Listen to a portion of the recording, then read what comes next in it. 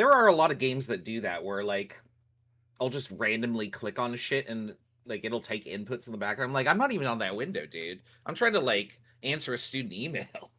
Yeah, Final Fantasy 12 has mouse camera by default, and you have every time you have to alt tab out of the window, and even after you're alt tabbed out of the window, like the camera's spinning around because you're trying It's to spinning all over the place. I've gotten Oh that no. fixed.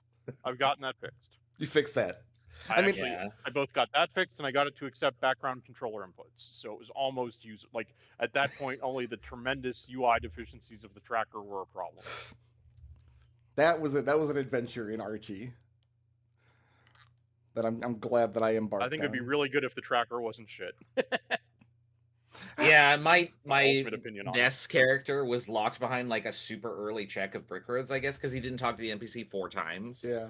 Yeah, whatever. Yep, like, I had to. It took me. That's not your fault. Returning to Fozon Coast before I could actually do the hunt club. Yeah, that's not forgetting that's not forgetting your well checks. That's like smashing your face against the well check empty box 6 times. Yeah. I do not begrudge you for it's like messing that. up the block sliding puzzle in the next to the well 5 times. Yeah. Especially since like I've been playing games that have very robust trackers and like I'm extremely dependent on them. I can't imagine your guys' situation. I literally just decided I'm going to finish the game because I'm done with the tracker. Like I was enjoying the game. Well, if you finish the game, you get all the checks. Yeah. Right? Like there's nothing wrong with that. That's how that works. On the plus side, the Earthbound tracker is really good. Yeah, that's what the Earthbound tracker is very good. The Castlevania Symphony of the Night tracker I'm using is very good. Might try that. You do have to know a couple. You do have to remember a couple of the sequence triggers. That is the problem in 12. Is like what Everything. NPC do I click on to tell the game that this flag needs to be set? Yeah, but like specifically, I mean stuff like you have to go from Summers to Toto, talk to the guy to get the Stoic Club number. Yeah. You know, you can't just go into the Stoic Club and talk. Yes, Final Fantasy 12 was that times a million for every literal check. There's only a few of none of it. Yeah, I did learn about the insignificant item. Like I knew that existed, but I forgot that like how that worked, and it's 2 checks. Like that was interesting to me. That I could the guy's contact lens. The guy's contact lens out in the that's a check. Desert. Yeah. Are the white and black sesame seeds checks? No, they're not. Yeah. Oh, because an item isn't involved with them. That's sanity. My single favorite item I've ever seen in Archipelago is the nothing ... Yeah, from progressive nothing actually. Progressive nothing is pretty so many good. progressive nothings to Red for his Vampire Survivors, and I was like, God damn it! What the hell let is my that? factory run for 30 minutes. It's nothing. It's just nothing. It's a dead check. Progressive nothing. Yep. Yeah. It gives you the next nothing in sequence. I didn't sit there for 30 or... I did actually try to fight Yasmat for like 30 or 40 minutes. I had no way to heal the petrification, so I gave up on it. But when I finished and released, I scrolled back to look. The check was like 30 rings for Shadow the Hedgehog. I'm like, I would have shit myself to death. I do not put the 100 Skulltula reward in the logic for that reason, because like I would go for it, and then I would just be like, you said ice trap to Jocelyn. I was just like, oh my god. I'm telling you, traps are a punishment to the player doing the check. Yeah, no, I have long maintained that position. Like, it's really funny for the first, like, 10% of them, and then it's just like, dude, I just killed Volvagia, and it took me, like, hours to get through this dungeon and find my fucking hammer. And it's for, like, a checkpoint trap. I don't even know what that does. Here's what I need to do. Yeah, same. I need to figure out Archipelago integration for D&D. Yeah. I need to we already made this joke. Can you write me a script where like it can just go through our text client, and every time like Raz got an ice trap, it can like send me a ping so I know how many ice traps to give him in the dungeon we run? Yeah, that's easy. I think there's already a client that does that. There's a bot. No, I want fire traps. I'm resistant to fire. I mean, I'll mix it up. I'll get creative with it, you know. Sometimes it'll just be a rock that shoots out of a wall for no reason. No, +0 to hit. Not that. If you could make threads in threads, I would have already wired one of those up to the multi-world. How do we send checks to our games? What are our checks here at D&D? Because for every check that comes in, there has to be a check that goes out, right? I can't get into this because I don't know all the details, but I do know that some people do that in Archipelago where they play a game that's not supported, but they have a manual way to send checks to the server. And it's just kind of like honor system based. Yeah. I didn't really think about that. I haven't looked into it because I think it's a terrible idea. But then I thought async was a terrible idea too. And then I did it, and it turns out it's actually really fun. So I don't know what I'm talking about is the point here. I genuinely had the idea that, like, I could set up an odometer, and every mile I walked, it would send out 5 checks or something like that. And I don't know what people would send me progressing nothing, I guess. Or, no, they would send me, like, now they'd send me permission to get a soda or something like that. That's actually not like, oh, yes, idea. My lunch unlocked. I can go eat. Now, like, I always have to point this out because it will never not be funny. But before we got pedometer or odometer integration with Archipelago, we got butt plug integration for Archipelago. It's on the list. I don't want to know what the checks are for that. I don't either. I don't follow the D18 plus Discord, so I have no idea what's going on with progressive boo censored. So the technology exists, and the starting point for using the technology was up somebody's butt, and that's really just the human condition. Correct. That is absolutely the human condition. You're right. Who has a 100-word summary of the human condition you interacted with last session? We interacted with...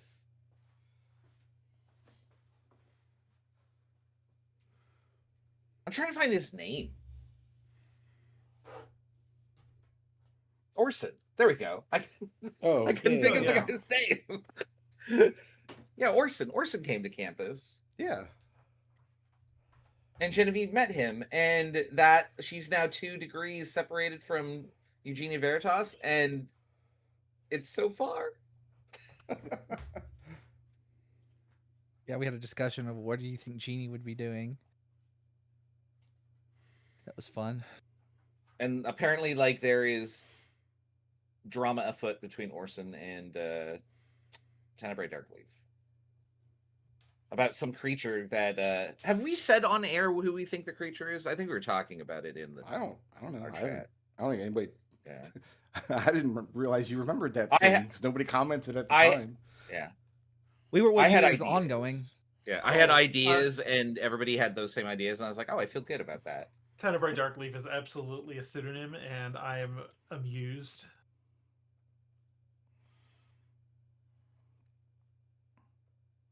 We generally think that our current thinking is that the mushroom teacher is Tenny, and the monster up north that Orson is trying is Edmont. Edmont, yeah. And we will find out. Players think that the characters have no fucking clue what they're going into. Yeah. Which is why it stayed in the Flumph party chat, probably. Correct. I just scrolled up to it, and I just keep I keep seeing this mouse face. Every time I scroll up, it's like it's in the chat like 12 times. See, that's what happens. This is why I don't share the AI character design images I generate for my own personal use, because the one time I showed somebody, look what happened to it. Not a butt face got a hold of it, and now there's a mouse face in my chat every 10 minutes. You just can't trust that guy. Thank you. Yeah, no, I think that's a... Oh, there it is, yeah. Yeah, that mouse face, the orange circle, the skill issue, Mario, like... We have a culture, and it is... odd. Brain rot. Absolutely brain rot. It's odd. I try... I feel like usually that kind of stuff doesn't get to me, but every time I see the dancing Mario, I get so mad. It's like it's time to stand up and walk away from the computer now. Everybody has a visceral reaction to Very something. infuriating image. Can't handle it. Well, I apologize that I make you feel that way, but I'm It not doesn't even have to going be to directed stop. at me. It's like it could be something totally unrelated that I'm not involved in. And there's the Mario gif, and I'm like, no, again. I mean, your inability to deal with it sounds like a skill issue. Oh no! You just gave me Genuinely, the voice thing that version of the irritates. GIF. Yeah, genuinely, the irritating thing about that GIF, now that I'm looking at it, is that his hands go through his head so many ways. Well, that's just Mario 64. That's fine. I know, but Mario shouldn't move like this.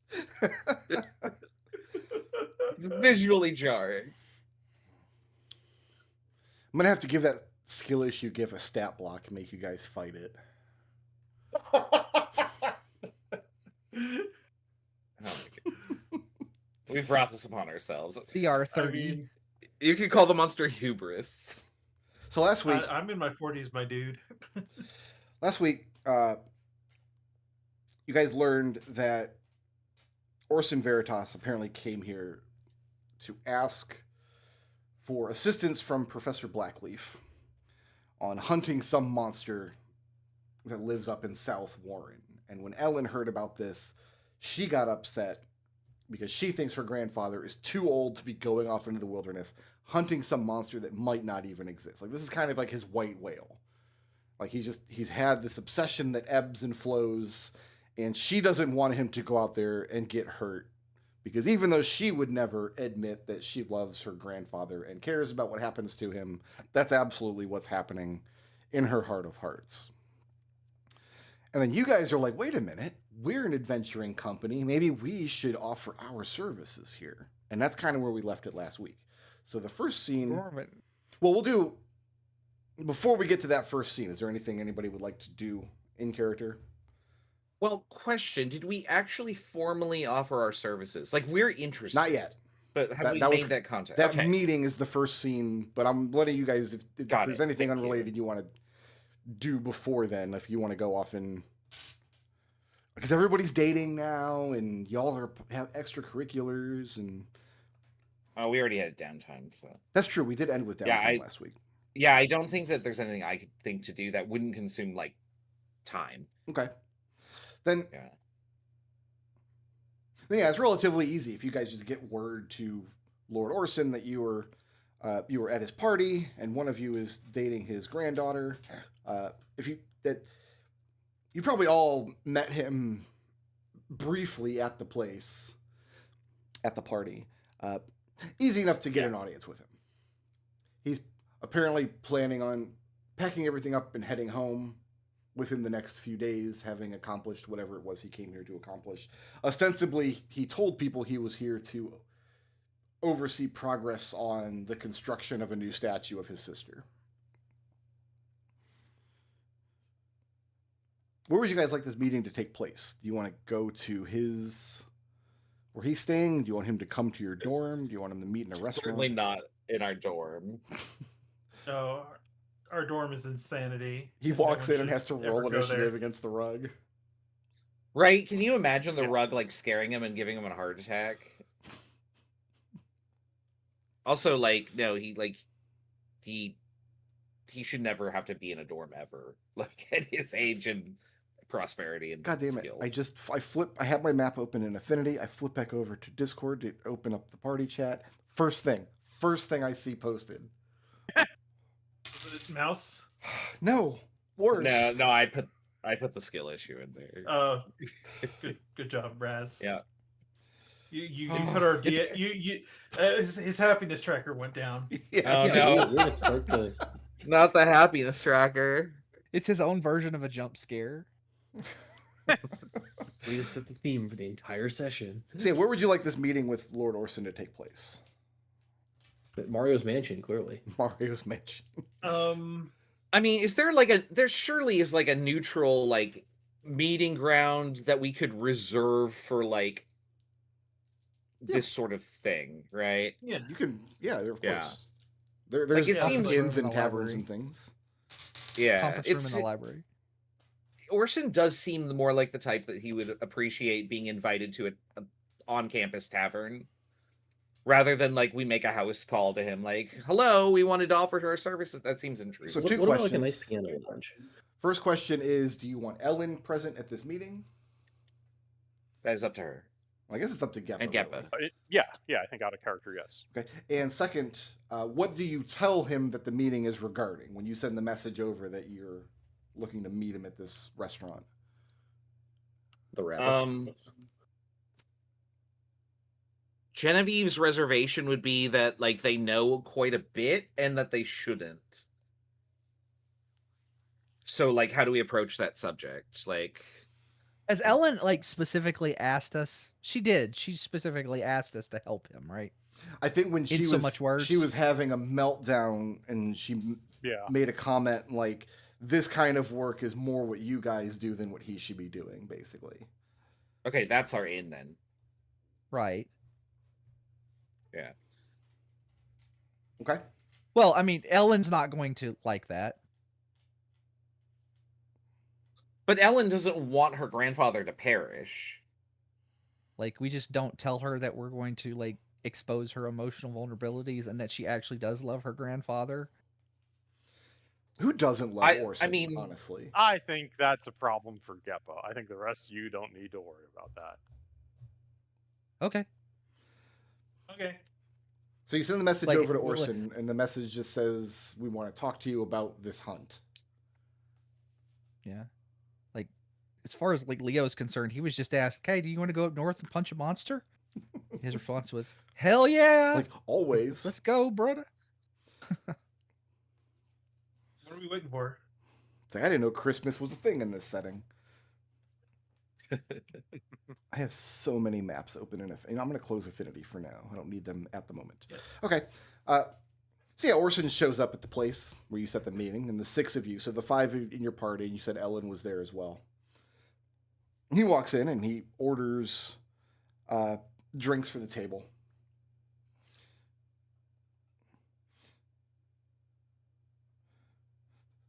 All right, very well.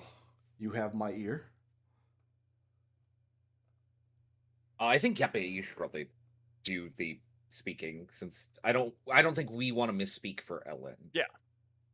So I hear you're going out on a hunt out in southern Warren. And he kind of looks amusedly at his granddaughter. That sounds like the kind of thing that you shouldn't be hearing. Yeah, but we have a lot of connections. Like university students and all that. Genevieve laughs nervously. Also, we are currently in extracurricular Dungeon Crawlers, Ruins Explorers, and I believe you're the experts in that? The Veritas family has a history of that kind of thing traditionally. Orson himself does not have a reputation for being a ruin seeker. Sure, but yeah, Geppa isn't making a distinction right now. He tells Geppa, as you know, because you visited the manor and you've seen that his father, Nigel, was one of the foremost adventurers of his day before the war. So given that I think there's some overlap in the skill sets required for those two, we wanted to offer our services to go along in this hunt. Also, Ellen would kill me if you came back dead. Ellen scoffs at the idea that she would say any such thing.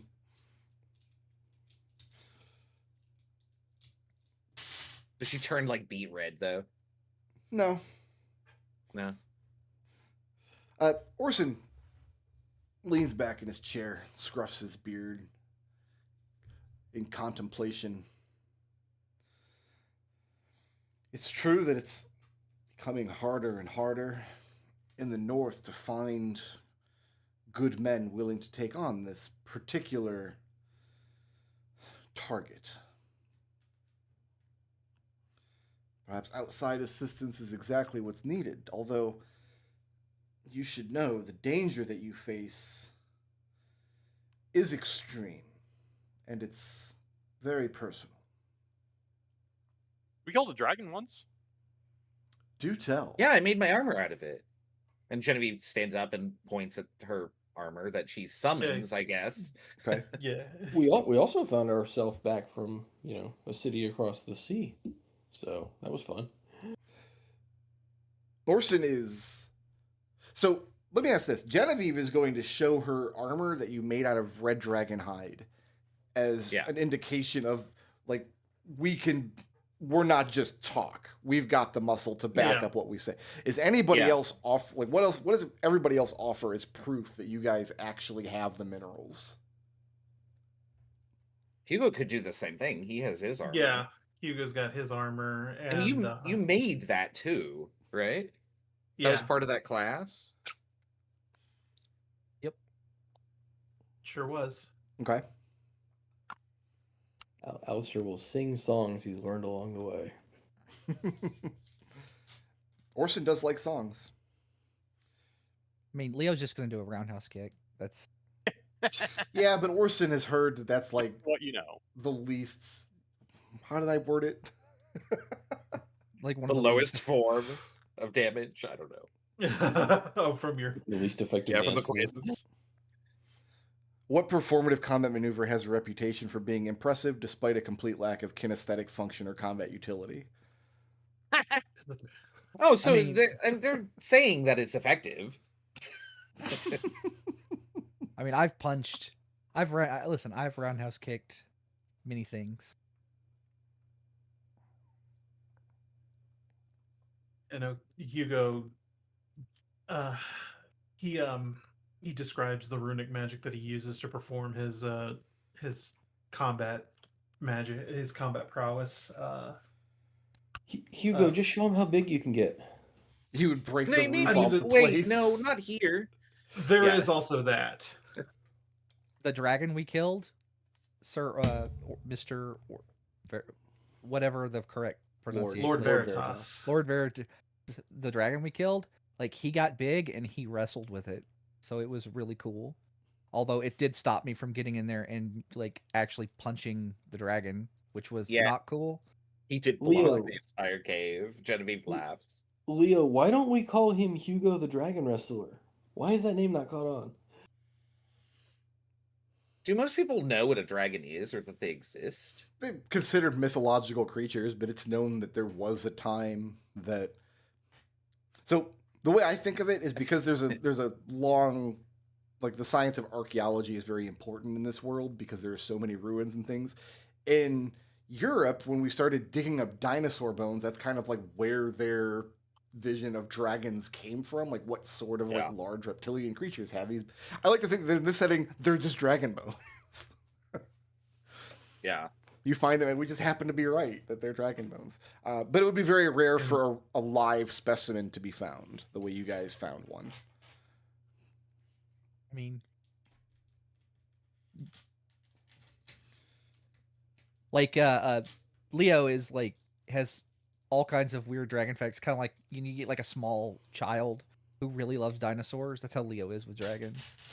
Leo. So, yeah. Orson. So what are Leo's animalistic features? Describe those to us here, because they're about to come into play. He has the eyes, obviously.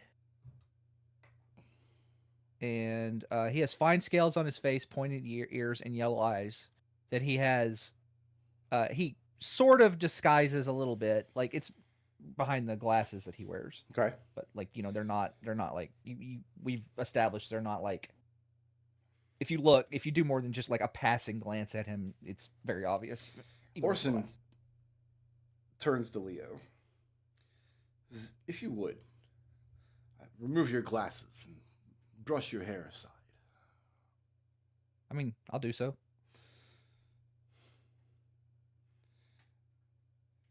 You will not be offended if I suggest that you are not fully human.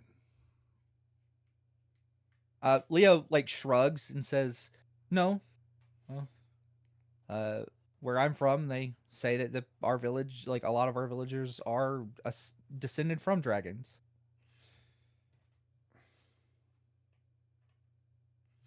Orson thinks long and hard about how he wants to approach the subject.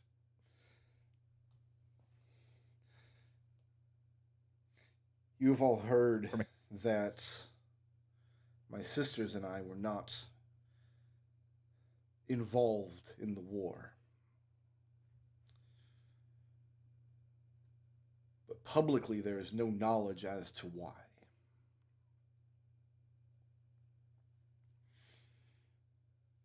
Were you sick?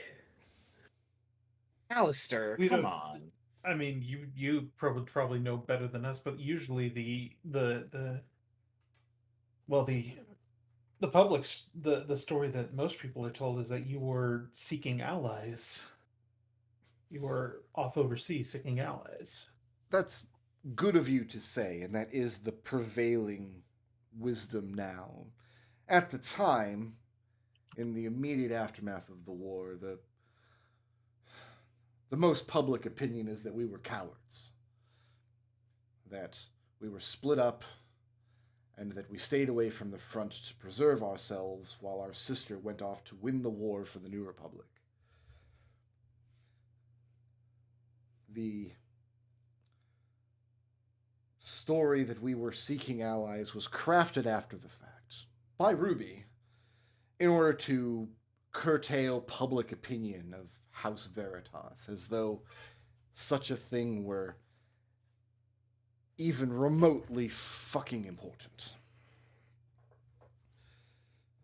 He goes a little bit wide. Eyes go a little bit wide when he starts swearing. Yeah, Genevieve's pen stops in her book, and she looks up. It was a party of almost 24 of us, separated from my sister Ruby after the fall of Brennanine, which we witnessed with our own eyes. And when we came back, we were only 6. And he looks back at Leo.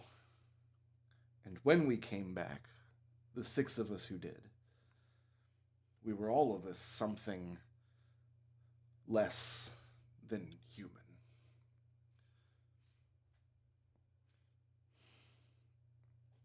You don't know about my cousins, about Victor and Edmont and Ekon. Their names aren't in any of the histories. Why would they be? They're not in the line of succession, and therefore nobody cares about them. Just as nobody would have cared about me if my sisters had come back whole, alive, and willing to inherit. Edmont was changed most ferociously. He was a danger to all of us. For a time, our solution was to keep him in a cell, sealed with stone. No door, no window, until his fever had passed upon him. Over time, he learned to manage it. He was our ally, our brother, in the times we needed him most. But after the war, when there was no place for him in the New Republic, as none of us really saw a place for ourselves, Edmont retreated into the wilds. We kept contact for many years, and I would always ask the uncomfortable question of whether the fever was coming back stronger and stronger. And while he told me it was under control, there were interesting reports from the borders between North and South Warren. When he speaks of North Warren, it's important to remember that North Warren is a no man's land. It was a province of the Old Republic at one point. They dug too greedily and too deep, and like volcanoes were involved, and now nobody lives there. That's apparently Edmont. It became apparent some 20 years ago, before Ellen was born, that Edmont was going to have to be dealt with at some point. I had hoped that he would go off into the wilds and find whatever peace he could there, but homesteads would be attacked. Sightings of the creature he had become. And then he looks at Ellen. And now there's no one left but me to deal with it. My sisters are gone. Edmont's brother has not been seen in decades. Eugenia would go with me once in a while on our excursions to find him and to speak with him. She abandoned me. Her letters stopped coming back. Now there's no one. If I knew where else to turn, I would. And so he looks back at Leo. You are some form of unseelie creature. You have tainted blood, as the church would say. And yet, you are in command of your body. You don't have the fever the way my cousin does.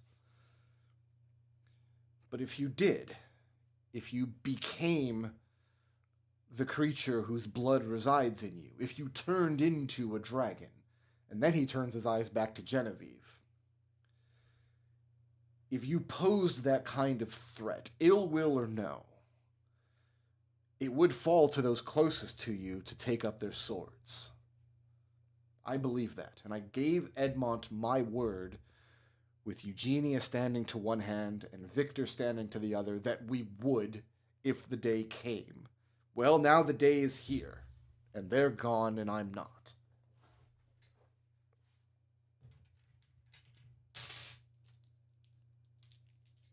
That's a lot. Not gonna lie. Wasn't expecting that. The look on Ellen's face, you can tell that this is more than he's ever shared about the subject before, even with her. Yeah. This is fratricide for sure, but I mean, if it was me, isn't there some other way? Can't you just like imprison him? He said they did that. It didn't work. If it was me and I had lost myself, I would want all of you to not let me hurt anybody. Yeah. Leo says in a very small voice.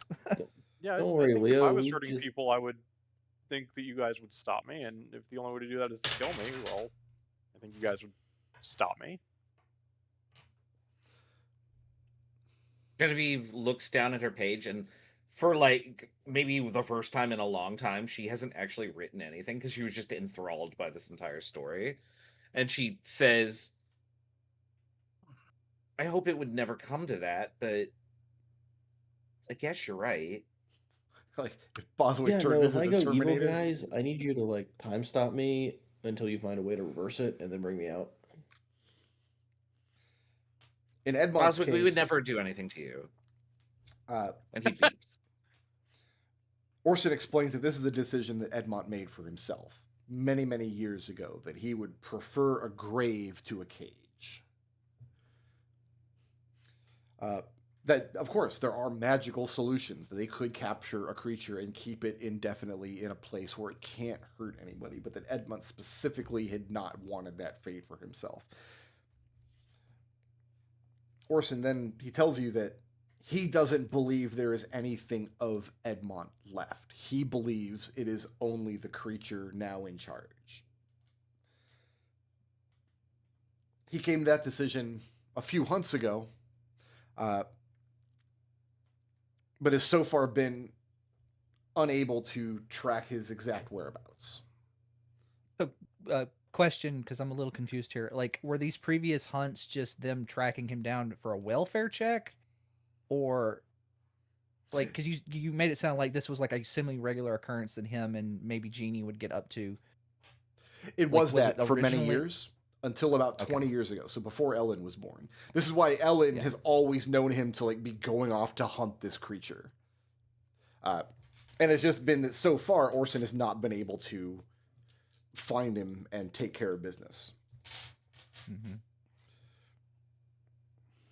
So also point of order for everybody else that like Genie is probably either dead or it's extremely incapacitated to not be in this. Just as a FYI, I'll leave that up to the storyteller because I'm of the opinion for that the viewer. Yeah, well, like I'm of the opinion of once you stop playing a character, the DM kind of gains some, you know. You turn that piece over to the authority. Yeah. Like Orson tells you that his sister Eugenia maintained a small manse very, very far to the north, where she lived in seclusion for many years. This is where he would send letters to, and they would never come back. They would come back for a long time, and then they stopped. His last 2 visits to the place to use as kind of a base camp for his hunt for Edmont, she wasn't there, and there was no sign that she had been there for a long time. Nonetheless, that's his plan this time too. It's a comfortable location that most of the outside world has no knowledge of, that he has free reign to use in terms of a long-term hunt. And then he wants to clarify, what is it that your group is offering? You're offering to assist with this hunt, but what are your credentials in far as of finding a creature that doesn't want to be found in vast tracts of wilderness? So before Orson can finish that sentence, at hearing that they would be staged at Eugenia's former residence, when Orson says, "What would you be offering?" Genevieve stands up and says, anything at all. Whatever you need. Hugo's a great tracker. I can back him up on that a lot too. I think we also might have some magical reconnaissance, so I don't know what you've been getting up to these days, honestly. I'll look over at the other 2 spellcasters. Orson. Yeah. Honestly, we just find things by accident most of the time, and it always works out. So I guess the goddess of luck is on our side. Orson has a traumatic flashback to Victor saying the exact same thing.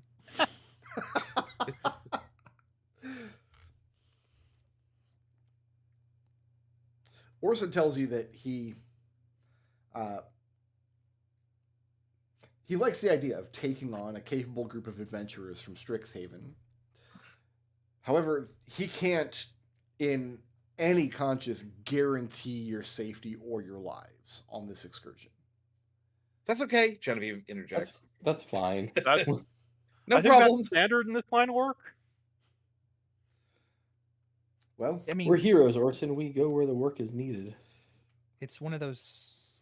I mean, it's if it's a thing that has to be done, and it's a thing that, I mean, I'll go just because Geppa asked me to. It's really all like. It's really all like Leo needs to go. To be honest, 5 of you are really that closely knit on your adventures. It's been an interesting couple of years. Well, I'll tell you this for nothing. If you're traveling to South Warren, you want to invest in a pair of good, heavy boots. I don't know if you're taking a zoology class at Strixhaven, but the rabbits are a problem. Oh no.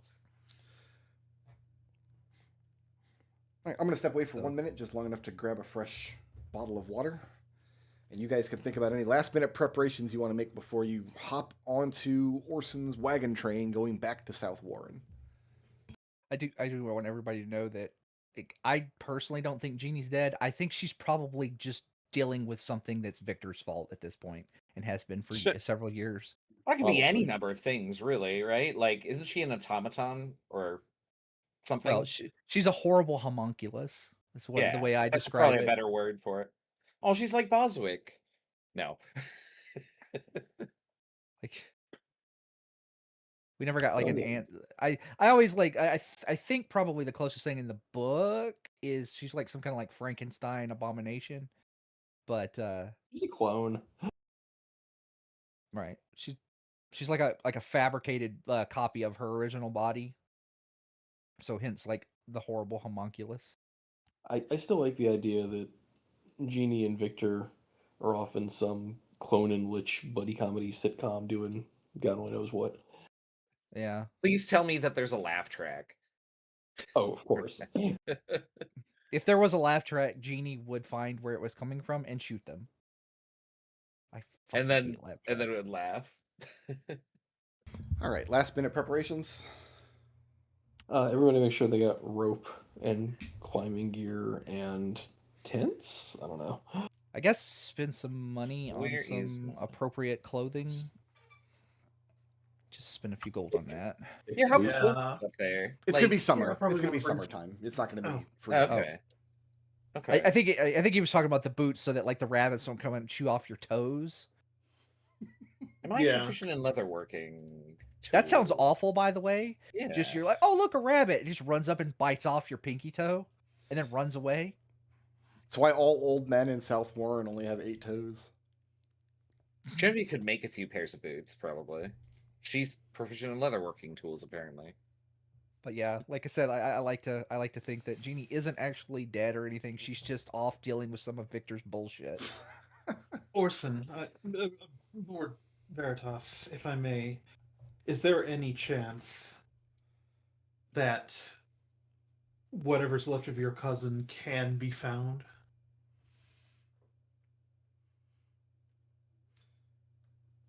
He's always found traces of him. And once or twice there's been a sighting in a short... I mean, there's been altercations where the creature has attacked homesteads way out there. There's never any reports of, like... There's never reports of, like, a village is attacked and then the village has survivors. It's always more like there's a hermitage out in the woods and somebody comes upon it while they're out hunting or tracking, and they find a murder scene of some feral creature, some fell beast that they don't have an explanation for. And when that news gets back to Lord Orson, he's like, oh, he just puts 2 and 2 together. This is how he's kind of been trying to track his movements. What does your cousin, like, what kind of creature is he? Like, you know, like, Leo points at himself. He's like, you know, like dragon, lizard features. Like what? I'm assuming like what does? He's asking for clarification that he is in fact like a werewolf. He says, "You're a hand fighter, yes." Yes. Imagine.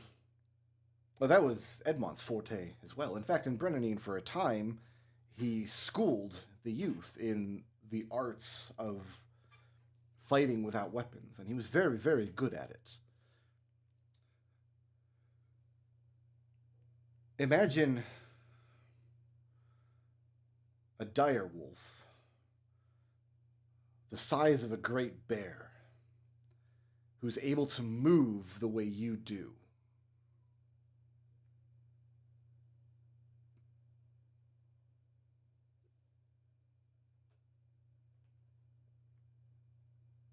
Yeah, okay, that's kind of terrifying. I see why. How much of his skill set in that regard remains practical, I couldn't say. But the claws and the fangs and the fever are real enough, I assure you. The fever? Is it a sickness? Is it contagious? It is a magical affliction that has resisted all of our attempts over the years to counteract. But is it like contagious? Like if he bites, and I'll point at, if he bites Alistair, will he? I'd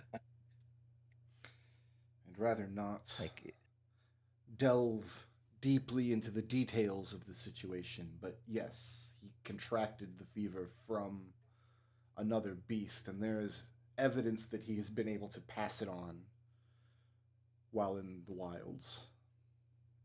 Okay. Maybe there's potentially more of that thing guy? I believe there is a pack of such creatures. and I believe Edmont sits at the helm of it.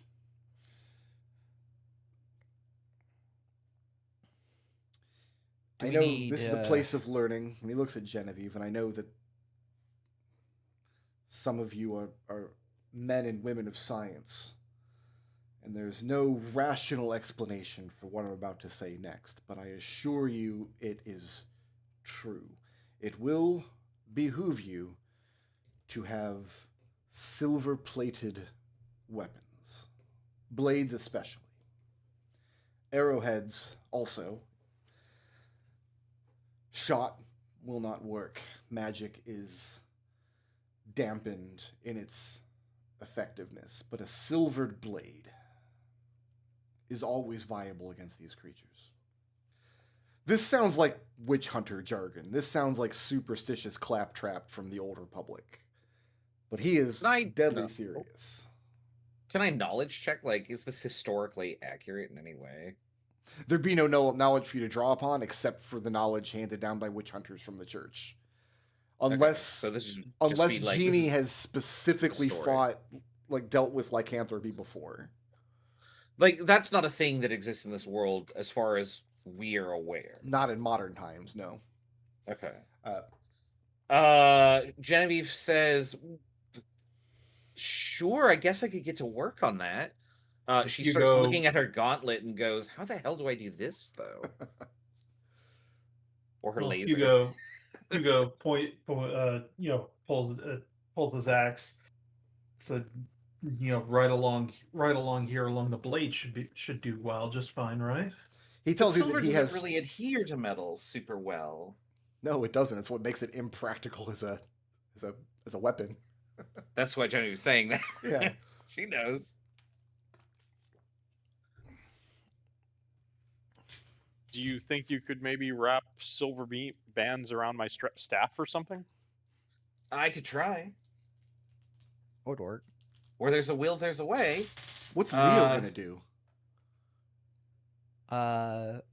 Well, I guess I could take some silver coins and just like hold them between your knuckle when you punch him. Yeah. Can't you make like work for Adrix? Not brass knuckles, but like silvered brass knuckles? Yeah.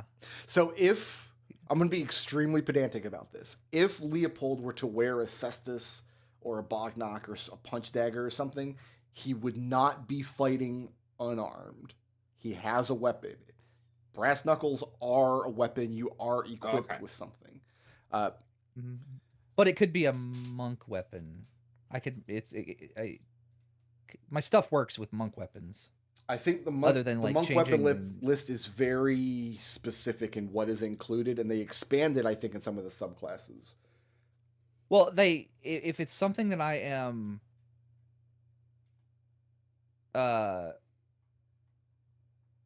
what is the word I'm looking for? If it's something that I am proficient in, I can make any weapon a monk. I can make a weapon a monk weapon. Okay. Are you proficient in? I mean, that's not considered. Like, would that be a simple weapon? I could see the argument both ways.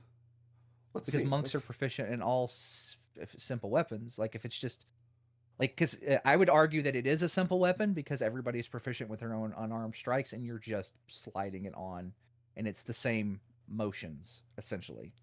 See, I don't think that's true. Does that make sense? I think there's a lot more to fighting with brass knuckle than just punching stuff.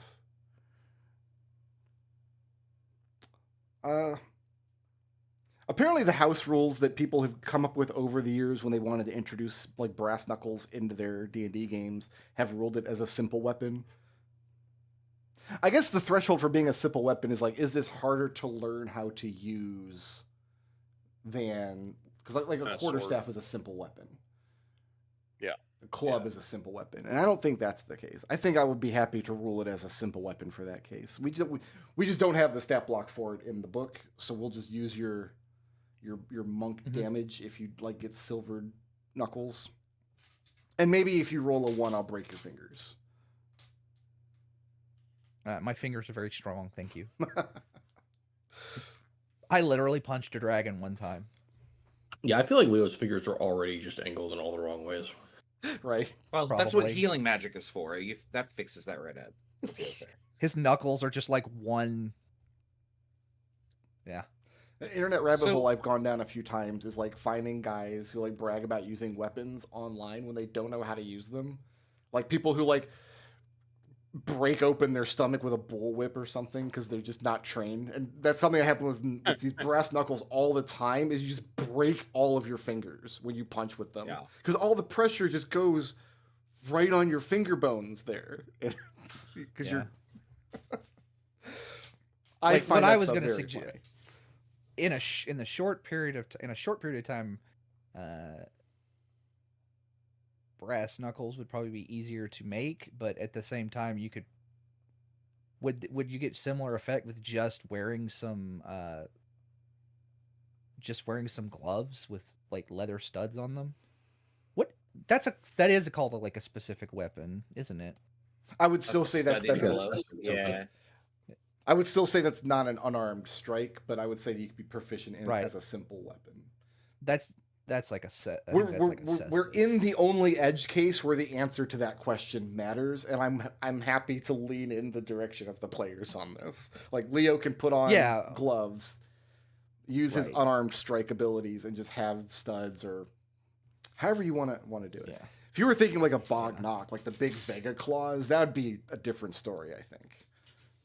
Yeah, no, and I'm assuming that like with them and with them on, I can't like changing the. I'm not attacking with my unarmed strike. I'm attacking with a weapon, therefore cannot change damage types. I think that'd be a good trade-off. You'd be doing bludgeoning damage. Yeah. So I have questions about Genevieve's weapons for this process. So first and foremost, I don't do physical damage. I do electric for the laser eyes and thunder for the fists. Mm-hmm. I think silvering her armor so that like her punch attack would work. I could see that getting like that working.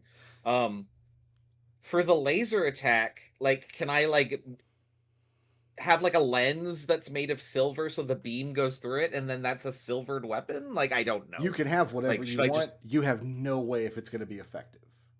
Right. Like if you were to ask Orson, hey, does thunder and lightning damage work? Orson would have all he knows is that magic is dampened in its effectiveness, is how he put it.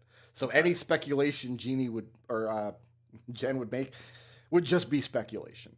Yeah. Like these are magicked weapons, so like supposedly that would be dampened. So I do want to point out that Genie did run experiments on Edmont, which was one of the things that caused him to go, you know what, you're not locking me up anymore. So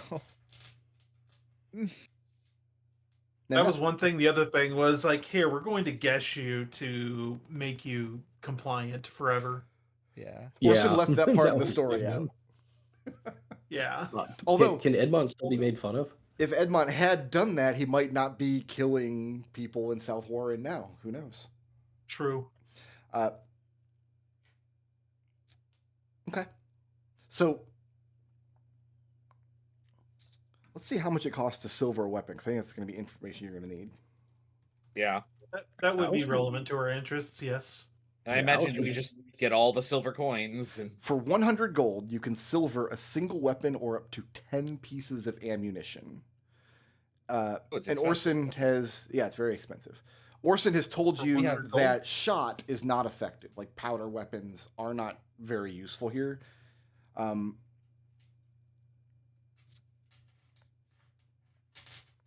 don't think any of you use powder weapons anyway. You're more laser eyes kind of problem solvers. Okay. So yeah, it's 100 gold pieces per weapon or 10 pieces of ammunition. Hugo's down to Hugo's down to silver his both his great axe and his hand axes with that. Looks cool when you do it. I think we can just wrap some silver bands around the head of my +1 staff and call it a day. Okay. So let's see here. Hugo's axe. So Leo is getting like silver studded gloves. Hugo and Geppa are applying silver to their primary weapon. What are Alistair and Genevieve's intentions as far as this advice to silver your weapons? So I'll let you go ahead first. Alistair is trying to find out if psychic damage is effective, or is that affected by the same anti-magic BS?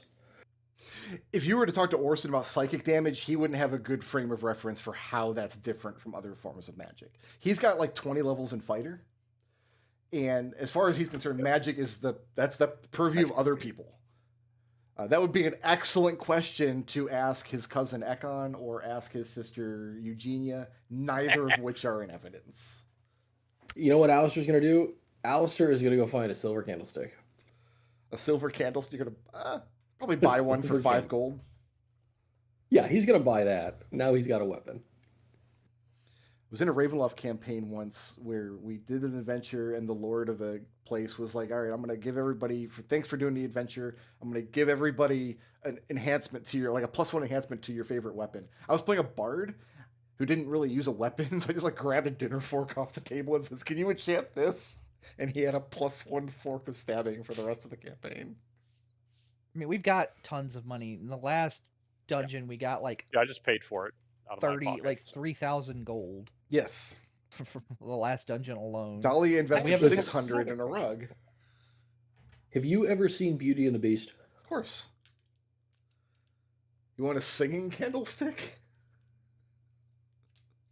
I get done with it. It's gonna be singing. He's taking the candlestick to enchant to bring it to life. He's gonna googly eyes the silver candlestick. Yeah. Yes. Yeah. Okay.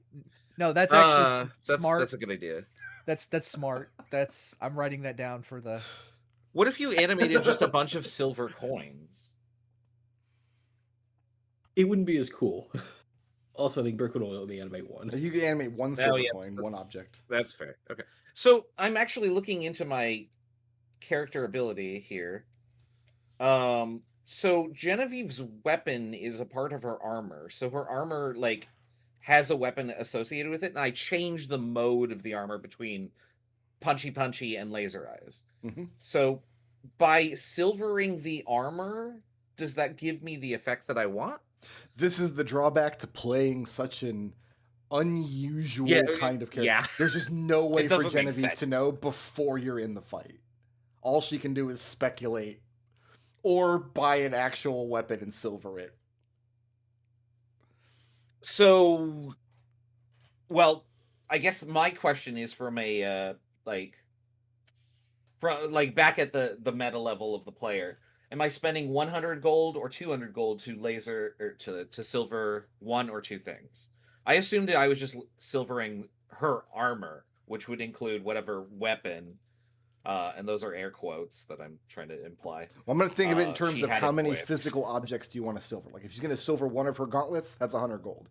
If she wants to silver her gauntlets and the focus lens for her laser, that's going to be 200 gold because you're doing 2 objects. So I can only pick one mode at a time, so there's no reason to do both. Okay. And I figure, like, being up in the face of something for these creatures would probably be better than, like, shooting them at range. Just from the gist of what's going on. So let me add... So, Genevieve's... gauntlets. Okay, so I got Hugo's staff, Hugo's axe, Geppa's staff, Genevieve's gauntlets melee. Is Genevieve silvering anything else for people? I mean, I deducted the cost already, so you did the. If you did the already. I don't know why I'm writing all this down. Then I was just seeing how much money I would have to pay.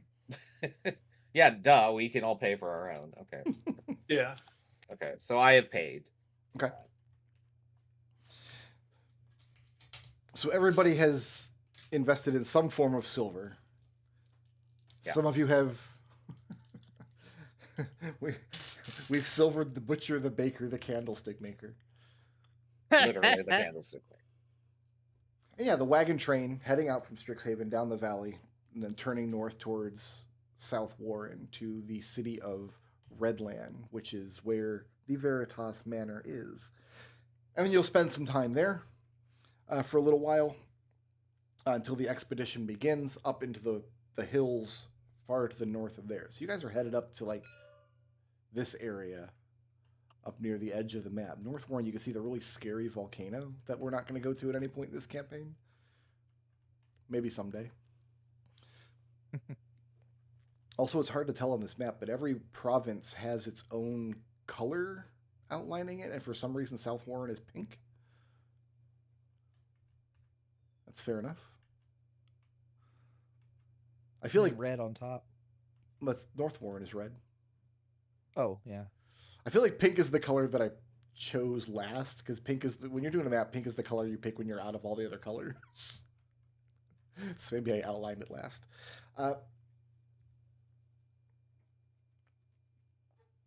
Underway in the wheelhouse is all of the Veritas party, along with some laborers and hangers-on from the valley who are in for a change of scenery and who are looking to enter service there.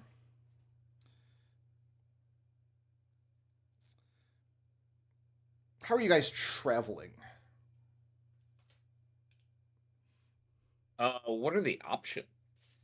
You could invest in your own wagon or cart if you'd like to have somewhere covered to ride or sleep.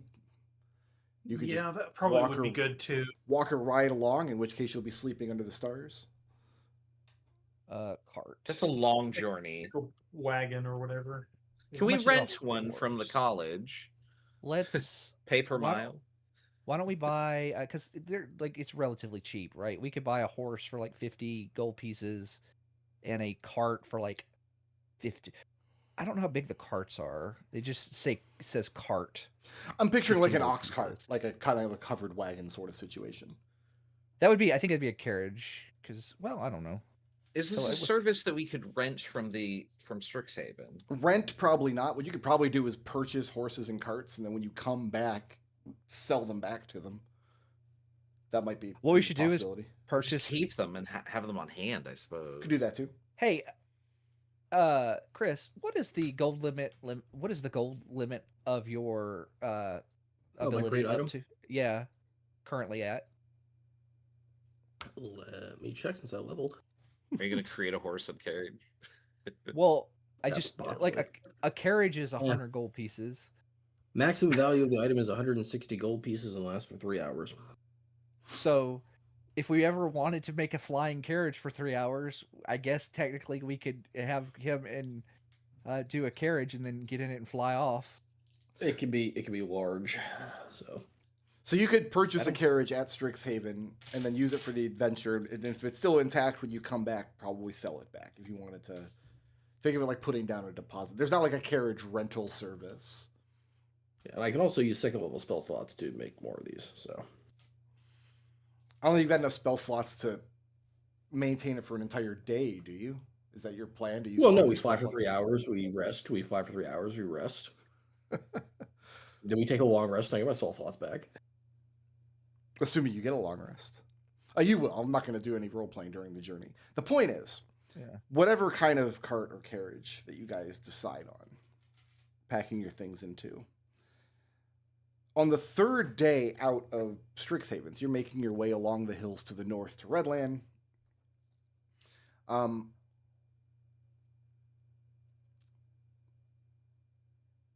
You notice a crate in the back corner of your cart that must have been there the whole journey. I mean, I'm so assuming you guys all have your luggage and there are cots set up and things. And maybe just all of you just assume that somebody else brought it along. That's Geppa's Iker or whatever. No, I assume it's a mimic and I push it out of the cart.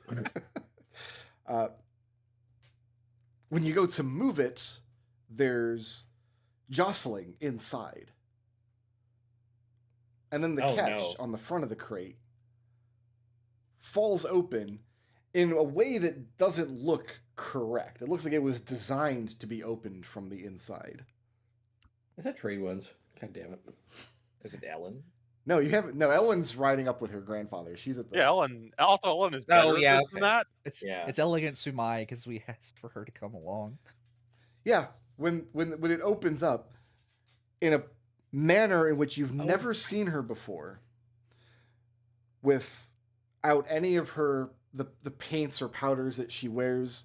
Her hair is tied back in a very simple and very common kind of ponytail, wearing riding leathers, the sorts of color you've never seen her without her robes, is in fact Elegant Sumai, stowing away in your carriage.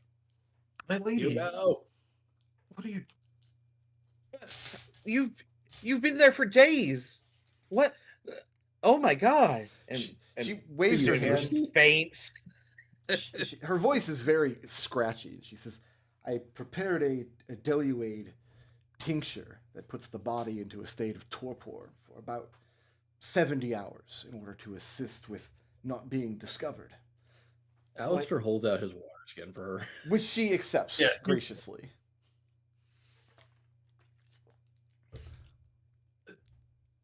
Why are you? Do you know where we're going? This is a. I think traveling by crate is a great idea, and everyone will be doing it in the future. It's the way of the future.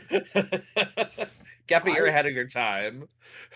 I like how she was able to like put herself in stasis, not have to use a bathroom for all this time. Oh, she does now, but like, and she's very. Won't hungry. you be in trouble? This is when you get back. Once your guards, once you, like, how are you? Your retainers and such, weren't they going to miss you? I will admonish them for their carelessness in not discovering my scheme before I carried it out. Yes. I suppose that works. And Genevieve laughs very nervously. You are because they're very responsible for her safety now. It's by the gods. Or by air. I'm sorry, I'm scrambling my worlds, and now I'm like, gods. No, there's only one god here. Air's fucking shadow. This is a mess. You all are investigating the non-human, otherworldly infrastructure behind Leo's girlfriend. What she is and what she's capable of. And I only have studied knowledge on the subject. The ability to get practical field experience with exactly the sort of danger that faces us at Strixhaven. I would be remiss not to leap at the opportunity. I understand that.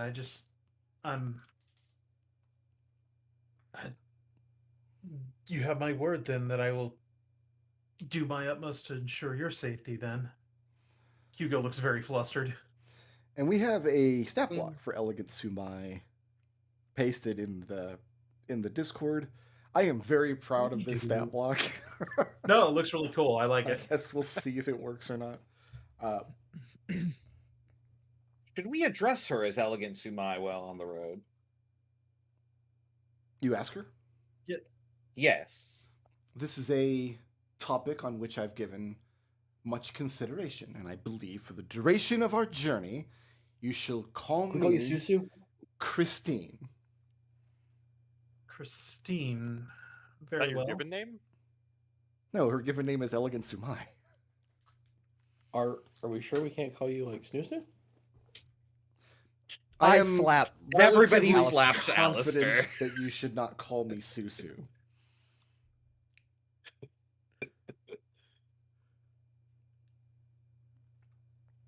And anyway, it's too late now to turn around and go back.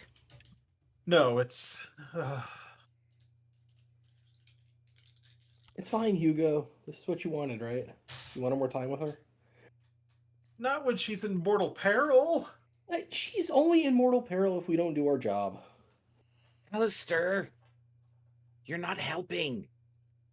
You tell her she needs a false name, and she grabs Hugo's axe. She says, "What is this weapon called?" Grabs it by the pointy end. She turns on the flashlight and it blasts in her face. It should be noted that Elegant Sumai is terrible at acting like she's just a regular hanger-on of the wagon train.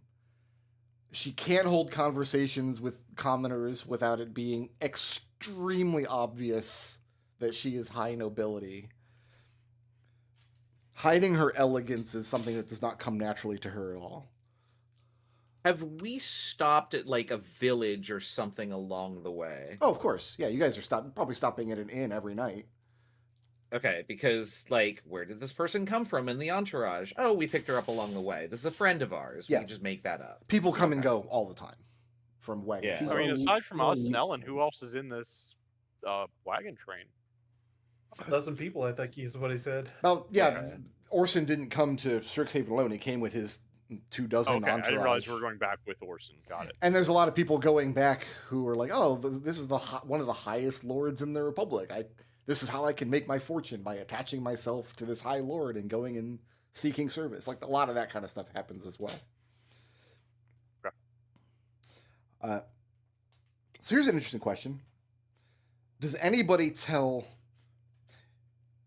Ellen's going to know right away because she knows who Elegant Sumai is. Is anybody going to tell Orson about this? That we have an extra stowaway foreign princess? Yes. No, she's Christine, our ally. Okay. Yeah. I don't think anyone needs to tell him that. I'm sure he'll figure it out. Yeah. Okay. I mean, it's going to be very obvious. Like, we don't need also, to say you met her at the anything. dinner She's party, powerful. right? Very briefly. And she's not any good at disguising who she is, so. Well, she and hopefully she's Hugo not memorable. specifically didn't do a lot of schmoozing at the party. Hugo was like, Right. "We're just gonna sit here and enjoy the meal." Yeah, this we were in a very not our monkeys, not our circus kind of a situation. And All so, y'all's nonsense. after think a few days of travel, you arrive at the road leading into what passes for... It's the largest city in South Warren. What passes for a city this far north. To most of your eyes, it would actually just look more like a very large village. This is the city of Redland. Ear? Of ear? Yeah.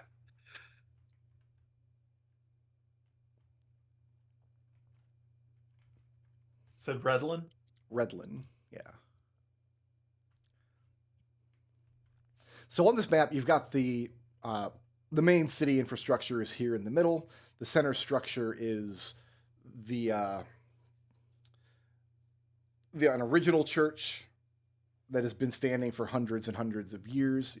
A much larger cathedral was built closer to the entrance of the town. It's a much more modern structure.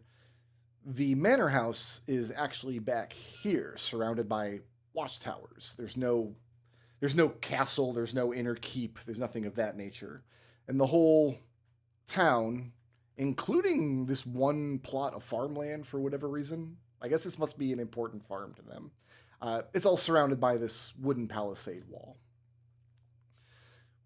Redland has gates, but they're very, very rarely closed.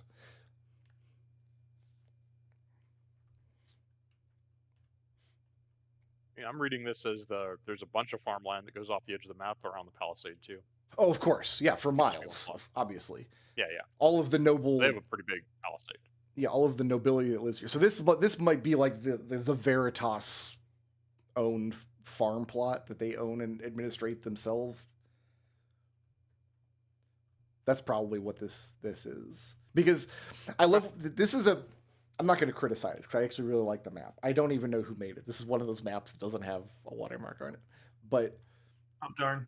it's just, I look at a map It's like a this, nice map. and immediately it jumps out to me as an error because I'm sure whoever made this map is thinking in terms of, oh, this is the farm for the city, when in reality you could not feed a city of this size with this one plot of farm. Smaller farm, yeah. Well, it has to be much, much larger. Yeah, it has to extend off the map by miles. Possibly, and Yeah. to be fair, the wall, the palisade does also go off the map, but then what, we have 47 square miles encased in this wall? Who's walking it? Who's, like, are we lighting beacon? Yeah, no, it does. Well, maybe it just ends, which would be very dumb. But D&D is not physics, right? And I it's mean, maybe also... they can drop This another. isn't physics. another This is wall they like can drop social across the middle of it. sciences. It is not medieval period accurate cartography either, but it is a nice map. It's a beautiful map. I don't know what these trees are either. They might be pines. They look like bushes. Those almost look like palm pines. trees. They look like bushes. They to all, me. yeah, they almost Like look more like jungle trees than like prickly bushes. But having used a lot of software like this, like I know the kind of software you use, like you have a limited amount of brushes, you make do with what you have, and I like this style of art. It's pretty well. So perfectly functional map for a city we're not going to be spending a great deal of time in. But if you ever wondered where the Veritas kids came from, this is the place. Mm-hmm. And they all wish they could have went back. If they had just stayed home.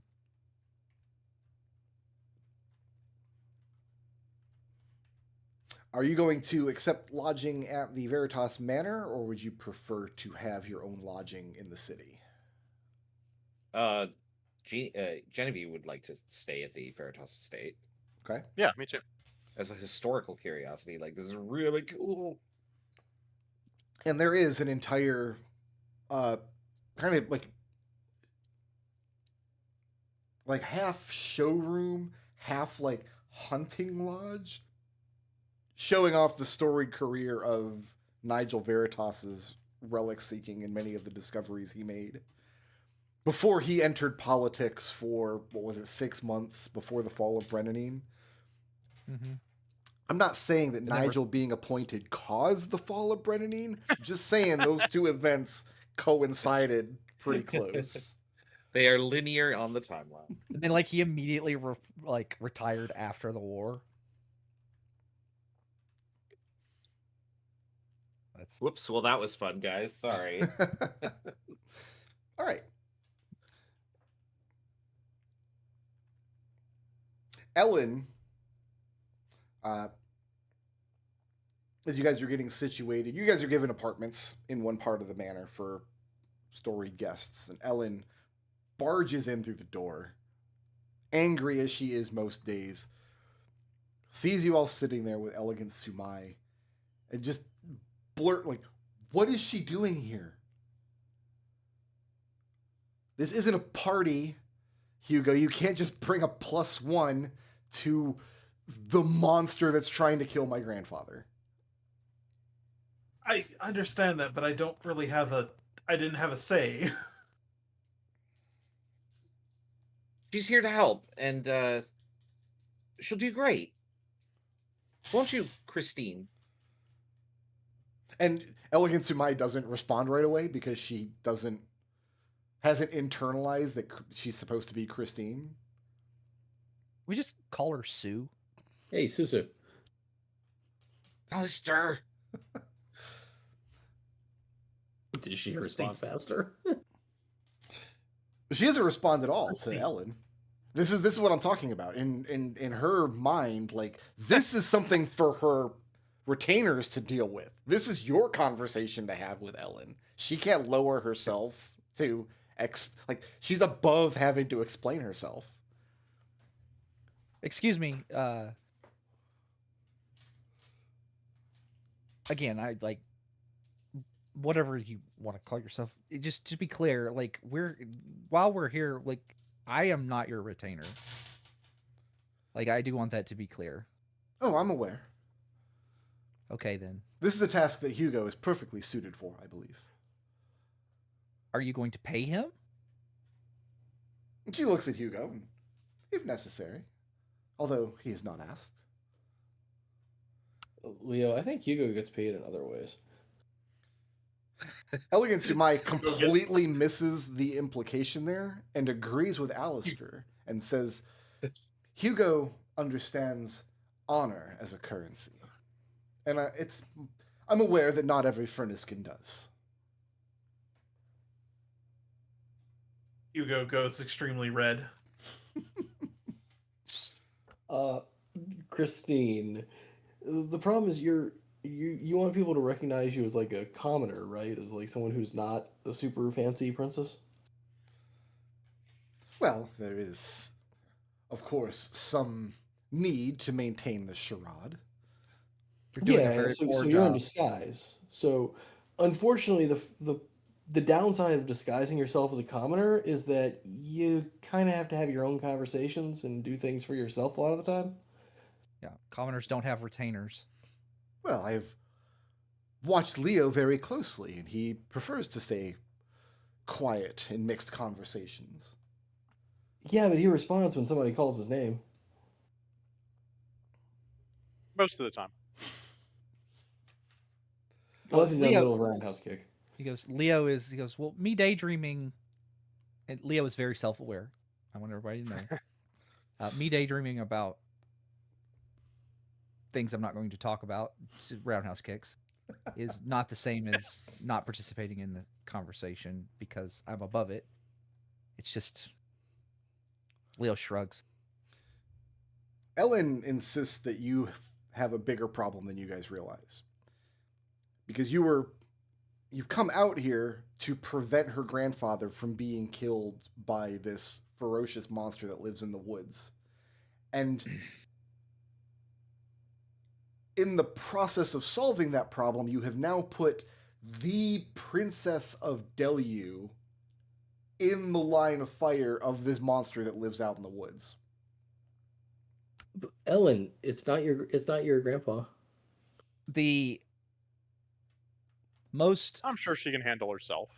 I look Leo looks Hugo dead in the eyes and tells him, he goes, if you're acting in the capacity of her retainers, the most responsible thing you can do is tie her up and stuff her in a bag, and we leave her in a closet while we go take care of this. No, we're not doing that. I'm sure she can handle herself. Then he's not acting in the capacity of your retainer. But she doesn't want that. Leo, that was like 2 conversations ago. Right now we're talking about how she might be in bigger danger than Orson. You guys saw Is any of this how big of a stink it caused when my sister's statue was torn down at school, which she still is not admitting guilt to, by the way. Her great aunt. Great aunt, right. If the princess dies in South Warren because of a monster attack, that's going to cause an international incident. And it will Especially be our since fault. Yeah, especially since the monster is technically related to you. And if we bring her back now, that will also cause an incident. The best thing that we can do is just hope that nobody finds out. Yeah, if she dies here, it's not the princess that dies, it's just Christine, the random commoner. It'll be fine. Leo. Yes. Give me an insight check.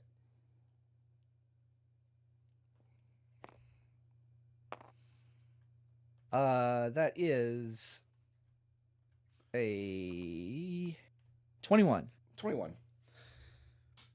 Elegant Sumai has told you that the reason she wants to be on this excursion is because she thinks the field experience will give her useful information in eventually dealing with whatever kind of creature Allie is.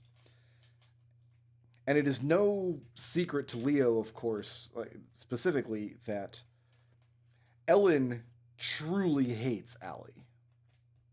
Right. So you have, if you want, you have a very easy way to get Ellen on board with this exact situation. No, because it's not a good idea. Okay. Like, Leo is trying to, like, Leo's stance is we should tie her up in a bag and put her in a bag and put her in a closet for safekeeping until we get back. Elegant Sumai tells you Leo. that she is exceptionally well trained in removing knots. That it wouldn't work. Leo, it's fine. If she dies, I'll bring her back to life. It's okay. Just trust that she knows what she's doing or she wouldn't be here. So, like, the thing is like, you keep saying that, but, like, resurrection magic, like, notably doesn't work. It's very Just spotty. put your faith in whatever god it is you worship. Air. Put your faith in air. You worship air, right? So the reason raised dead magic is questionable. This is a perception thing that adventurers have a very skewed view on. Most people within the target of raised dead, the spell doesn't work because they've gone on to their afterlife and they don't want to come back. It sucks here. Extremely rare that the, like, raised dead kind of spells function at all. In fact, we've seen that happen at this D&D table where adventurers were just like, nope, I don't want to be alive anymore. No, this place is rad. Why would I go back? Yeah. So Alistair can hold that viewpoint, but there's a very, very good, and there's lots of evidence that goes against Alistair in this case. He's just trying to get Leo to stop throwing a fit. Okay.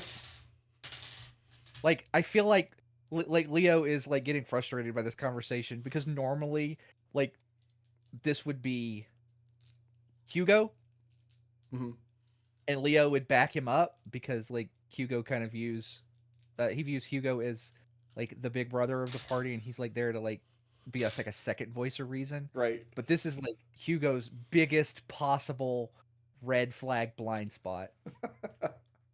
But Hugo is our leader. So if he says it's okay, JV will actually argue that point, I think. At no point in the last 3 years has that ever mattered to a decision that we have ever made. Well, maybe it should. You cannot pull that card now to get your way. I can pull whatever card I want to. She came here of her own volition. She wants to do this. We should support her. So, like, we could fast forward through this, like, because I know what we're doing. That's the argument that's going to happen. Is Genevieve and Leopold are just going to start shouting at each other. So the way Ellen leaves it is that she's worried that this monster is going to kill her grandfather and the princess and all of you, and all you guys want to bicker about is whether it's okay for her to go along. That's what that's literally what she started the argument. Now Leo's yelling at Ellen. Yeah. Leo's just having a bad trip. Genevieve's going to sit down next to Hugo, and he's going to, like, she'll cast message and say, sorry, I'm trying. I know this is important to you. What's Geppa thinking? I mean, yeah, I mean, for Geppa and Ellen, like, this argument is just a Tuesday.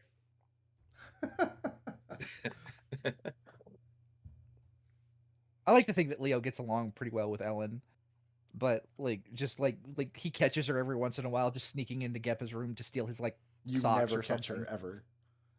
No. Mechanically, the way she's set up is she has a Bane on Geppa's relationship chart. She never gets caught. Yeah. Wait till Geppa goes to fight this monster and his silvered weapon's gone. That would not thematically make sense. Can't help herself. Anyone have a ball of bat guano?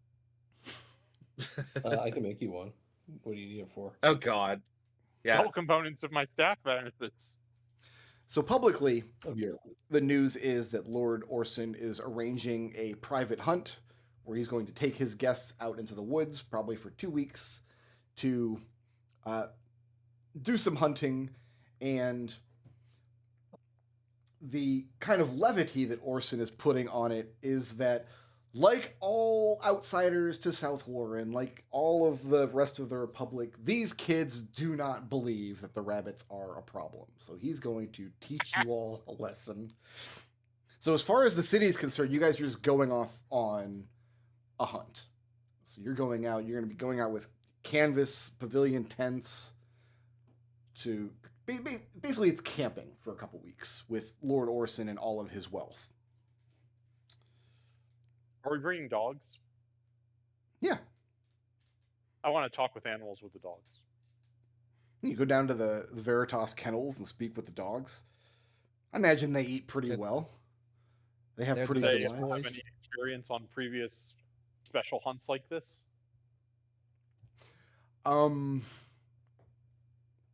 Apparently 2 of the oldest dogs who are going with you, I'm not sure what breed of dog they would use, but a tracking hound, has been trained on a different scent than just the typical game that they usually go after. The dog doesn't know this, obviously, but he becomes pretty aware they've been trained on some kind of artifact or some item that Edmont once used. He can essentially, Orson's hope is to use these dogs to find his cousin by scent. Okay.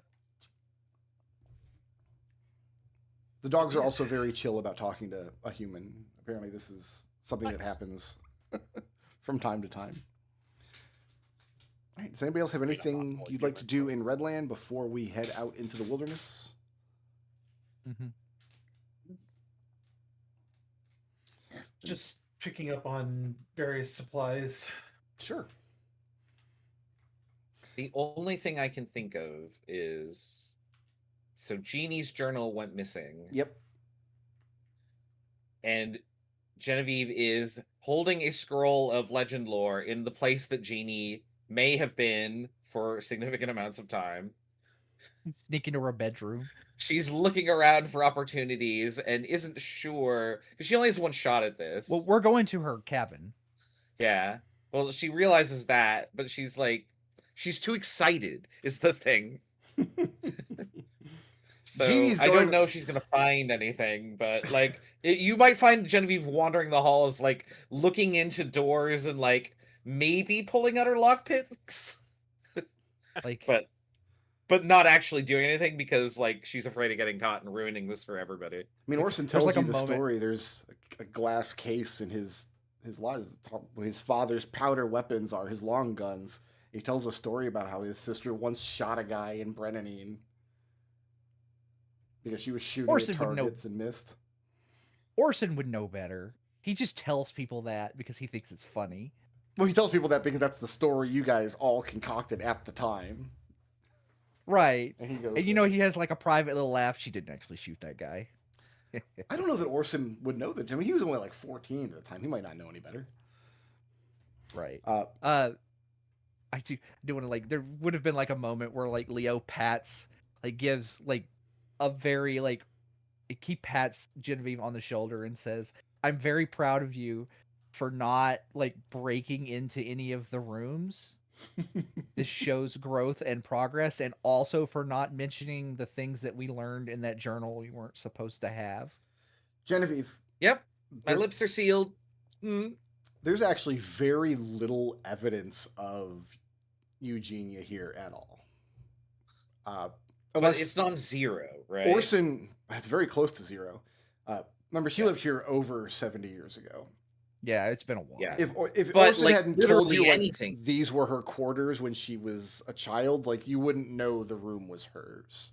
And there are no, like, there's no artifacts of hers. There's no magics in place. None of her inventions are here. There's really no sign that she lived here at all. She moved away when she was what, 15? But like, this obsession is not an evidence-based inquiry. Correct. Like, yeah, it's all hearsay. Like, this is beyond science for, like, this is Genevieve's obsession. Yeah. So like literally any scrap is like just sending her, it's giving her the vapors. Like that's how excited she is about all of this. So I like her quarters are probably where Ellen stays now, because thinking back, like Genie and Evie probably had their own wing of, like, they probably have their own apartments, and that would be where Ellen stayed, because Ellen is basically in line to inherit at this point. Yeah. Right. All right, so why don't we take our break here? Y'all go ahead and get your coffee, get your bagel. When we come back, we will see what I've got cooked up for Eugenia Veritas's hermitage. Yeah. Sweet. See you at 4:30. Is it a sex dungeon? It is a sex dungeon. Buckle in. Freaking artificers every goddamn time, I swear. Listen, don't kink shame. It's a sex dungeon filled with clones.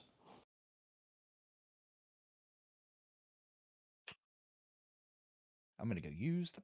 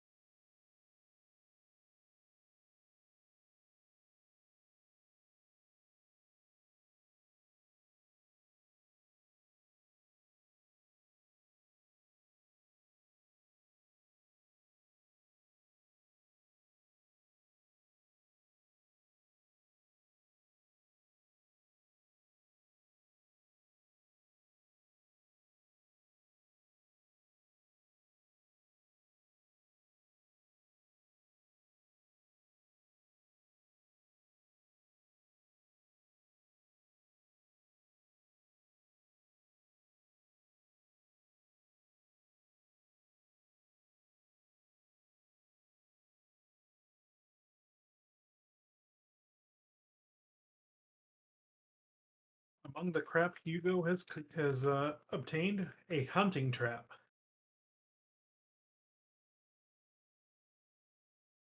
Big old bear trap.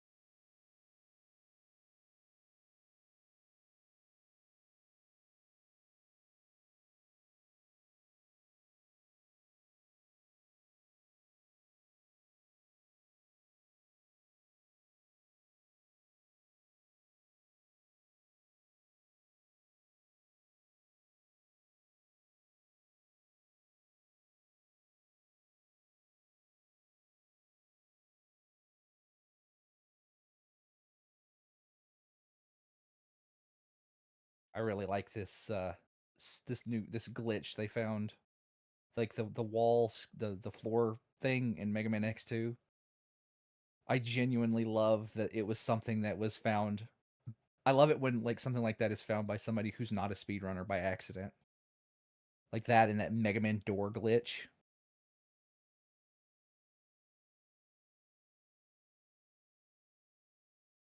Or the Yogscast glitch in Metal Gear Solid. Yogscast. I'm not aware of that one. I know about the door one. I'm looking this up. The comp tower. I thought that was didn't the Yogscast people figure that out, and then like it was all I know. All I know is I saw the video of the girl that like accidentally did it. It was her first playthrough of the game, but I don't know if she's part of the Yogscast. But yeah, that one that's stuff like that is always, those are always my favorite, like new tech in speedruns. Says like somebody on the internet, you're like, yeah, I got this weird glitch that just happened, and it's like double great, like with so many people streaming like games they play and stuff. It's like, oh yeah, this thing, like we don't know how to do it, but and then the might of a speedrunning community descends on it to like make it happen consistently. Oh, surprise! Speedrunning has changed forever because of this. Yeah.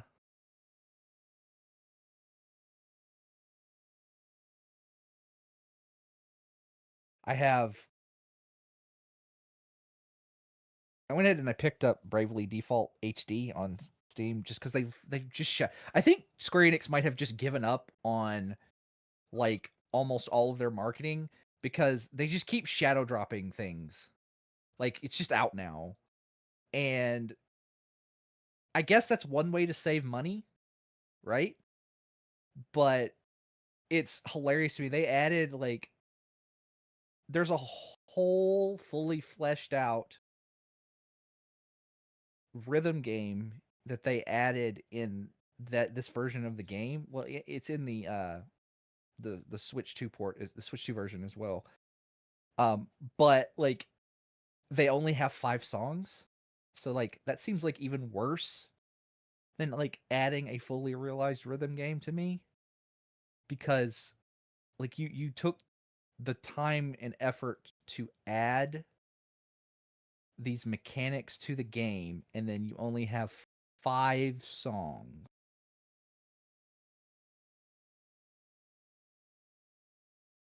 But also this is the second time that Square Enix has just decided to add a fully realized rhythm game to their RPGs. And you know what? I hope whoever is at the table like pitching this continues to do so forever, because it is funny every time to me.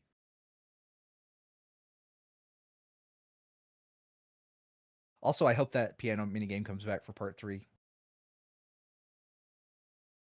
It's not, but I hope it does.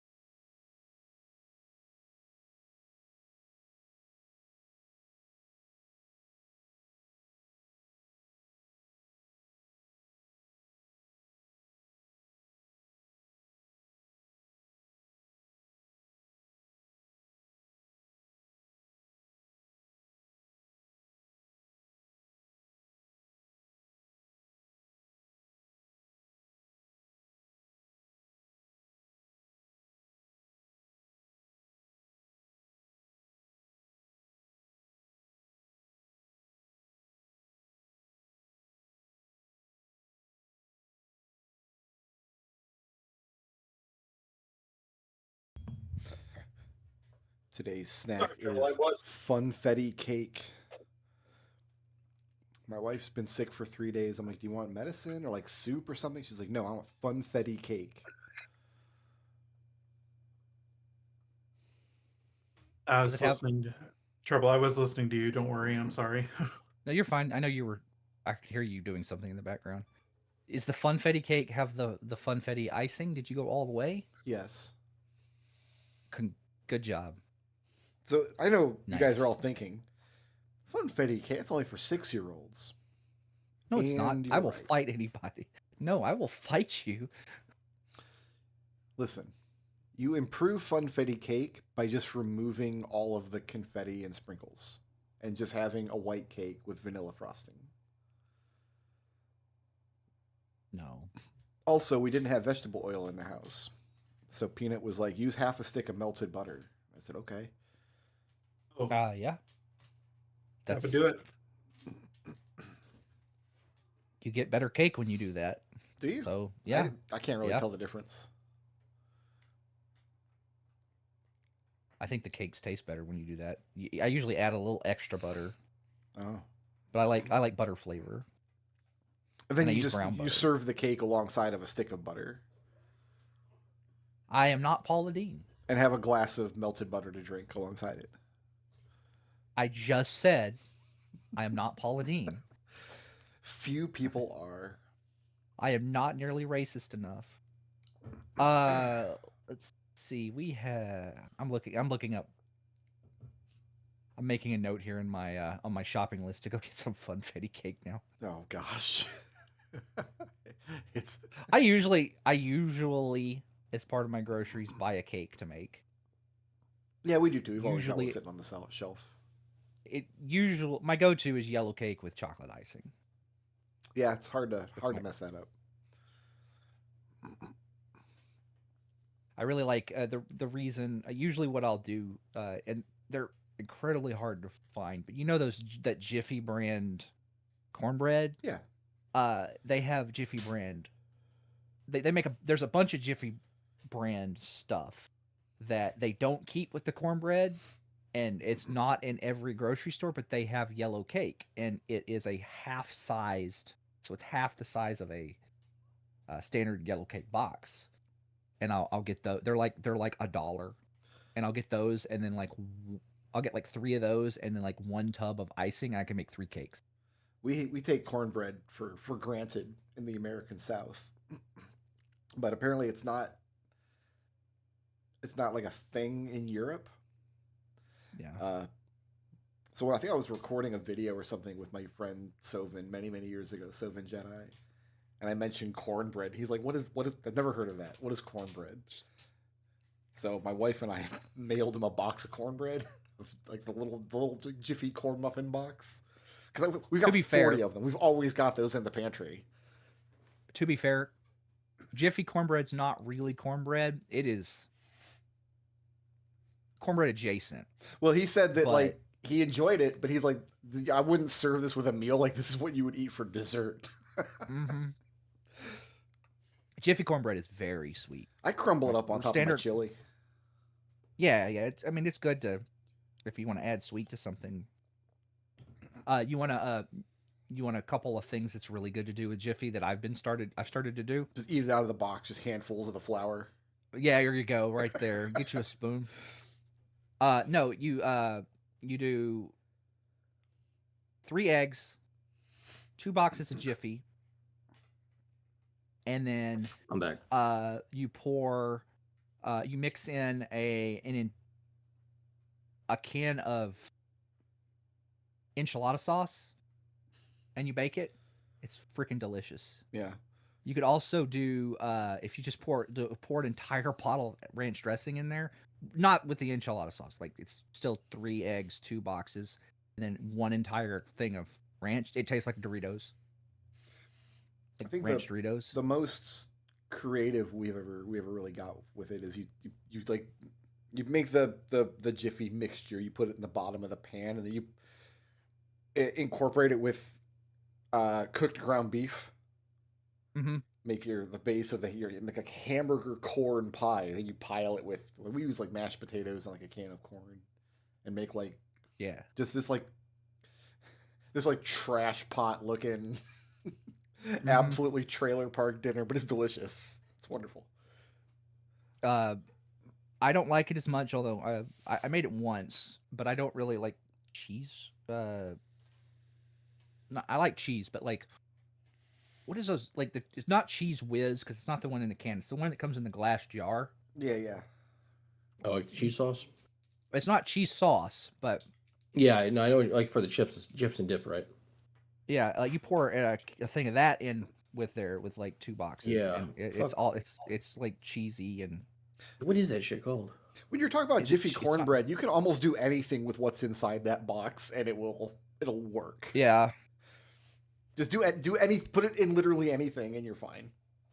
Oh, it is Cheese Whiz. Yeah, a 2-ounce. You do like a 8-ounce can of Cheese Whiz cheese dip in with 2 boxes and 2 boxes of cornbread and 3 eggs, and you got cheese cornbread.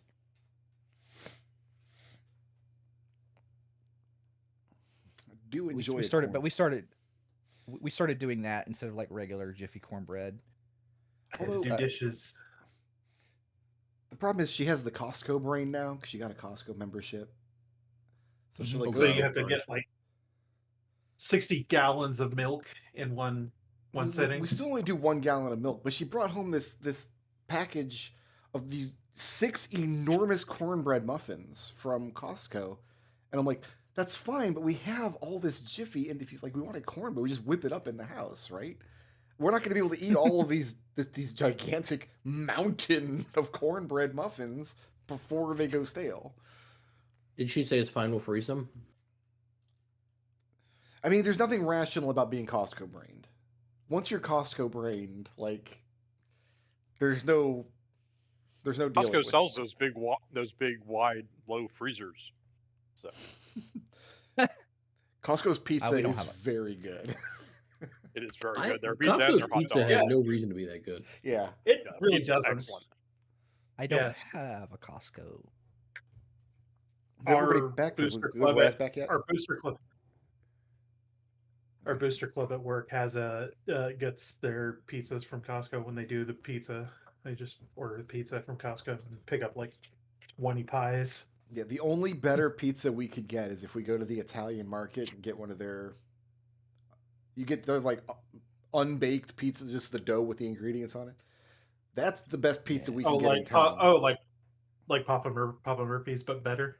I don't know what that is, but yeah, I mean a lot of places do it, but this is an Italian market with no parking, so going there is always. We did Papa Murphy's in Minneapolis. Did we? One night.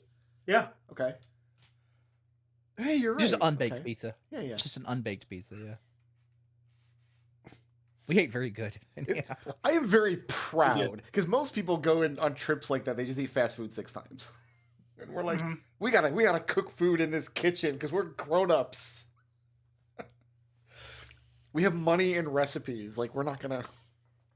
Also, the food up there was like slightly different and weird because it's Minnesota, from what I'm used to, and yeah. What's this? Raz's pasta was really good. Yeah. See, I live in the American South, but I live in Florida, so I live in a tourist trap, right? So, basically, my state is a big cheesecake factory. Yeah. Well, I went and got the pancakes were fine, but like I ordered, I went to eat breakfast a few times up there, and then like you guys made fun of me for it, but I went up there once and got hash browns, and their hash browns were very wet. Nah, I don't like wet hash brown. I like them crunchy. That sounds unfortunate. And apparently, and I talked to, so I have a friend up there. He lives 45 minutes away from where we were, and I actually went and visited him, and I called him and I asked him if this is. I got to talking to him, and I was like, "Yeah, I went to this place with this like explaining like the food and whatever," and he's like, "Oh yeah, that's just how they serve hash browns up here." I'm like, tragic. Yeah, that's awful.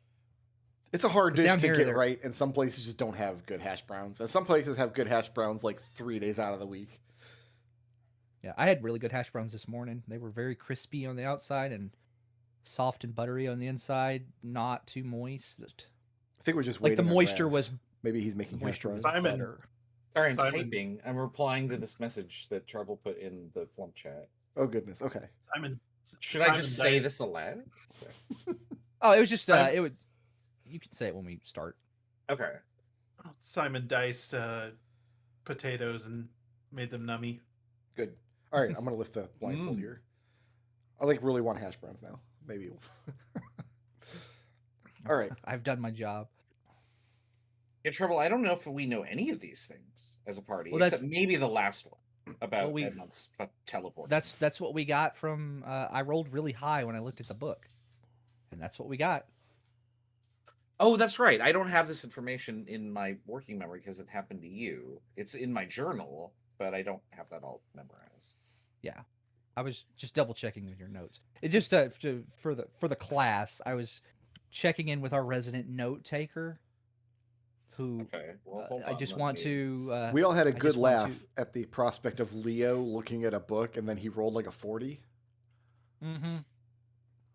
And I learned that Genie was body snatched and her soul was put into a horrible homunculus.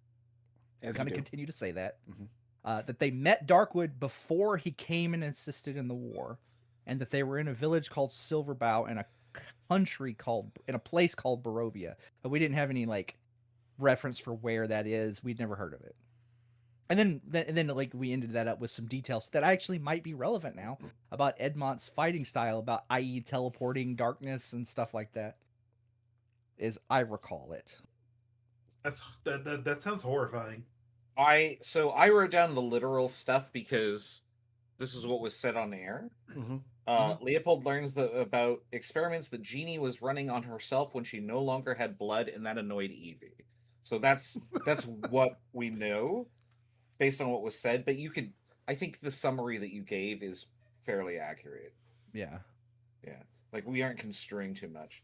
I don't remember I didn't type the word Barovia. I don't remember if Barovia came up. I have Silverbow. So wasn't that New Warren? That was just, or was New Warren the region that they? I don't remember. Like I just Yeah. remember like the conversation being like we got the silver bow in a place that you don't recognize the name of, and you have no you don't know where that is, and have no like you don't have any like concept of like how to find it or whatever. So like Also, there was nothing like about the you guys weren't in Barovia, you were in Darkon. Darkon, yeah, Barovia, whatever. No, not whatever. Very different places. They're very different. Yeah, it might have been like the you might have mentioned like the region name, because I think the region name was something like New Warren. Okay. We had called it, but yeah, that is true. No, I think that you have the correct information. Well, so if that did you share that information with everybody? Yeah. Okay. You specifically asked him to read the book. Well, I mean, I don't know if there was a contingency against Genevieve headed by Alistair or something. Like, don't tell Genevieve any of this. Or Leo would never agree to that anyway. No. Like, Leo would not agree to that. No. But it just wouldn't work. I'm wondering how crazy the tales that Genevieve could weave, because, like, okay, 1, place that she's never heard of. 2, Genie is a construct. 3, Orson talked about how they saw the fall of Brennan and then they disappeared, and then question mark? Like, okay, maybe they went somewhere. Could be a fairly logical conclusion, somewhere named Silverbow. But, like, I don't know if, like, the concept of other planes really exists in this world. Not really, not openly. You would have some knowledge of the Shadowfell and the Feywild as being those just exist somewhere out there upon the world. Well, that's the source of unseelie entities, are the Shadowfell. But I mean, like, if I wanted to point at a place on the map and go Shadowfell, I wouldn't point at like where I'm standing right now on the map, would I? No, they're understood to be like magical echoes of the real world. Oh, okay. So the idea of planes does exist, but only for those 2 concepts. More or less. I mean, there's certainly going to be people in Strixhaven who have, over the years, like I think at least some of the Veritas kids have gone to Sigil at some point. I think we established. I mean, Genevieve's best idea would be maybe they're in one of those, like the Shadowfell or the other one, the Feywild. Okay. Which I think my understanding is that's fairly close. Like, isn't all of Ravenloft in the Shadowfell? Or is that not correct? I want to answer that question extensively, but I'm just going to say no. We don't have time. Oh, what have I done? Okay. Listen, anyway, carry on. You can't sit next to Raz and just casually mention Shadowrun. You can't sit next to Dustil and just casually mention Magic cards. Can't sit next to Treble and just casually mention the Ninja Turtles. We've all got our thing. Sit next to me. We all have our weaknesses. Can't sit next to Chris and just casually mention politics. I regret you guys learning this about me now. We've all got our thing. It might be a reasonable assumption that the creature that Orson is describing has some kind of contact with the Shadowfell, just because you guys have specifically been there. You know what it's like to like sidestep through one of these strange shadow crossings and then come back later. This kind of thing would be very frowned upon by the church. The hunting party that Orson has together, it would just be him, 2 of his elite hunters, marksmen, and predominantly boar hunters, so with spear and bow, taking out 2 carts, 2 teams of oxen. Ellen is going along, and then the 6 of you. And he's telling everybody he's taking his guests out hunting in the middle of summer. And so that's what, 9 people, right? Did I do the math right there? And Christine, yes. Yeah, I was counting her as amongst you guys, the 6 of you. Yeah, the 6, yeah. Okay. Heading out for Eugenia's Hermitage, which I have a map for. Once again, I have no source for this map. I don't know where. It looks like it was made with the same software I used to make your guys' dorm room.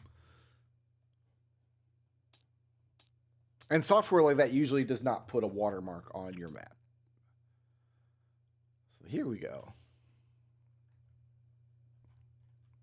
Approaching Eugenia's Hermitage on a little island up in a kind of a marshland area of South Warren, out beyond the farmsteads and villages and whatnot. A good 2 days journey by foot travel from nearest civilization.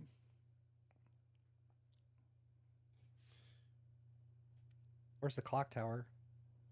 Underground. It's an inverted clock tower. Oh, I'm upside down. I mean, I wouldn't put that past her. What do Arriving. we need to get into the inverted hermitage? The glasses? The holy Yeah, glasses. you need to find your holy glasses first. So when you're that's in another. when you're D&D fighting game. Genie, you attack the thing floating behind her head. The orb. Orson Get shafted. waves. Who amongst you has the highest strength score? Hugo. Hugo. Waves Leo and Genevieve. Instead of, as some of his party, including Ellen, is approaching the front door of the Hermitage. In fact, Ellen is probably entrusted with the key. Orson is going around the back with the two of you to a cellar door that goes, which I don't think is on this map. See, this is what I'm talking about when I invent a feature for a map and then I have to try to find. There's a cellar door. We'll just. Here you go. There's a cellar door. Right there. There it is. We found it. Okay. Who does he want following him to the cellar? Well, he waves over Hugo and Genevieve. I mean, if Alistair wants to tag along, he's fully welcome. I think Alice is stronger than Genevieve is. Genevieve's not strong at all. She's the weakest. I think Hugo is the strongest. Alistair. What we Yeah, Hugo. After Yeah. Hugo, it becomes really nondescript. Yeah. I mean, Alistair's sitting at 4. I think it's actually Alistair. Yeah. Okay.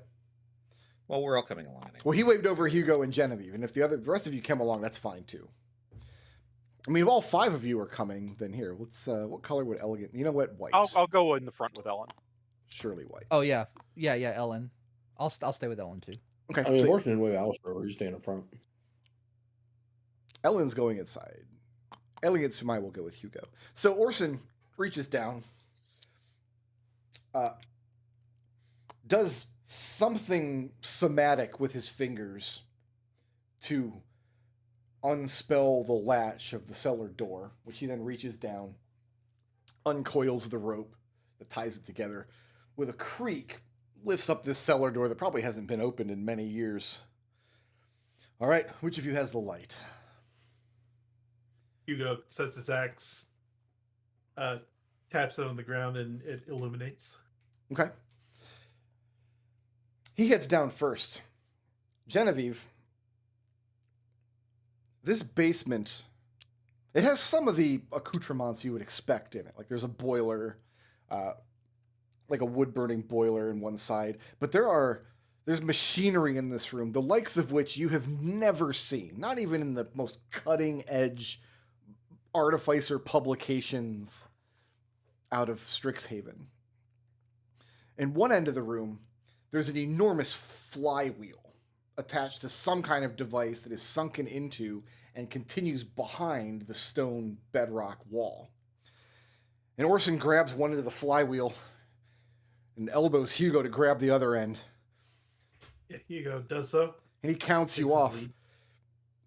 And the two of you put all your muscle into it. And after a moment, you get this flywheel to start spinning.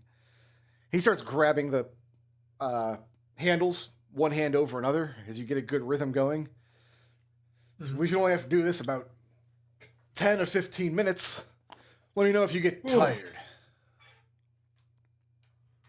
Sure thing. After a few moments, he directs Genevieve. There's some sort of big plunger switch or button. It'll depress if you push it hard enough. On the wall there next to the stairs where we came down. Oh, this thing, right? She points right at it. And he gives you a nod. Go ahead. She pushes it as instructed. You push your hand to it, and it depresses into the wall. and it feels like you're pushing an air bladder in. And then it kind of very slowly inflates again when you pull your hand back. And after a moment, you hear this bizarre humming.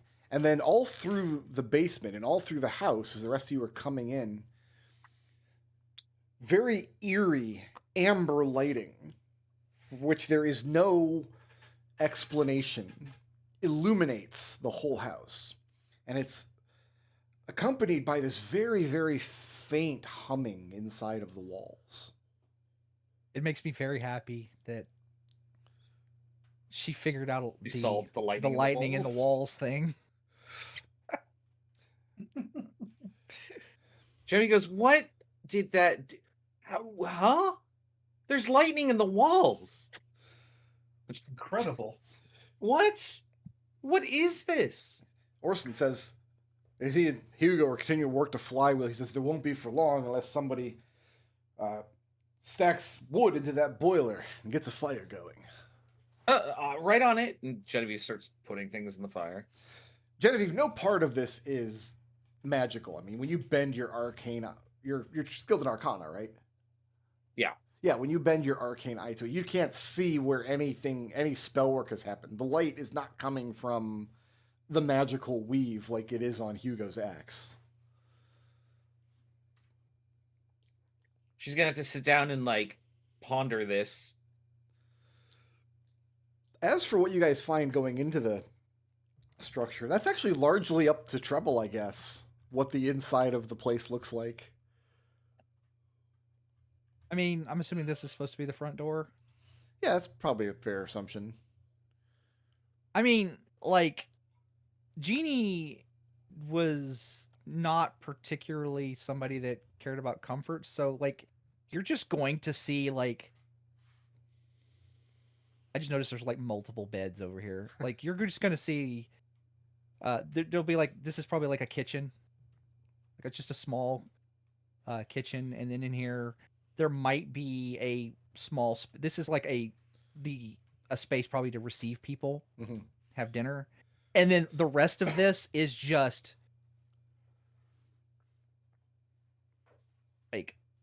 work tables and bookshelves. So there's nothing stuff left on the bookshelves. There's no Veritas library intact here. Although some of her old inventions and machinery might still be around. Stuff that was too heavy for her to just pack up in her bag and take with her. In one corner, there's just a big pieces of a steam engine she disassembled at one point and stuck in a bag of holding. Yeah. But yeah, no, it's and this space over here, it's just this big open space where there would probably have been various projects in progress. Probably you could just picture it as this empty space, especially if a lot of it is gone. Imagine rolling initiative against this rug. Oh man, grapple everybody at once. And just in the corner, and just pushed up against one wall is her bed, just like this. She lives like a college student. So, Hugo, you're informed that you and Orson will have to come down here in every 6 hours or so and give this flywheel a good seeing to. That's fine. And then everybody can head inside and make themselves comfortable. Is this Genie's outhouse back here? No, Genie would have indoor plumbing. Okay, yeah, that checks out. Genie go there? So how long has this been abandoned?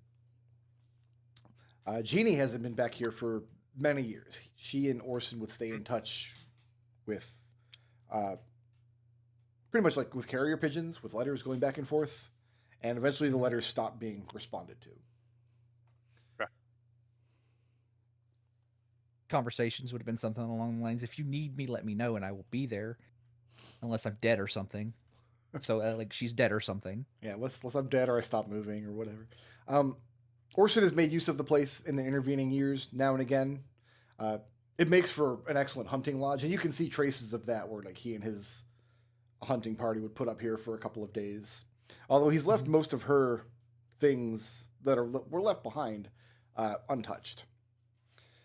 But there were at one point he points out like books and tools and things all over the place that are no longer here. So if she, wherever, either she left and took those things with her, or somebody picked the place clean. Although he imagines it would have been very hard for anybody to break in without triggering the explosive alarm. The claymores in the wall. Is it an explosion or an alarm? Yes. Yes. How do you avoid tripping that? Oh, Eugenia taught us the somatic gestures that undo the... It's essentially a keyword, but with your fingers. I taught it to Ellen. Okay. We're walking in. Ellen's like... Jenny looks very nervously around. We're walking in. Ellen's like, yep, and that's where the claymores are. As far as anybody knows, there's no traps in the house. But again, I'll defer to Trouble on this. This house is absolutely 100% a death trap. Rigged to blow. Like, just rigged. This entire like map would be a smoking crater if Genie has spent more than a few years here. Yeah. Because she gets bored. Jamie will walk in and go, well, this is where I'm going to die, but what a way to go. And she starts poking at things. Hugo walks in with a towel, wiping sweat off his brow. Because Genie had access to the... What is that spell? Like, you put a... you Glyph of warding? Yeah, glyph of warding. Like, yeah, no, this place would absolutely be rigged to blow.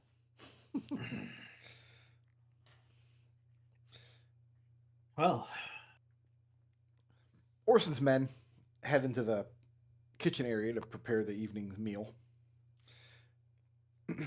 I wouldn't. Well, I suppose then, depending on what the creature we're hunting, if it was easy enough to get like a bear trap or something rigged, then you would have done it by now. Nevertheless, I did bring one just in case. That would be an anticlimactic way to end the session. Just, oh yeah, you got him in a bear trap. Good job. You did it. Hugo, after you come in from working the flywheel, and you start talking about your bear trap, when she gets a moment, Elegant Sumai kind of leans over. Will we be shown to our quarters? Hugo gestures around. Pick a spot. Get comfortable. I'm not sure I understand. I take your meaning. Well, we'll be sleep on the floor, sleep on throw out a bedroll. This is how we live when we're out on the road, not at the campus. Dibs. Is that a bed? I thought that was like a... I know this is a bed, but... It's a bed too. They're both beds. Oh, okay.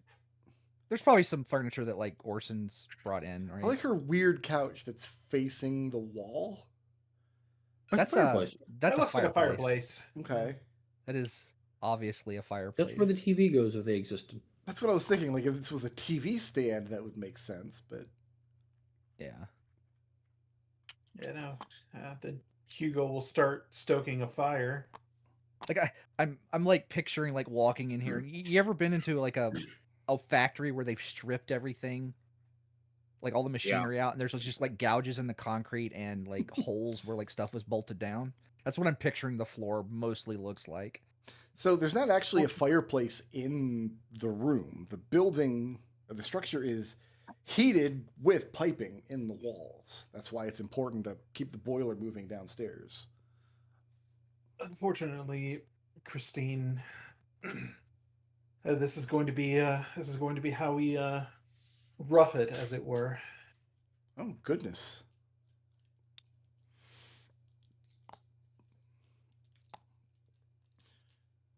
Everybody has their meal, gets comfortable. At some point in the evening, Orson calls for his pack, pulls out a scroll case, a detailed map with notes of surveys and personal hunts he's done in the area. Says, tomorrow morning, I need my notes now. He points to a space on the map where the terrain becomes very, very rugged. He tells you all through the area historically has been a hotbed of seismic activity, such that the bedrock splits into large canyons and gorges that more than one drunken huntsman has stumbled into over the years. He points at one, says, "This is Trellin Gulch. When there was a North War, and this was the main road for carts, luggage, and trade. So there's a massive and ancient stone bridge that goes across the gorge. And on the other side, woodlands for miles in every direction, all the way to the foothills of the mountains. This is where I've had the most luck in the past looking for the creature. He believes he knows a space there that he wants to set expedition for tomorrow, that he thinks creatures like Edmont would use as a form of healing if they were to suffer grievous injury.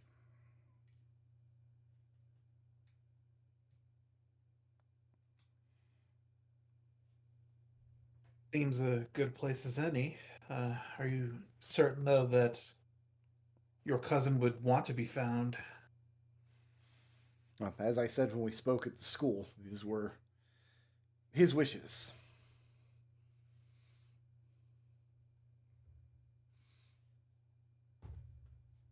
When was the last time you actually, saw? When was the last time you actually saw Edmont?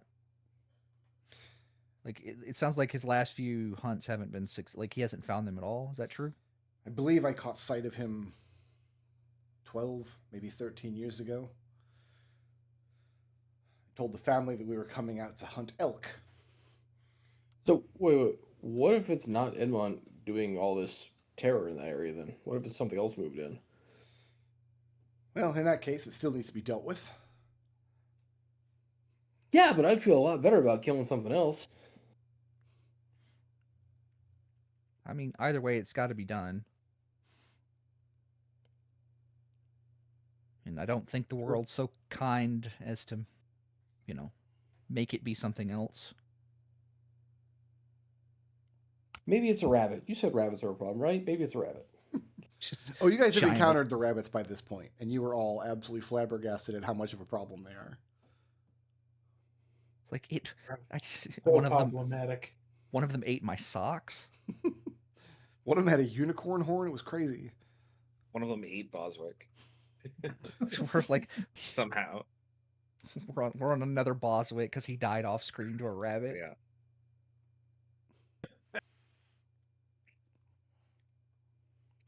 So does anybody have any other further questions or comments about the expedition tomorrow, or are we good to go?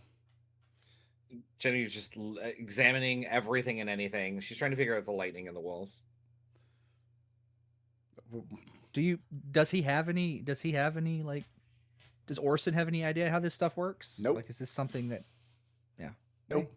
Just we got to maintain the flywheel every 6 hours. That was his. That was his task. He was sent down to turn the wheel. It's so tempting to cast Legend Lore on the electricity and learn the secrets of electricity, and then just go patent that. Like Orson reaches over and says, "Don't do that." Like I feel like the reason Orson hasn't told anybody about this is A, this is his sister's property, and he Orson's a good brother and has always had their back.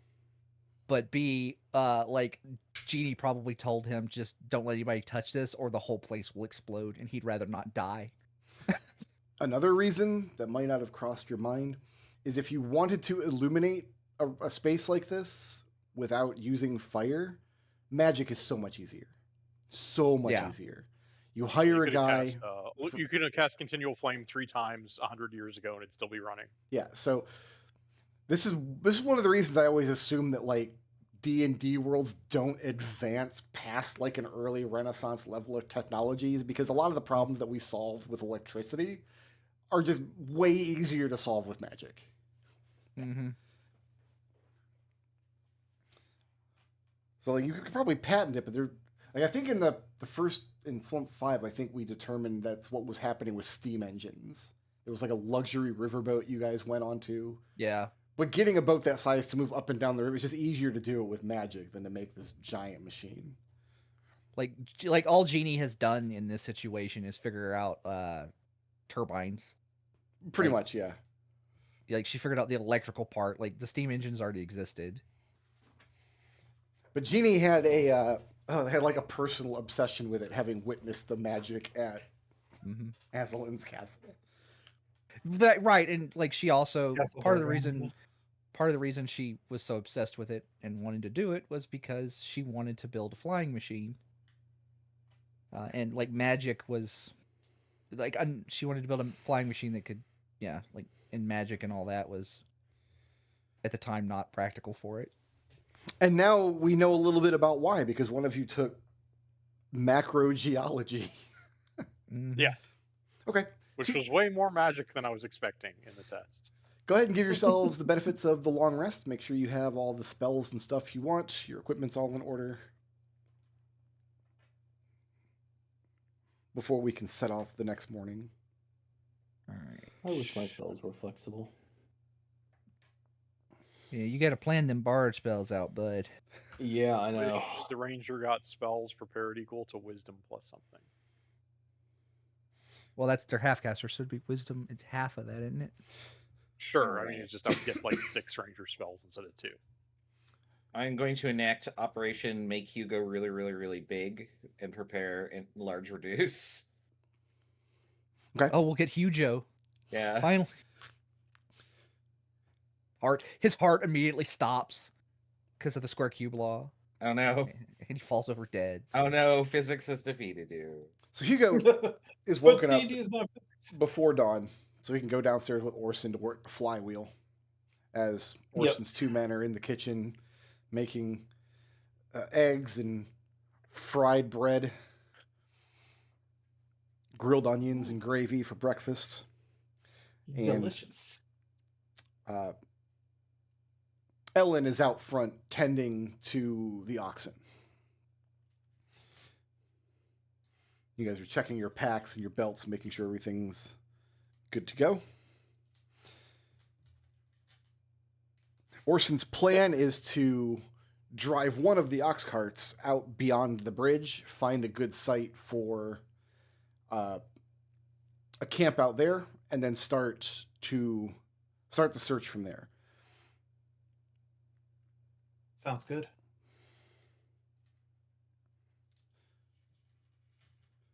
Geppa. Mm-hmm. Ellen's been in a very bad and distant mood all morning, and it's worse than usual. Okay. The more excited that Orson seems to be about getting this expedition started, the more and more withdrawn she becomes.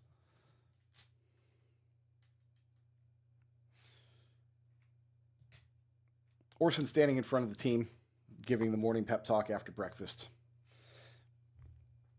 And Ellen turns to Geppa for a moment and says, just wait 1 second, and goes over to talk to her grandfather.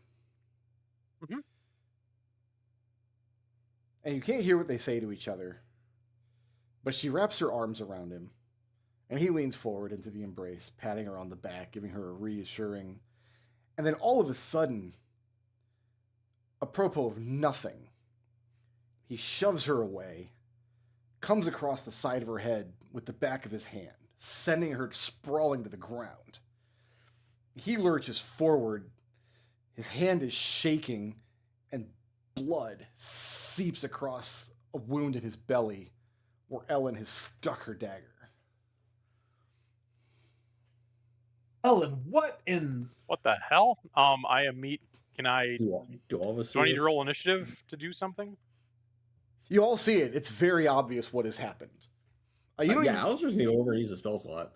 Okay. Well, unfortunately, this is not the kind of injury that you can replenish with a spell slot. That's for recovering hit points. This happened during a cutscene. What? This is a Galoof, an area Ellen, injury. Yeah. No, Hugo's tackling Ellen. Okay. Yeah, I'll use medicine to try and stop the bleeding. She doesn't resist as Hugo comes over and kind of wrenches her arms behind her. She starts shouting at him and says, "You won't be traveling with an injury like that, old man." Her solution to the problem. And sure enough, Orson is on his knees. His men are tending to him. Alistair, go up and make me a medicine check. Are you sure this isn't like Evelyn's granddaughter instead? Well, I rolled shitty. That's an 8. I mean, she got the daggering from somewhere. So He did. the way I justify dagger this in my guy? head, because DMing is all about just rationalizing nonsense. Yeah. Right. You envision hit points as like the incidental damage you take over the course of like fighting monsters and stuff. Mm-hmm. Hit points don't model debilitating Yeah, injuries. no, absolutely. Yeah. He just got Right. gut stabbed. So, Alistair, you can go if you want to spend a spell slot. Go ahead. No, like I'll try and use medicine to help stabilize, but with an 8, I'm not sure I'm doing much. So you and one of his other men. What's clear is like you can get the bleeding to stop. It's a clean stab. Ellen's really good at backstab. As long as it's not life threatening, that's all. No, she didn't like twist the knife inside. She didn't hit anything. It's just he's not going to be able to travel. He's going to have to recover for at least a week or so here before he's stable enough to move again. Orson, I'm sorry, we're gonna need to stick a colostomy bag on you. There's fucking Shadow. Why, Ellen? Why? And yeah, she's very clear. She's like if he goes out into the wilderness at his age, at his level of ability, he overestimates himself. Well, I've made sure that he's not going to die in the woods. Well, now you're sure as hell not coming with us because we can't trust you. You should be here anyway with him. You mean like? Oh yeah, no, I'm pretty sure she's staying Finish the behind. job. I don't have an updated pretty sure Ellen the- stat block for you. I'm pretty sure the guards are not going to let her go because they just saw her. She just stabbed their lord, Yeah, she's on house Which is arrest, pretty much. which is a crime. Yeah. But no, Genevieve's approaching this from a sort of like empathy standpoint. Like, I mean, you all heard the story about how Genevieve sabotaged her mother's bellows because she was working too hard, not spending time with her. So Genevieve kind of empathizes with this on a very visceral level. Mm-hmm. Well, Leo's like, geez, woman, learn to express your emotions. Have Yeah. any of the Veritas brood been very good at that? no. Oh, No. goodness, no. Like, once again, you proved that, like, Ellen is just the worst of both Genevieve and excuse me, god damn, all these names. They're all the same. Man. She's just the worst of Ruby, Evelyn, and Genie, all rolled up into one angry little rogue. Well, anyway, So- I suppose we should get out on the road, otherwise we'll be running late. Who among you was able to drive the ox cart? Requires I don't have a proficiency. proficiency. that- and Hugo advantage. has animal handling. That might help. Before we go, Genevieve wants to like approach Ellen and she'll cast message and she'll say, I get it. We'll take care of this. He also has proficiency in land vehicles. Ellen's yeah. not in a very gracious Okay. mood right now. She's just incredibly. She doesn't need to angry be. and Genevieve frustrated. needs to express her empathy with the situation. Got it. And then she will resolve this the best that she can for Ellen's sake. Now, all the work that I've been She's closer to Ellen than Orson. So yeah, all the work that I've been doing on Flumph 8 the past few weeks, like my part of my brain is in hex crawl mode. We're not actually going to do a hex crawl out to the site, but I do want like Oh. let's get. is this your in- like beta? Flumph. let's get that animal handling check because you're going to drive the ox cart, and Yeah. I need somebody in the party to succeed on a survival check to correctly navigate to the road leading out to this bridge. The road itself is in terrible repair because there's not been a settlement in North Warren for over 100 years. I presume that since I'm tending the animals, I'm not able to do the survival check. Do you want me to handle the animals and you can do the survival because you're generally a little better at that? I'm equally skilled at either. I've got a +5 on the survival. If that Same. changes, I'll say the survival can survival can accept a help, but driving the cart probably can't. I can drive the cart. You guys can. Oh right, also land vehicles. I guess. Do you need a barn die? Me, no, probably not. I'll see that one. 21.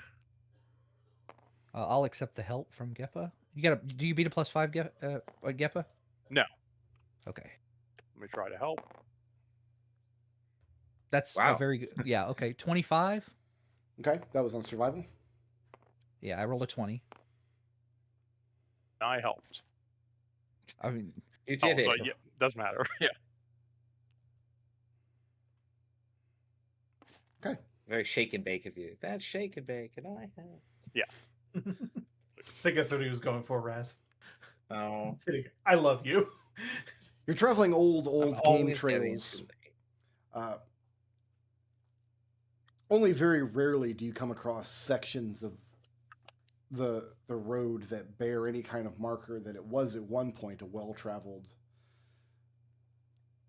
thoroughfare, a paving stone here and there, old wagon ruts that haven't smoothed down, but eventually you do find the stone path leading to the bridge. You follow it for a while with the gorge off to your left-hand side. Beautiful to behold, extremely dangerous. You can absolutely see how a huntsman in the dark of night not paying attention or had a little hit the wineskin a little too hard, because one moment you're walking through thick brush and the next moment the rock ahead of you just vanishes. The soil goes over the side into this river gorge hundreds of feet below. Approaching the bridge from the side, you can see the heavy stone arches. This is old architecture. Wondrous construction, really, and in relatively good shape, considering how old the bridge is and the fact that nobody's been out here to repair it. But there might be magic woven into the stone.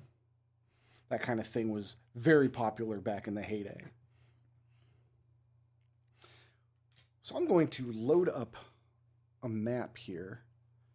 Doesn't necessarily mean you're going to be fighting anything on this bridge. Mm-hmm. I would like to ask. I would ask why nobody has come up here and like resettled these lands, except the fact that there is like a pack of werewolves that live up here. So that kind of answers that question. Along the trip, I cast Goodberry and give everyone a Goodberry. Oh no, Alistair, he has fallen off the bridge. He's gone. Quick screenshot. Yet another map without a watermark on it, unfortunately. So you guys are approaching. You were approaching from the south and west, coming along the road, and then the road turns left, goes across the gorge at this point. And the terrain on the opposite side very quickly becomes extremely dense woodlands. This is not actually the border with North Warren, but a few miles on the other side of the bridge would be. You are as far away from human civilization as you can probably comfortably get. Any further than this and your supply lines would start to be called into question. So I'm going to go ahead and give you guys a... Oh, you've got an elegant sumai. Nice. Then I'm going to go ahead and give you guys 2 oxen.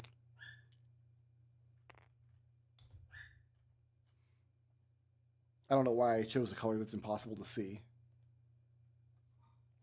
And you can just imagine they're pulling the carts. Here, I'll recolor them. Let's make them...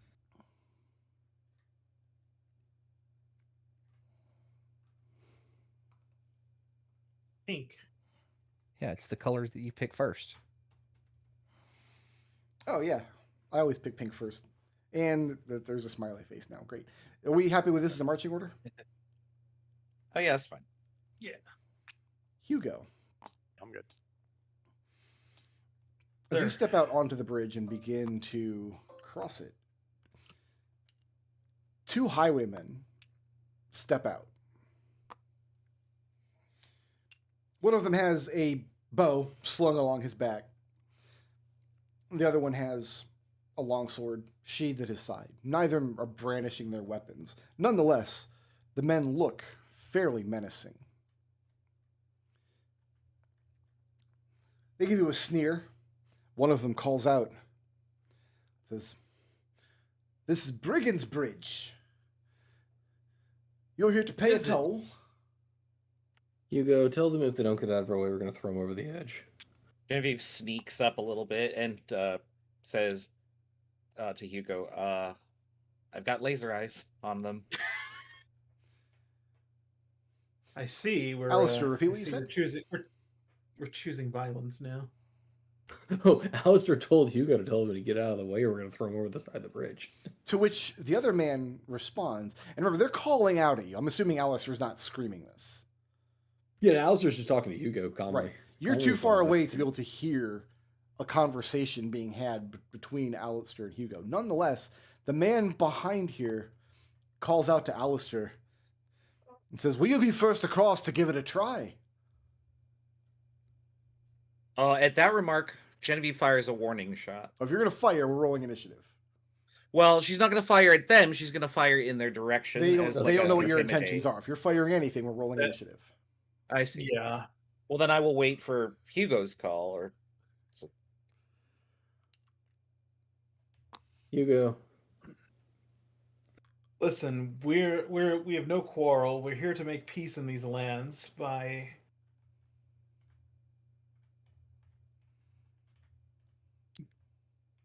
putting an end to a fell beast.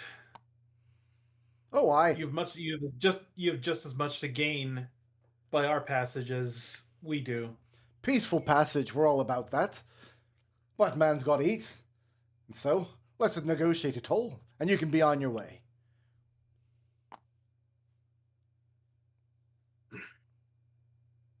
I'm not too keen on paying any tolls. This is a under whose authority are you? I told you, this is Brigand's Bridge. That just says to me that you don't have any authority to assess any tolls. And nonetheless, we're on this side of the bridge, and you're on that side. And I take it that you'd like to be on this side, but there's us in the way. And so, we're back to negotiations, aren't we? Hugo pulls his axe and starts walking forward. Okay? Oh, we don't need to kill a couple of people. Jesus. How much do you want? we just need to scare them. Hugo, as you advance halfway across the bridge, the other one, the one who heard Alistair talk, pulls an arrow out of his bow. Says, "We can negotiate safely from there. There's no need for me to point this bow and arrow at you." Oh, you're going big boy? Hugo, as he starts walking across, he starts getting bigger and bigger. Now we're rolling initiative. I could have just given them some berries. Nobody wants your berries or ichor. We never remember your berries exist anyway, man. Sorry. Ooh. Ooh. I love this for me. I have a stat block to babysit today, so I'm not rolling initiative, nerd. Oh no, wait, no, that's not. That's not. Oh yeah, I Who did it should last check time? for. I don't remember who did it last time.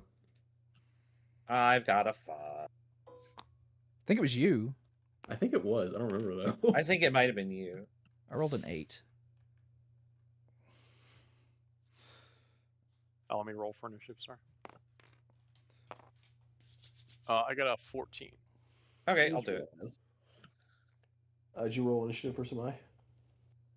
You'll find She does out. not. She does not roll initiative. Oh right, yeah. Elegant Sumai does not roll initiative. She does other she's things. too good for that. I'm very pleased with how her stat block came out. Very happy with it. One of you have her stat block ready to go? I do. Okay. Yep. But yeah, Elegant Smite does not roll initiative. Just after some other actor, she can place herself down wherever she wants. And then she's on that number for the whole encounter. Yeah, where is her little pawn at? Oh, there it is. Can I get a where is copy of it? Here, let's just do this. Boop. Where? There you go. Okay.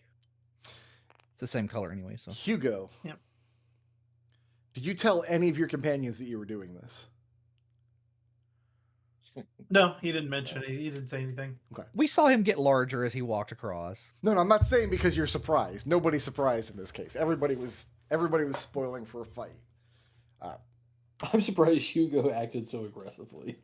Me too. He's trying to impress Elegant Smite. Oh, that's what's Yeah, happening. usually Hugo's the one yelling at us for going forward first. All right, who's at the top of my order? It's Genevieve, followed by Leopold. I'm just checking this. Let's see here. I have to look up the condition. A restrained creature speed becomes 0. Okay.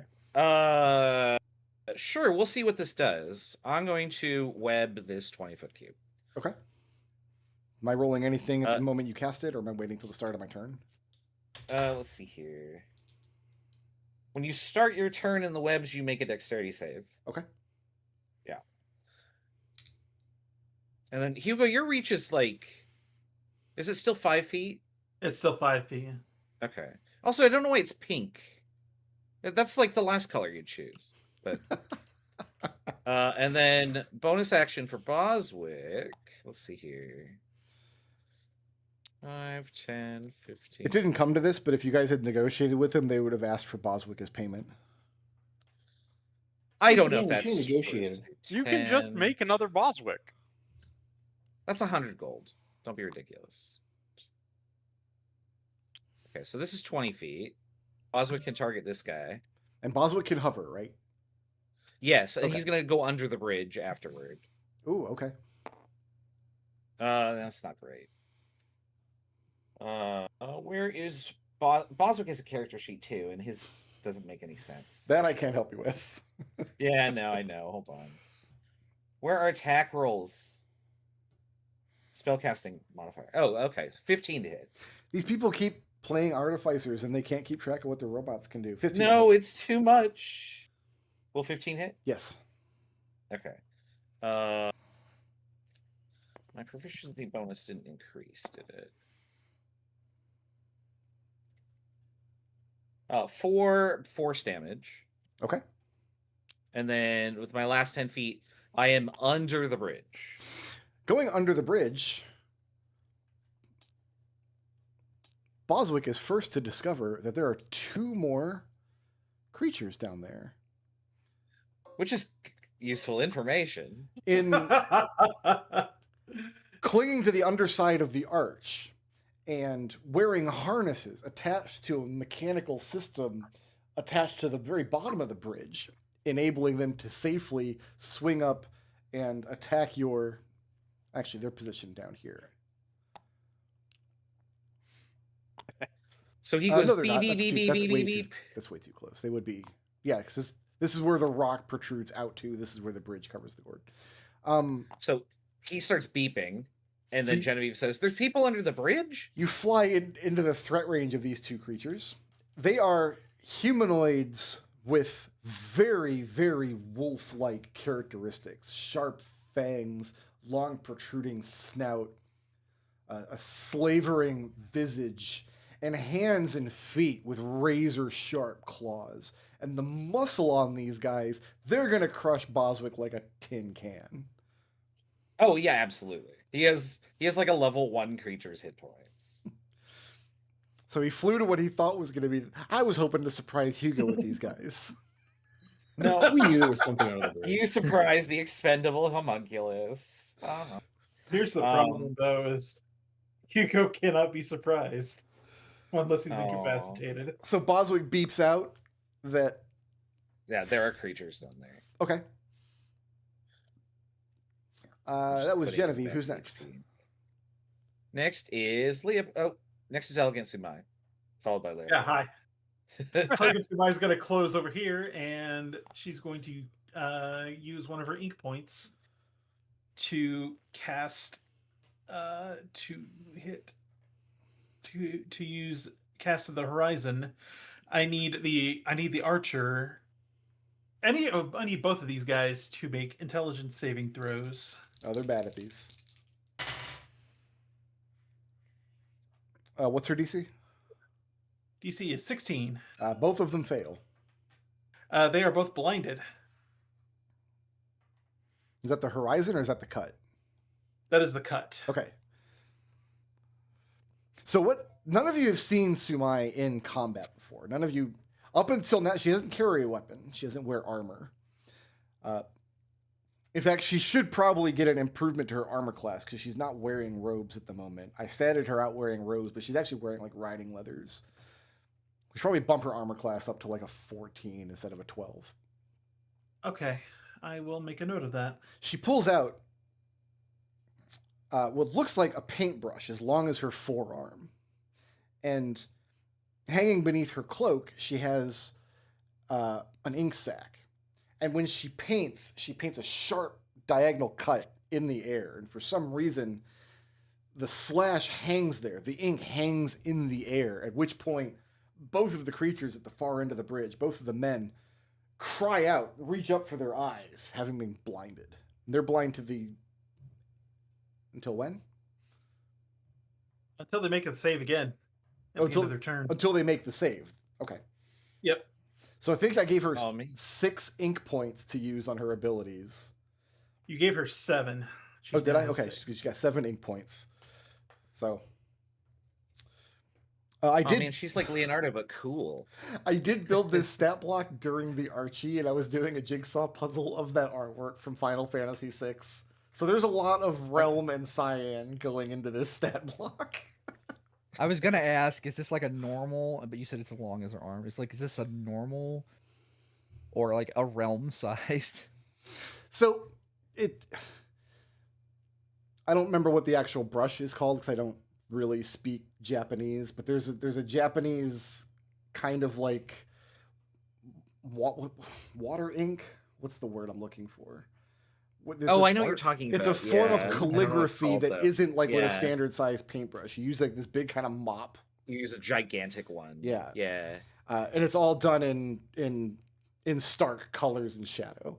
So that's the kind of painting she's doing. She's not doing like delicate paint. She's not like if Realm would paint the creature in midair and then it comes to life. That's not what she's doing. Yeah. So yeah, you've more blinded like both of them. Amaterasu from Okami, the way I'm picturing it. I think that's what you guys Dog responded with when I gave you the stat block, and that makes a lot of sense too. Yeah. Yeah. This is just Dog Zelda, not that one. Dog Zelda. And you're happy with Sumai in that location? Yes. Who's next? Next is Leopold, followed by Geppa, who's on the enemy side. We're just gonna fix that. Geppa's finally betrayed you all. Oh no. Makes sense. Curse your sudden but inevitable betrayal.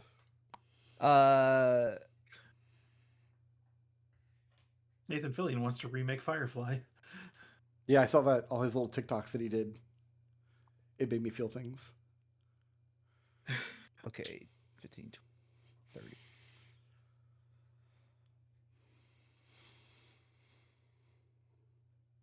I'm wondering if I can get down there and cut those harnesses. I don't know. Do you have a climb speed? Let's start with that. I could have a fly speed. Okay, that would do the trick. So you do need somewhere to land at the end of your turn, though, do you not? Yeah, well, I was just planning on flying up and punching this guy and then swooping past and landing up on the. In fact, that's what I'm going to do. We're going to. Let me get my. So if you're gonna try to attack the harness, I'm gonna use his AC, but I'm gonna treat the harness as having half cover because you're attacking just a particular part on his body, and you're gonna have to use a slashing weapon. I I know. I'm just going to hit the. I don't have a slashing weapon. If you just want to have punch the claws. guy, he's there to be punched. That's why I'm just going to punch the guy. Yeah, that's why I put these Leo monsters came here on the to- map. I listen. Leo came here to punch monsters. There's Boswick alerted us to monsters down there. Yeah. No, it makes a lot of sense. Yeah.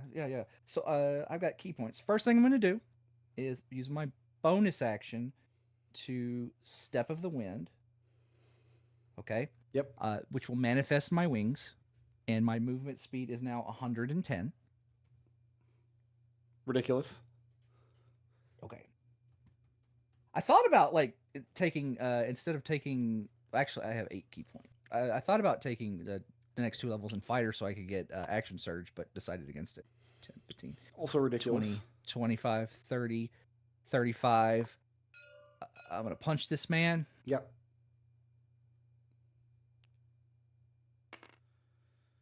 It's kind of low. Does a 16 hit? 16 does hit. Cool. It took me a minute to recalibrate. I forgot you weren't attacking his harness. You just wanted to punch the man. Right. Yeah, just punch the man. It's actually more of a wolf man.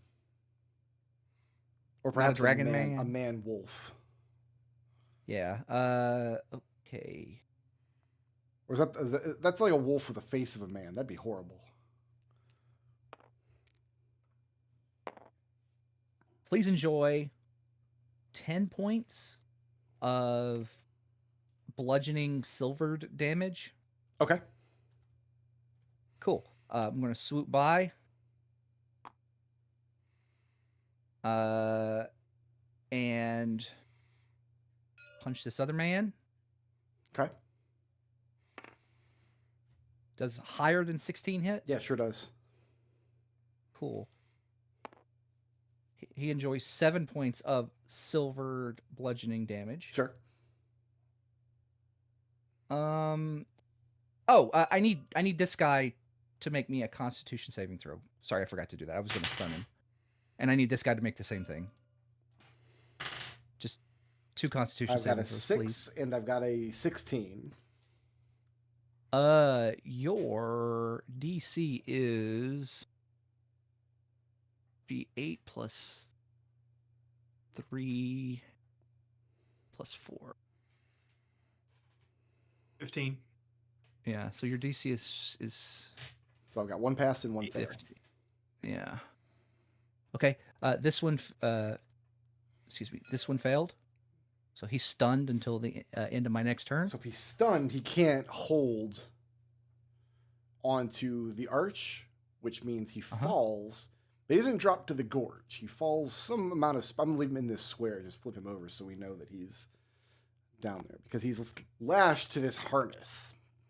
Mm-hmm. So he doesn't fall to his death. The way somebody probably will. Yeah. So Leo does a cool like loop-de-loop, uses up his movement and lands here. Okay. With the arms up in like a Y motion landing. Yeah. Like he does. Yeah. Just picture that. He does this exact pose and waits for the guy to come up. Of course. Who's next? Next is Keppa, followed by Green Token. Well, I wanted to talk to them, but I guess we're not doing that. What's the deal with the 2 in the web right now? Are they restrained or anything? We don't know if they're haven't made a restrained or save not, yet. but they're blinded by It's the start of the turn. Arkansumai. Oh, okay. Well, that helps. I'm going to go ahead and cast Hex on Escaping Web of Strength. Dexterity. I'm going to Hex Dexterity on this one as a bonus action. Okay. And then I'm going to cast Firebolt on this one. And they're blind, so I get advantage. Yep. That Excellent hits an answer. armor. What are you, a warlock? Sorry. That hits an armor class of 20. That's good. Sorry, I may have misinformed you, Keppa. So they have to make a dexterity throw to be restrained, and then to break out, it's a strength check. Yeah, I want to Hex Strength in that case. Okay. Okay.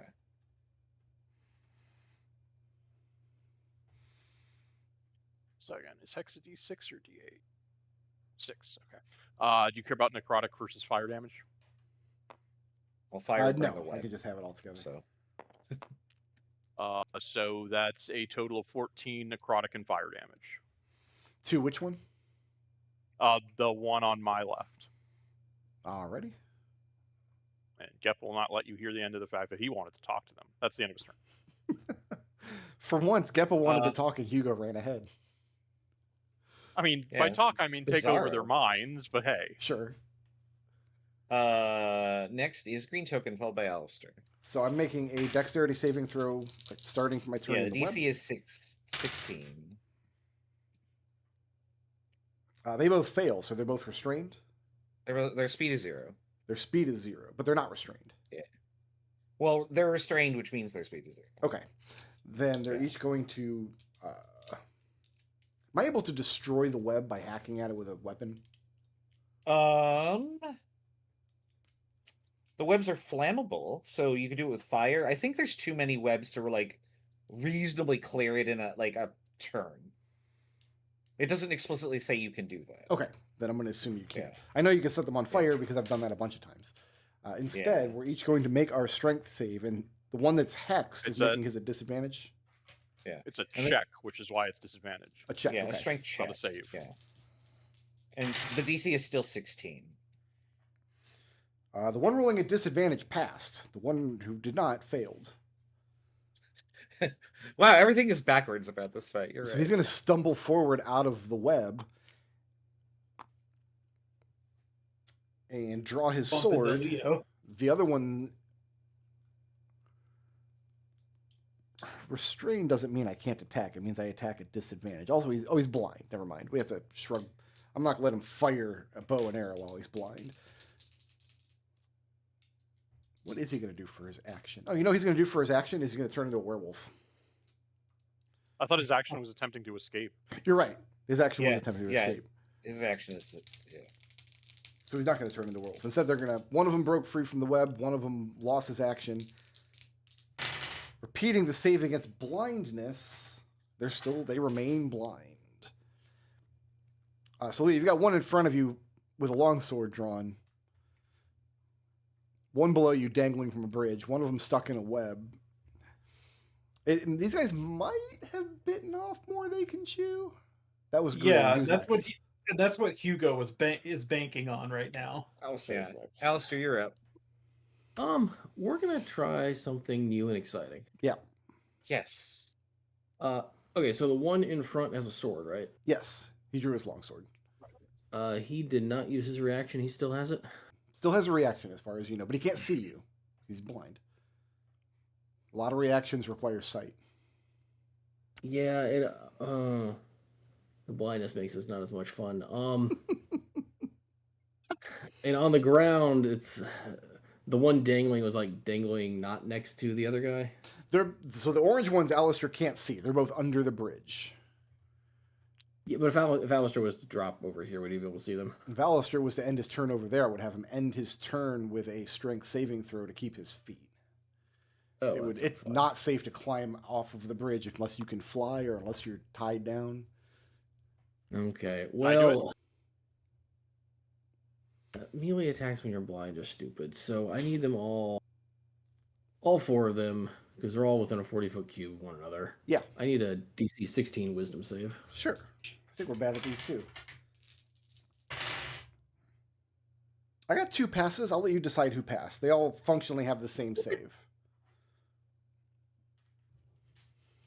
I guess the guy who's rooted passed and the guy who's dangling passed. Okay, what happened to the other 2?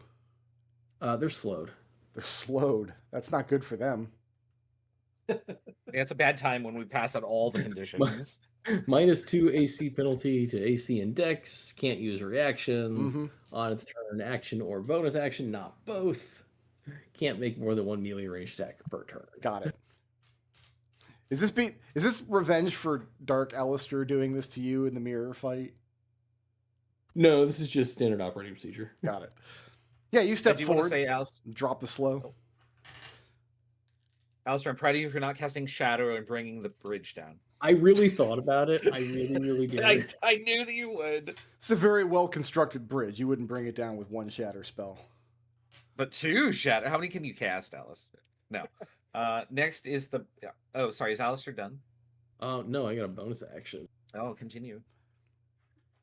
Oh, I should have something else. Oh well. Yeah, bonus action is going to be to give Hugo a bard die. Cool. Cool. I like this. All right. What's then it at? A D8? It's still a D8. Okay. Next is the orange. Is this orange token followed by Hugo? Yep. Well, one of them's stunned. So he ain't doing nothing. Yeah, the other one is going to kill Boswick. That's probably going to happen. Let's be real. I can only make one attack because he's slowed. Oh, well. That one attack is a 22 to hit. Yeah, that'll hit Boswick for sure. For 7 points of slashing damage. That does not kill him, amazingly. Congratulations. He survived. You hear warning beeps, beep. Yeah. Just the sound of like metal clanging. Yeah. Beep, beep, beep, beep, beep, beep, beep. Well, I was really expecting Boswick to be dead by this point in the combat. Me too. Is I may not Boswick- have to increment the counter. And the Is other he, one is is he doing? Is he doing the Zelda beep? No. Oh. Metroid beep? Raz turns those Yes. features off. I always do. I can't stand them, and then I die. Like, what happened? Oh, I must have had no health. If only there was a way for me to know that. Well, it was orange, believe it or not. Who's next? Next is Hugo. So Hugo is going to call out to the lot of them and say, I think we've more than shown our strength of arms. You have two choices. Die at our feet or pike off. That is going to be an attempt at an intimidation check. So you're using your action to try to intimidate? Yes. Go ahead and give me that check. Am I using strength or charisma for this? I would allow you to use strength if you want. Then I believe I get advantage on that because I am Hugo. And I guess you get a bard die on that too. I do. While you're figuring this out, if you go up another size category, are you 3x3 on this grid? That's a question for Brick Road. His head just pokes out of the chimney. His arms come out the side of the house.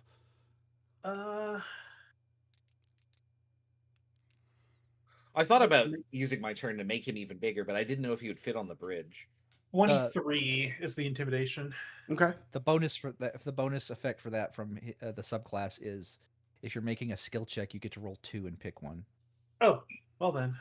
It might not be a 23. It might be 24. a 24. Oh my goodness.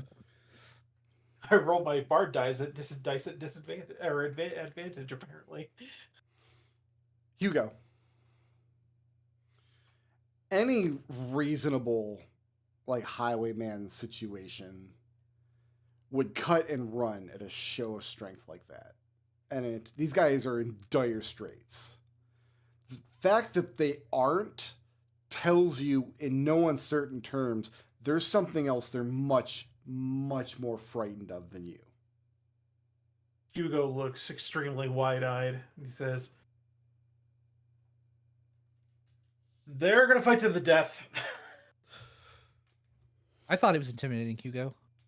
He was. Killing 24. it, killing unactivated. These guys are I was pooping scared. themselves and standing their ground. Yep. Hugo, you going to stay This put guy's- there? Yeah. Okay. Yeah, This bonus guy's- action. Yeah, I'm good here. Okay. Well, I mean, I don't really have a good bonus action to use right now. This guy's pooping haltingly. He's upside down, so it's coming up the side. Never mind, that's gross. Who's next? Next is Genevieve, followed by Elegant Sumai. There are a lot of things in the way. Can I shoot from Genevieve's position? Usually I wouldn't impose a half cover in this situation, but there's really nowhere else for Hugo to There's a duck and weave. huge, yeah. So I'm No, gonna I have impose 90 feet of partial range. cover. I have 90 feet of range. If I step back, is this a valid space? There's still bridge. If you step off of the bridge, you're on precarious ground. Sorry, my question is this off of the bridge? Because there's still bridge underneath that square. Right. You can climb up onto the railing, the banister there. Yeah. I'm trying to get a bead on this guy. now. Because he's stunned and dangling in his harness, I'll say you can see him down there, probably just barely, if you crane your head way out. Sorry, I pointed at the green guy, but that's the green also guy? interesting to me. Yeah, Can I you can draw a can I straight shoot line the from there to the green harness? guy. Can I shoot the harness with a laser eye? If it does slashing damage, you can cut the harness. Well, it does electric, unfortunately. Yeah.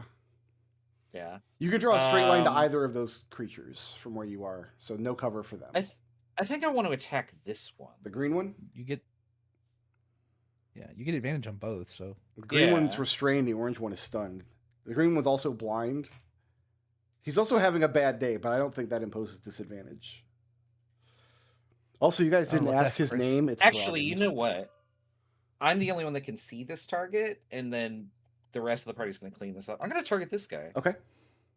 Yeah, I'm going to steal your deck. Yeah, he is stunned. Critical hit. Ow. Which is a lot of dice coming your way. Hold on.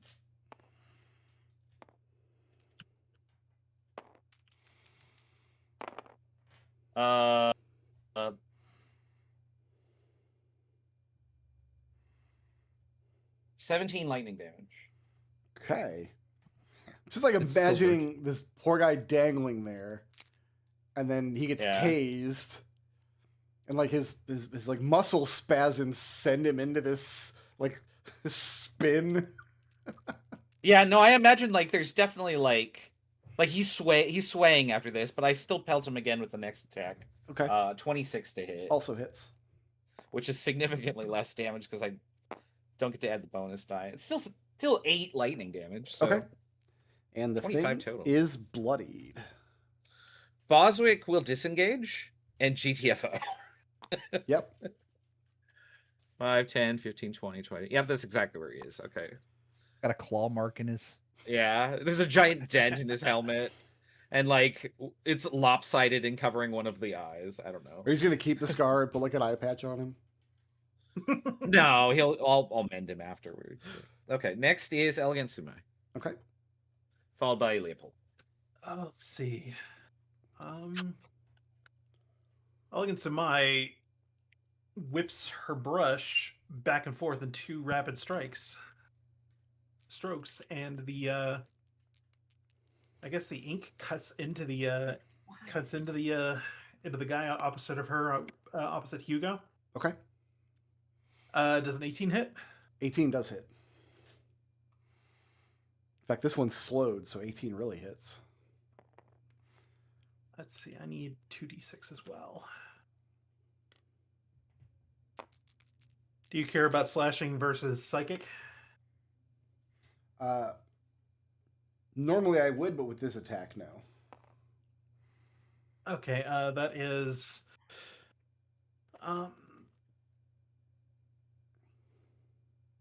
14 points of psychic and slashing damage from that attack. That creature is bloodied. She gets another attack. That's a 19 to hit. Also hits. 9 plus 2 is 11 points of slashing damage and psychic damage to that guy. Okay.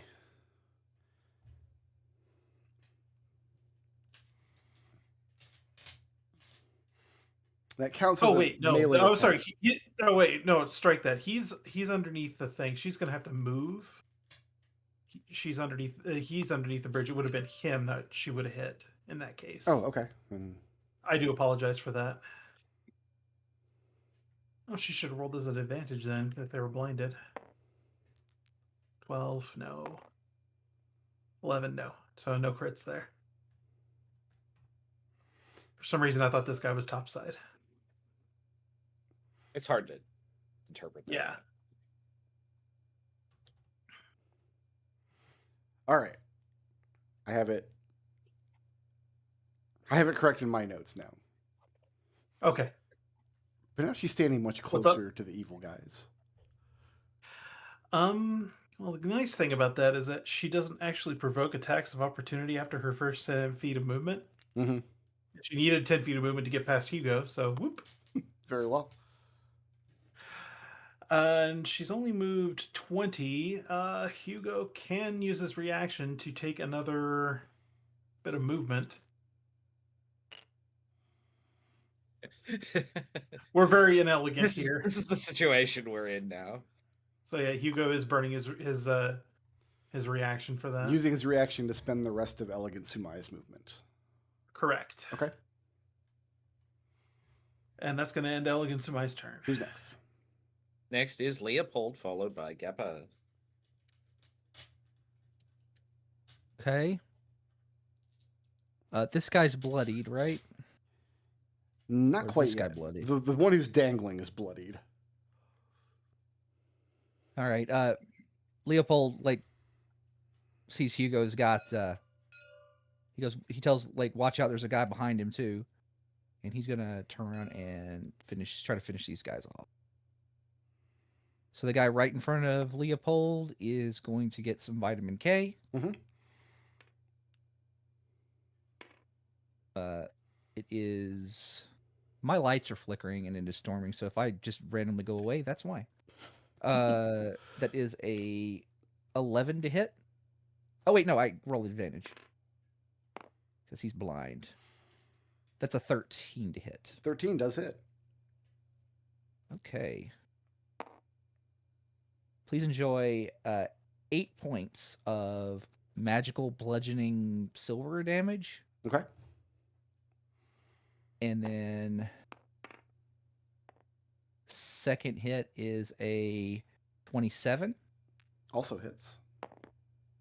Please enjoy 11 points of magical bludgeoning silvered damage. And he is bloodied. Cool. You know what sounds really fun? Flurry of blows. Mm-hmm.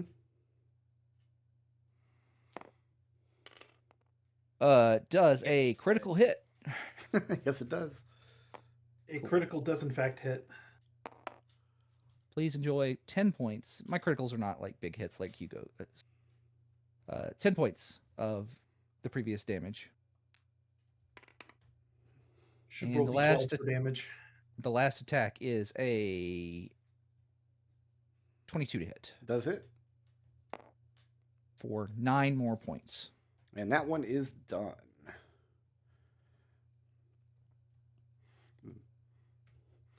The tall talker of Brigand's Bridge is no more. Right. Leo tosses the body off the side. Do you actually do that? No, it requires an action. You don't have any more action. Yeah. We'd rather look them over before we toss them into the gorge. So Leo steps here and ends his turn. Who's next? Geppa, you're up, followed by Green. Did we skip? Oh yeah, okay. How are these guys looking? The one that's dangling down, he's no longer stunned because that was the end of Leo's turn. Yeah. The one who's dangling down here is bloodied. If you can go out to where Genevieve is, you can get a bead on him. Yeah. Yeah, so I'll go ahead and I'm gonna climb. Can I just climb along the edge of this cliff here? Yeah, you sure can. Don't get stunned while you're out there. Yep, I'll climb over to here so I can get a good line of sight on him. I'll use my bonus action to recast my hex because the guy I just hexed is dead. He also is hexed on strength, so have fun climbing back up. And then I'm going to firebolt him. That'll hit an armor class of 27. That hits. Dealing a total of 13 fire and necrotic damage. He remains even more bloody than before. That's my turn. Are you going to end your turn clinging to the cliff face? Yeah, these guys don't seem to have any ranged attacks. All right, who's next? Next Jen's got is... Featherfall. Yeah. You're within feather shot of me. Yeah, I just got to climb out to get better line of sight on him. Yeah. Not Green's far up. down. Okay. Alistair's next. Let's see if he can break. He's not hexed on strength. The other My one 16 was. 16 is your target. So the 4 is not going to do it. Okay. So he remains restrained and stuck there. Let's see if he can That's your shrug action. off blindness. How He sad for you. cannot. Terrifying must that be to be wrapped up like that and blind, and you just hear your friend go, ugh. He shouldn't have bullied a 16-year-old girl and her friends. So that was all Green can do. Who's next? You get webbed Alistair. and then shot at with lasers. Next is Alistair.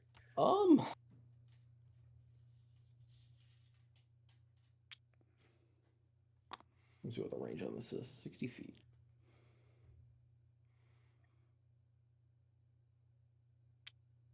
Alistair moves like here on the road. Can you see the dangling guy? Yeah, if you move out to where Genevieve is and kind of lean out over the wall. Yeah. She'll even point at it for you. Yeah, she's gonna point at the dangling guy. Scream "bad dog," and I need a DC 16 Wisdom save. I think that's racist. Is that racist? Yeah. I don't know of any other way to mock a dog except by saying It's "bad dog." it's in poor taste. That's for sure. That's There are people with dog features at the school. That's a 10 Also, on we- save. That's a Also, failure, that was a slip on Burkroyd's part. I don't think we're supposed to know that they're werewolves. No, they tried to change into werewolves. The two. I don't think we've seen that. The two We've seen the underneath ones are down there. absolutely werewolves, and Leo flew under there and punched them both. Yeah, the two orange ones have wolf faces, so Mhm. Alistair telling them they are bad dogs is perfectly. Right. Yes. Okay. It is pretty bad taste, though. That is Alistair, though. Let's be honest. No, that's his character flaw. It's vicious mockery. What do you want? For a whopping 3 points of psychic damage, Okay. and then it has disadvantage. Okay. That might end up being important, actually. Is Alistair staying put back there? Yeah, Alistair's fine back. I mean, yeah. Who's next? Orange is up. Then Okay. you go. This one's going to climb up his harness to get up on the bridge, and so is this one. Let's see if I can hit Leopold. Congratulations on your pincer attack. Been playing a lot of Final Fantasy VI lately. Leopold. Gotta use the gold hairpin, man. I have a 1 that I'm throwing away. Okay. I have a 10 that doesn't hit, and I've got another 10 that doesn't hit, and then I've got a 19. Yeah, that hits. All right, I got good news and bad news. I've got good news and bad news. Oh no, I don't, because I don't have a reaction. Good news is I don't have a reaction. The good news is I'm not attacking you with the thing's razor sharp claws. Uh-huh. Bad news is he is grappling you. And then he jumps Okay. back over the edge All right. and drops you. I don't think that's going to matter for him. He picked the wrong target. I might. Is Genevieve close enough for Featherfall? Is she? I think I can, yeah. So hold on. Let's be Where's sure. the screen? 5, 10, 15, 20. I think it's within 60. Let me see spell sheet. I mean, how far down of a drop is it? It's quite a ways. Where is feather? Oh, I'm on level 2 spells. Whatever terminal 60 velocity feet. is. I can send it a featherfall to you. Okay. Yeah. So I mean, how? I don't think that Genevieve, with her 20 intelligence score, isn't going to sit there and calculate. Okay, he's this talented as a monk. He can fall this far before taking damage. He'll probably be okay with 60% accuracy. No, just featherfall. Okay. So you fall safely. The guy jumps back out on his chain, snarling and sneering at his brilliant tactics. Leo drops and starts to fall. Genevieve casts the spell. Leo's fall is arrested. He starts to drift slowly down. The guy just yells, "Come on!" Leo turns, puts his back to the ground, looks at him, and does the I'm looking at you gesture, the eyes, and points at him. And he says, "I'll be back." You'll be back, Leo. I don't think I would have let you use your fly speed to save yourself, but since you're feather falling, you can absolutely use your fly speed on your next turn to fly back up. So Yeah. Yeah, because you only I fall am 60 feet shocked at a at turn, how right? I am shocked that we are clowning on these guys so hard. I'm not. These guys are there's like CR3. So the other how one, fast Everyone- do you fall feather falling? 60 feet per round, right? the four Okay. they tried to all 4 of their attacks went to trying to grapple Leo, and only one of them hit. Hugo, this one also left your threat range when it. Oh, you have a reaction. I don't have reaction. Sorry. And then he's also going to jump back and climb back under the bridge. So he's out of. Well, Leo can see him. So they both end their turn. Does he have enough movement to? Let me think. He does not. This one is dangling. This one climbs back around under the bridge so the people on top of the bridge can't see him. That's orange. Who's next? Next is Hugo.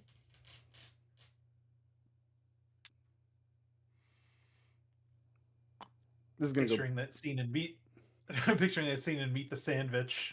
Oh my god! Oh my god! Oh my god! Oh my god! He punched out all my blood. This one hasn't been attacked yet. Well, that's about to change. Yeah. That is at advantage with power attack. Man. That is a 23 to hit. That'll hit.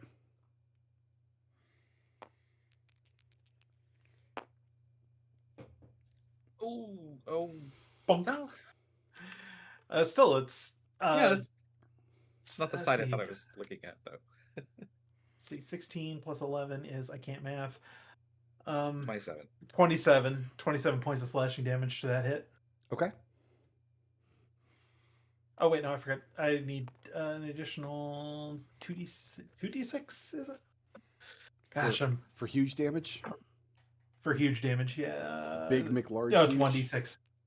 Yeah, it's 1 extra d6. 1 extra D6. Yeah. Neat. Okay, come on, come on, d6. It's not wake rolling, up. it's spinning. I'm tired. See, so that's a total of 29 points of slashing damage. And that's enough to leave him bloodied. Well then, for a second attack, which is not a power attack, that's a crit. Hugo just walks over and wham, wham, like hammers this guy into the ground like a nail. Just a good old fashioned thumping. I offered you quarter, but you didn't take it. Yeah, it's the consequence of your choices. Right? I'm gonna re-roll that one because I don't like it. Sure. Oh. It's still a 1. Might as well. 21 plus 6 is 27 points of slashing damage. That's brought him from full all the way down to 0. You just deleted this poor werewolf. He was webbed. He Hugo, was if this was- blind. Hugo, if this was Secret of Mana, you would have had the big numbers pop out. I would have. It's always so satisfying. Werewolf. It's so Werewolf got satisfying. whacked. Right? Werewolf got Well, Yeah. I'm gonna Outside. cast. I'm gonna cast Firebolt and let the animation lock them, and then cast Firebolt. Yeah, there Yes, there we go. Hugo, you go. Just keep stay casting put it there. frame perfect. Yeah, I'm good here. All right, who's next? Next is Genevieve, followed by Elegant Suma. I'm going to shoot this guy again. Yeah. I don't have advantage this time, right? No. Okay. His strength is hex, but he didn't need strength to climb up because he's got a climb speed. 17 to hit. That'll hit. We'll do the 2 dice here. For 13 electric damage. And that's enough. His corpse is left dangling from the bottom of the bridge. Got him, Leo. And then Genevieve will run across and hopefully be able to see this one. I don't know. Not from the about that. bridge. No, he Not climbed from the down bridge? underneath the bridge where his harness is attached to. If Okay. you want to see Well, him, you gotta Boswick leave the can do bridge. it. Boswick can do it. 5, 10, 15. Yeah, I have a bead from here. Sure. Okay. Oops, not advantage. Sorry. 22 to hit. Yeah, that'll hit. Boswick does 7 force damage. This was supposed to be a cool surprise. Like Hugo was supposed to go up there, like hit the first guys, and the second guy's supposed to I'm go up sorry to behind him. ruin and- it, but by using the same tactic I used against your dragon. The Boswick flyby. Right, it wasn't even like a Elegance- cool new tactic. Yeah, Elegant Sumai is next, followed by Leopold. Elegant Sumai's got a radiant action, Mhm. I think.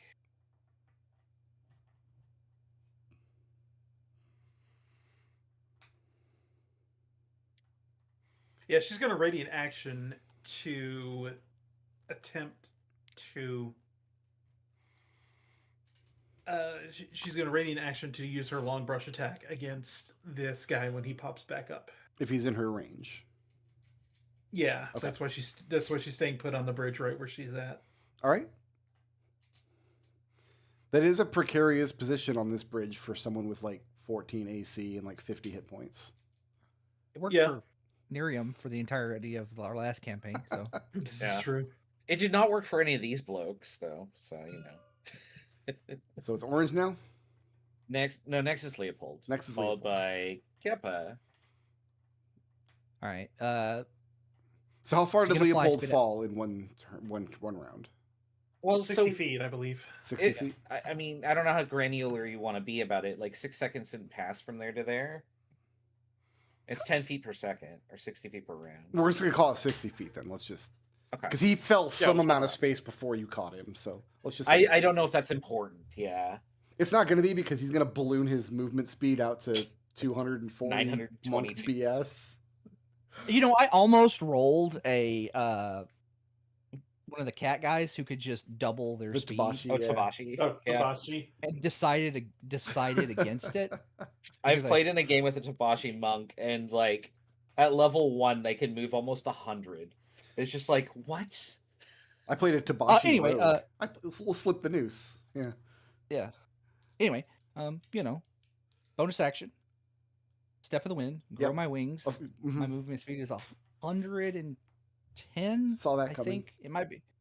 We're gonna fly up. I'm gonna punch this guy twice.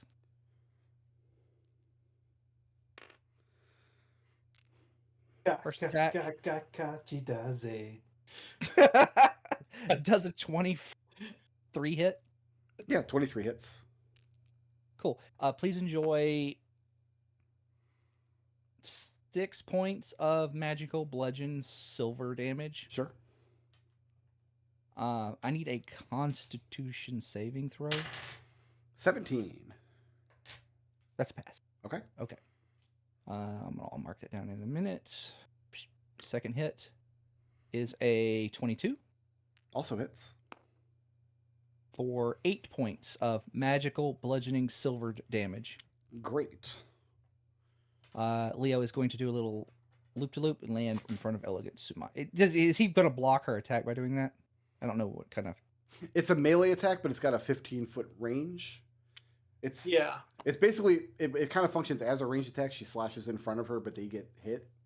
I made it a melee attack specifically so she could have a threat range and take advantage of AOs. Yeah, okay. But yeah, no, he lands right here in front of her, so to kind of put himself in between there, and that's in my turn. Okay. Next is Geppa, followed by Green Token. Who's gone? Geppa, can you be the guy right here? I think so. So climb up, climb down like 30 feet. Should that give me line of sight for a firebolt? Oh yeah, that's fine. Okay, so I get bonus action to recast Hex on him. Hit. That'll only hit a 12. 12 hits. Oh, okay. Really? That'll be 11 fire and necrotic damage. So on his last legs. Got anything else in the tank?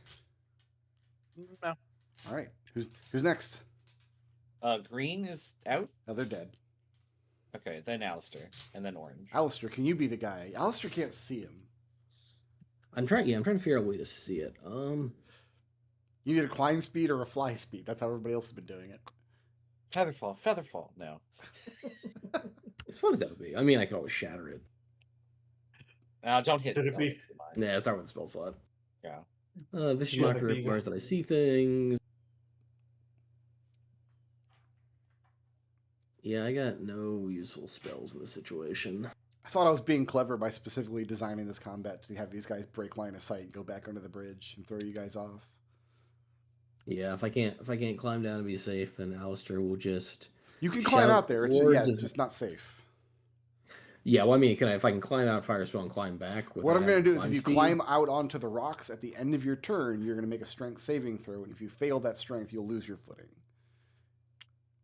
Oh, so I kind of like climb out, shoot, and climb back with movement. It would be you don't have a climb speed, so it would be Okay, yeah, difficult that's what terrain. Double, yeah. Like you And would yeah, have Alistair will enough shout non-mechanic words of encouragement and dodge. Then next is the orange token. Next is orange token. Is he down? Actually, I know. Can I wait? Can I do a triggered action? A rated action? Yeah. Yeah, what would you like to do?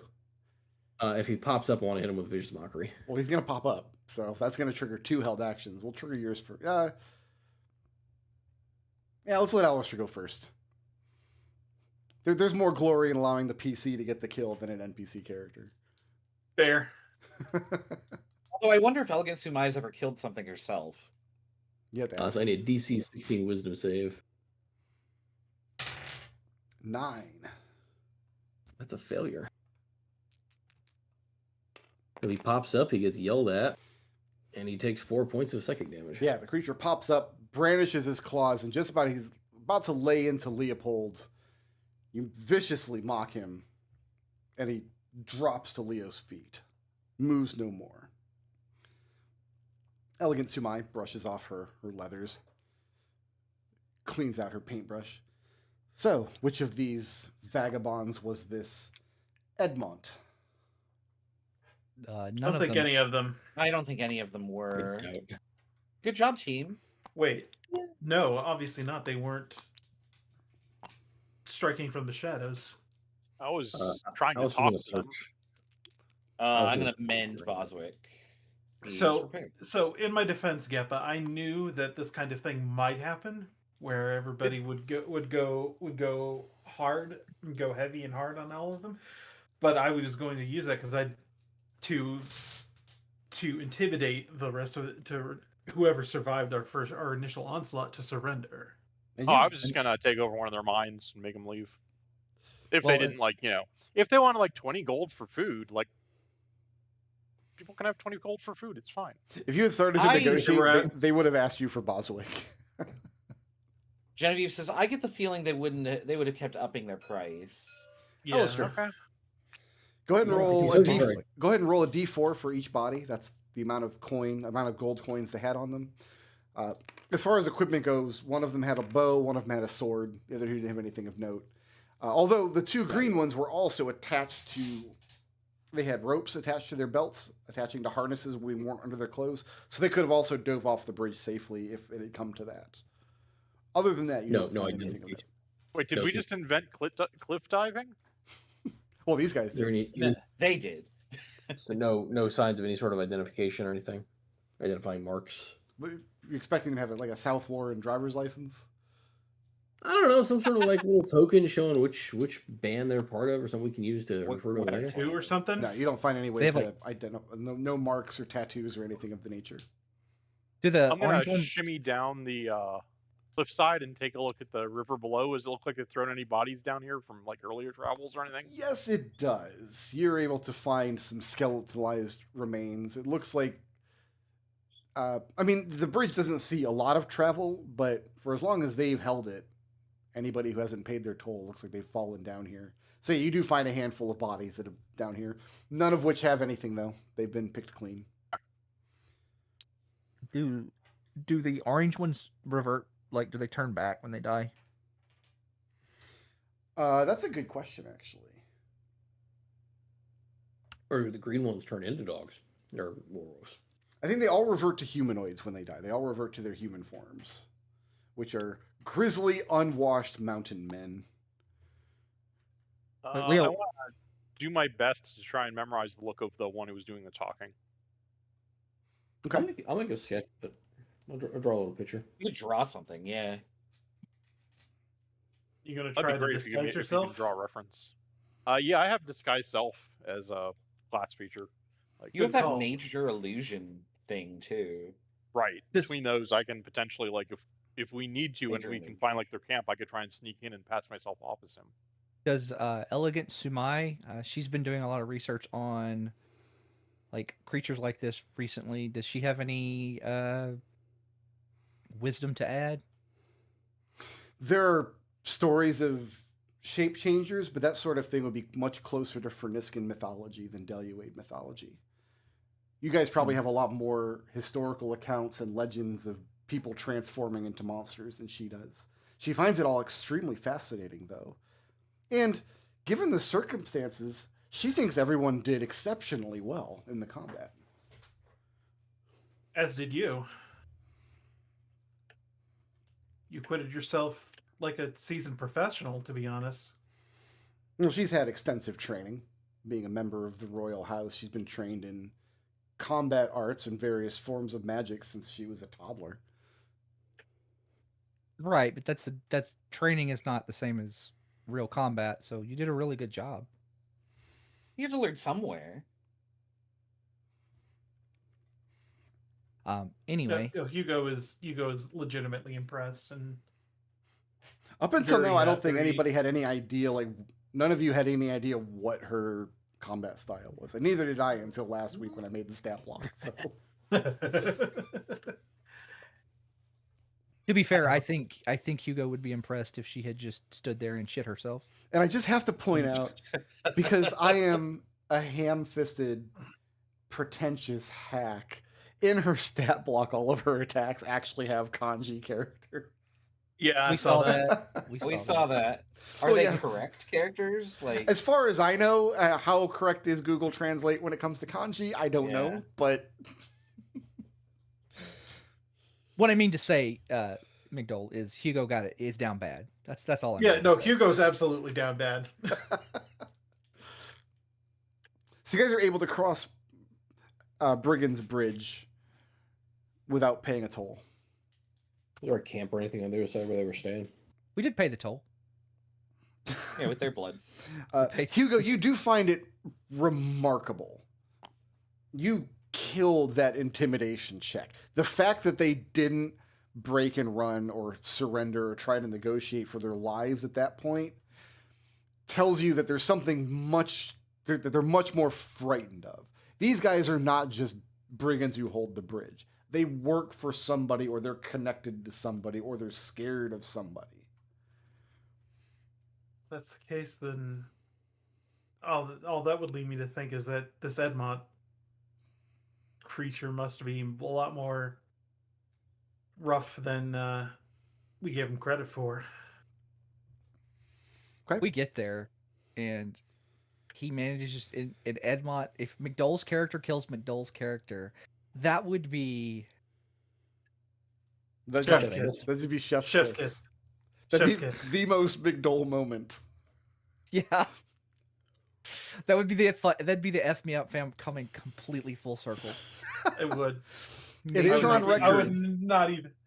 So Go ahead. McDole's monk Edmont contracted lycanthropy in the Ravenloft campaign, and after, because there are like rules for fixing lycanthropy and how hard it is to remove curses in the Ravenloft campaign setting. And after that session, when we were off camera, I asked McDole, and I'm like, so we can just hand wave this and say you guys took care of it, or we can turn this into a plot point. And he said, "F me up, fam," were his words. Yeah. Yeah. Did But Orson tell apparently us anything about the nature of this Edmont? Like, is he supposed to be a powerful fighter? Here's the problem, Is though, it a is monk? that Yes. yeah. Well, He's likely a Leopold had found information about his fighting style in the journal. Yeah, and also Orson did talk a little bit about it. Yeah. Yeah. He said he was a hand fighter like Leo. Okay. Can I get I guess he's more powerful. So your ox cart, you've got your supplies and stuff, and you also have the two trained dogs who can help to pick up a scent. So your task today, well, Orson's task, you can decide to stick to it or not, was to find a good clearing to make like a base camp. So you've got a really nice tent back there and all the supplies you could really ever want. We're not hex crawling just yet. So how do you spend the rest of the day? That was Orson's plan. You don't have to stick to that if you don't want to. not sure what alternates we have though. Like Probably a good we sort start, of have though. a very nebulous leads to go on in the first place. Okay. I mean, Genevieve would argue, let's stick to the plan unless we can come up with something better. Can I get... We just need to make sure we are very aware because we're probably going to be attacked again. Help isn't appropriate here, but can I get... So everybody can individually make me a nature check. As the road thins out after a couple of yards, as the wilderness has reclaimed much of the road north of the bridge, you guys are making your way through a clear path in between the trees. The 14. Oh, wow. Can anybody beat a 14? know about- That's just a 10. I have 19. Hugo thinks that mushrooms will recharge his batteries. But he's right. They do. So Genevieve wins with a 19? 19. I had to boost it. But... Genevieve. Walking through the woods. Trees are very close. You're having to stop to disentangle the wheels of the ox cart from patches of mud, grasping thorny vines every so often. You haven't heard any bird or animal sounds since you crossed the bridge.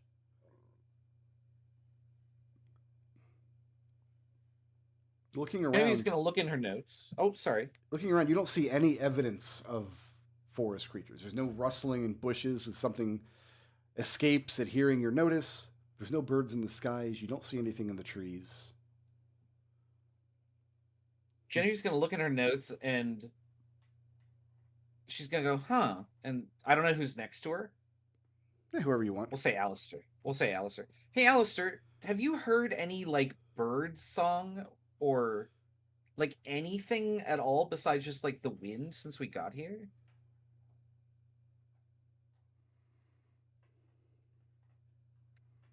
I don't know if he's there.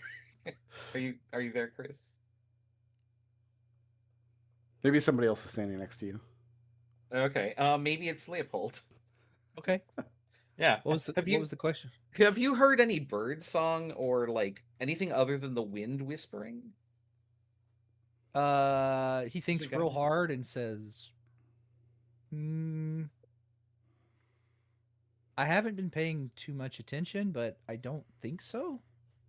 And she opens up her book and points out, like, these are all the species that, like, I listed from... Well, I did, like, some side research after Darkleaf assigned us something. And, like, there should be all sorts of things living out this way. And well, this area. When large predators are around, small animals tend to be very quiet. Do you think we're getting close? I don't know. I grew up in a swamp, not the woods. She goes back to work.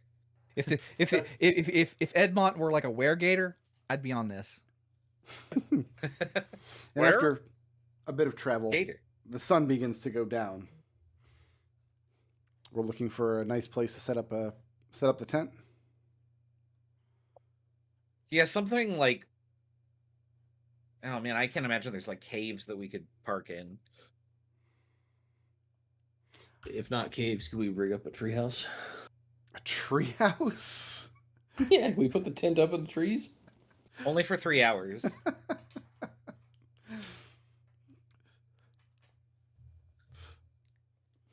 Leomed's tiny treehouse. Yeah, I didn't take any tiny hut spells. Okay. But yeah, we could rest. You find a place. It's not a clearing, really. There's not clearings abound. The forest is much too dense here. But you find a place. We can put the tree up, or put the tent up next to in the shadow of a large oak. Keep a fire and have relatively good sight lines around you. You keep the ox cart to your back. I'm not so sure we should have a fire. No? I mean, I don't necessarily want to be drawing attention to us, given that we just passed through Bantha territory. And we're in an area where there's no small animals. Like, having a giant single fire seems like a bad idea. I also agree with that. Okay. We also need to And make sure it's somebody's summer, right? Like I mean, we would probably need to cook something, or we could just like hardtack it, I suppose. Yeah, you could watching. just Hard tag when salted you're in enemy beef. territory. Okay. You set up the tent. And well, see, now you've put me into a very difficult position. Because I've got a nice little difficult to find us. I've got a nice little campsite map here, but they've clearly built a fire, so it can't be your campsite. Right? Well, we're just showing somebody else's campsite, just in case. Next to this fallen tree.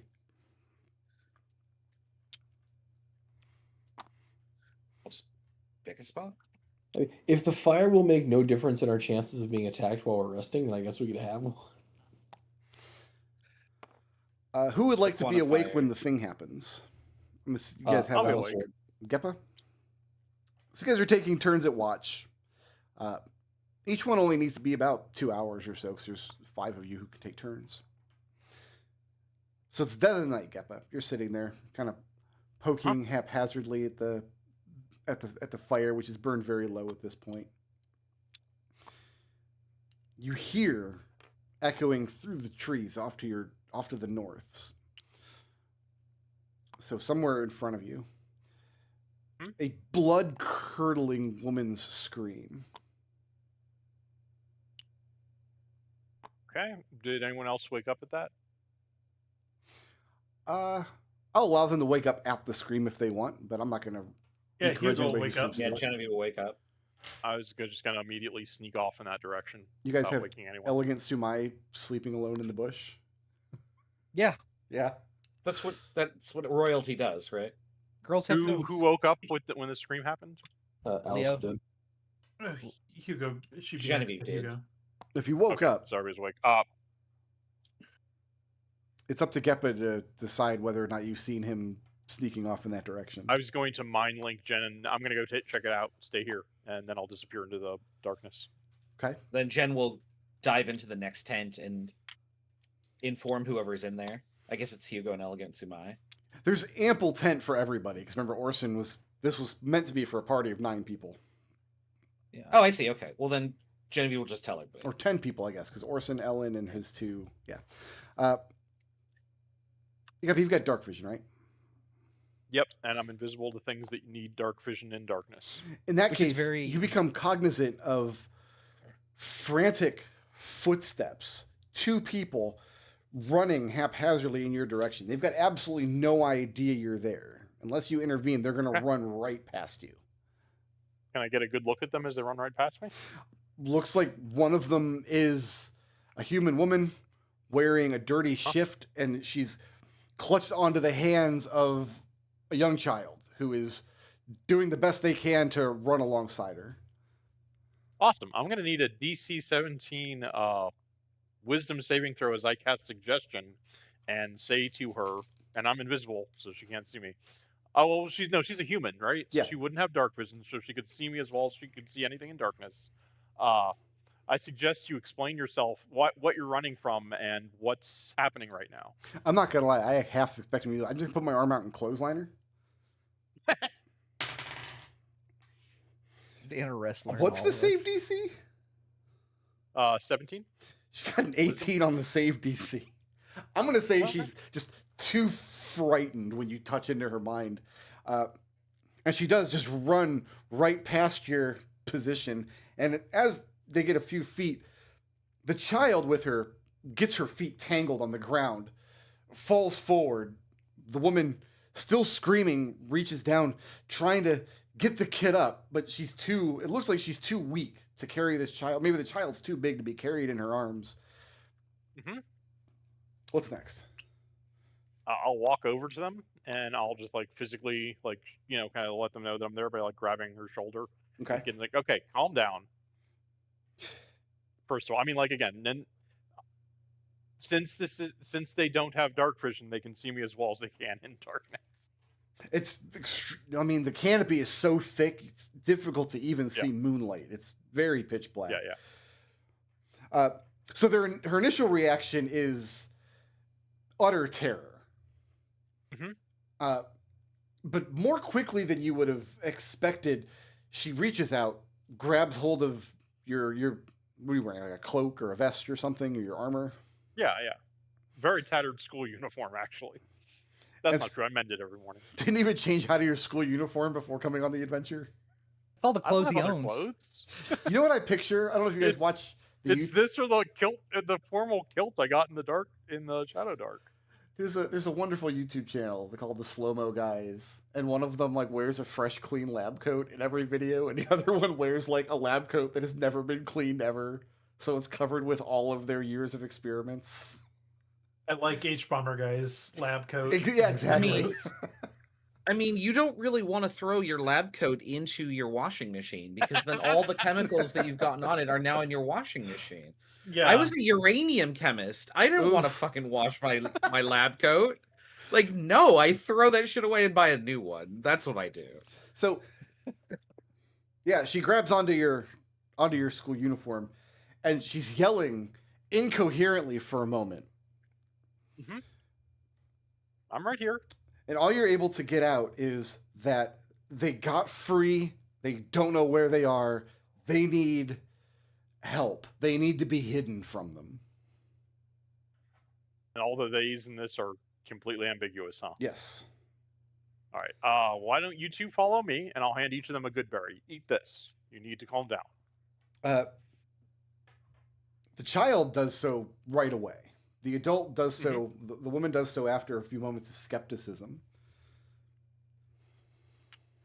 And I will bring them to the camp and into the firelight.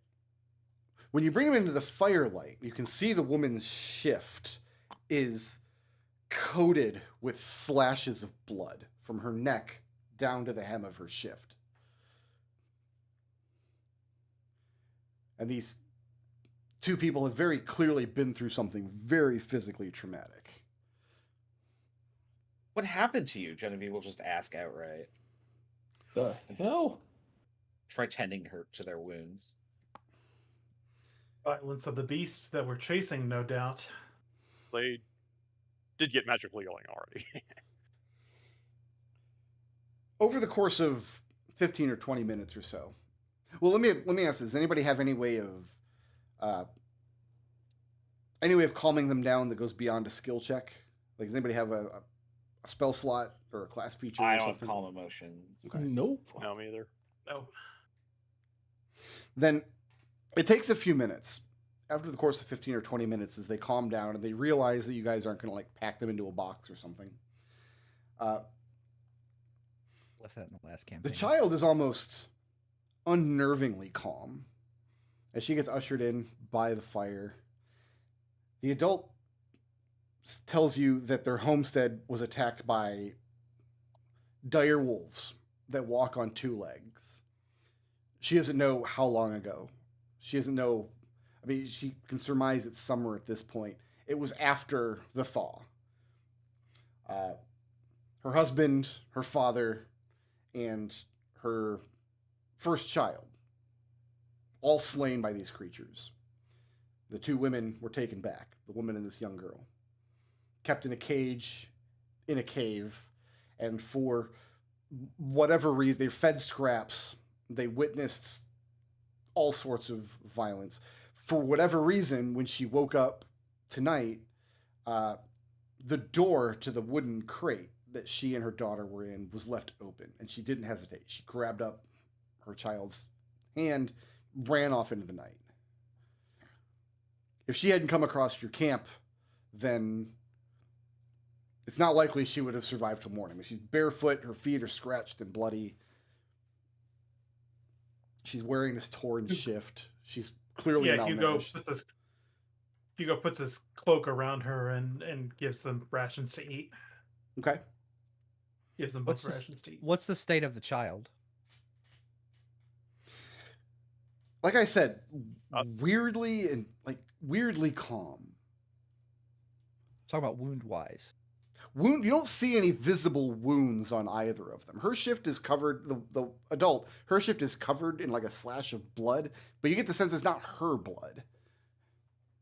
Mm-hmm. Neither of them look to be in a state of disrepair, as it were. Are either of them radiating magic? No. They did get a full day's worth of food from those berries, by the way. So Are either of them diseased or have some other condition I can cure with laser restoration that I can discern, either magical or like inspection? Using your class feature to do this? I can cast lesser restoration. I don't know how to diagnose this without just like trying it. Well, I'll let you spend the spell slots in order to like just cast the spell on each of them if you want, but I would ask their permission. Yeah, if you tell them that you're giving them assistance and you could cast a healing spell, they're not going to stop you. Okay, I will try to lesser restoration both of them. Oh shit! Hold on, my cat's tangled in my headset. I'll try lesser restorationing both of them. I understood that to mean like the wire of Raz's headset, but my mental image was immediately the cat like crawling all over my face, tucked up underneath, like on his ear. Yeah. Like a like, foot hold on, in the his cat beak. is climbing on me. No, that my headset cord is way too long, and this cat loves to get tangled on absolutely everything. Got it. Okay. Yeah, I'll spend 2 spell slots to do that.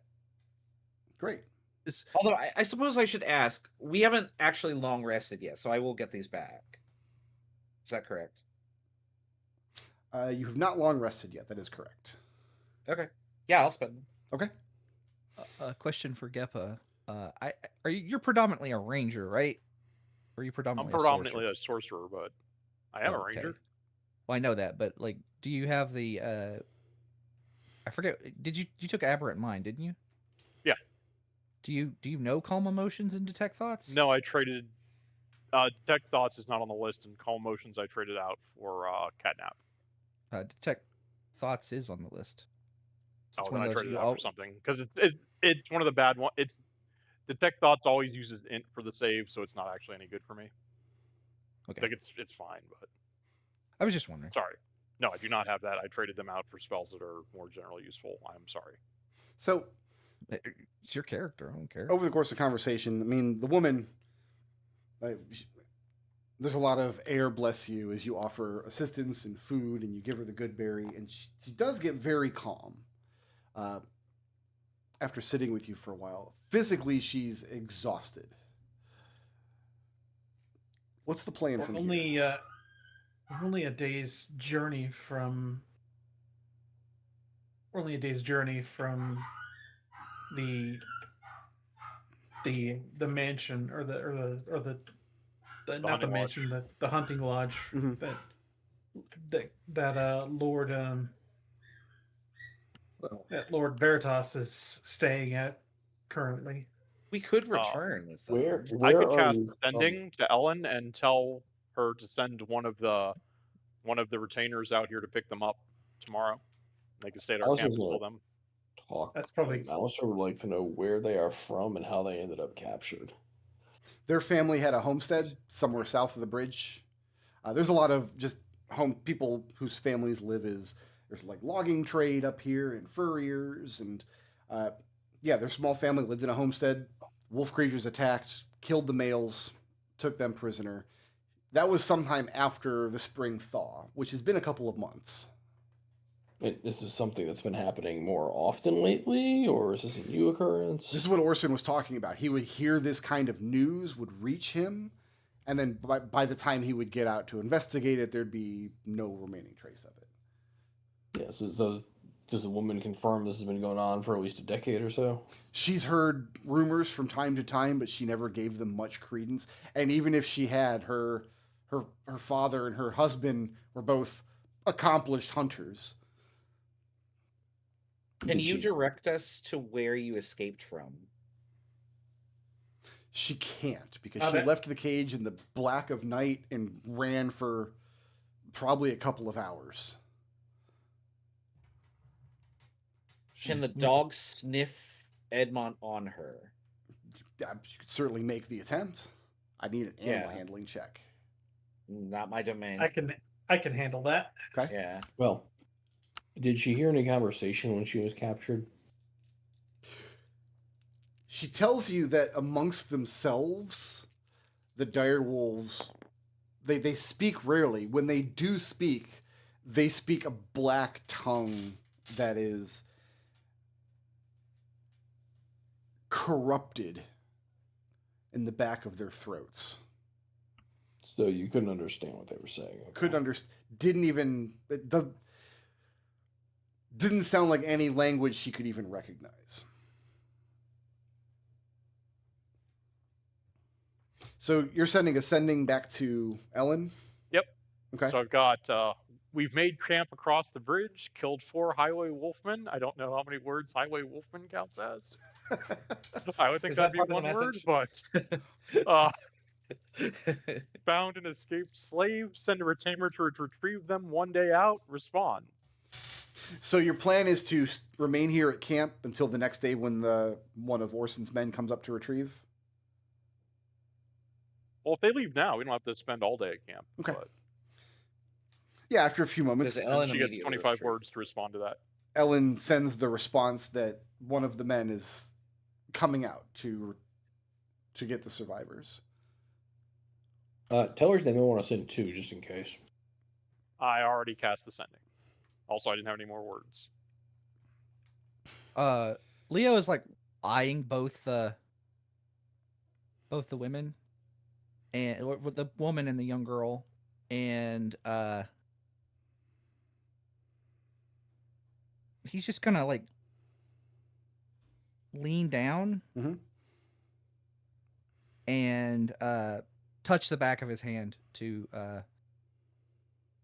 the child, like her hand, while he's wearing. I mean, he's wearing his gloves with the silver on them, the silver studs. And she just looks down at the hand at the weird looking man who's touching her, and then looks back up. The child is very. There's like. Give me an insight check. Let's see how much description I should give you here. Well, I need you to give me 20 worth of insight. 20? Yeah. 20 words. It's difficult to say whether the child's response to the night's events is appropriate or not, because she is quite calm, even though her mother was freaking out, and she has been spending the last few months in this like werewolf pen. But this might just be a trauma response. This might just be like an extended period of shock. It might just be physical exhaustion. But no, she doesn't react very much when you reach down to touch her, except to just kind of look up and catch your eyes for a moment. More like she's looking through you than at you. Yeah. But nothing else happens. What about the dog animaling? Yeah, who rolled handle that? Animal check. Who rolled that? I got it. Okay. You rolled the 10. Oh, did I? Oh, shoot. That's a 15 then. So write that 15 down, and when we start the next phase of the journey, we'll use that 15 to track the scent down. Okay. Who would like to be on watch when the next thing happens? I suppose I'll be on watch. Turn. Hugo? Oh. Yeah, Hugo be on watch. Hugo. It's maybe an hour or so before dawn. You're expecting to see broken sunbeams filtering in any moment now. And you feel a tug on your arm, and it's the little girl who has woken up. She's with balls wiping her eyes. She tells you, "Good morning. Have to have a wee." Almost. All right. I'll walk with you. Okay.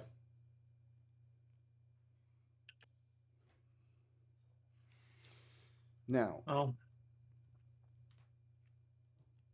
Let me think. I'll walk her away from the. I'll walk her away from the camp to behind a bush. Okay. Are you gonna wake anybody up when you go, or are you just gonna go? Hugo's gonna go. Okay.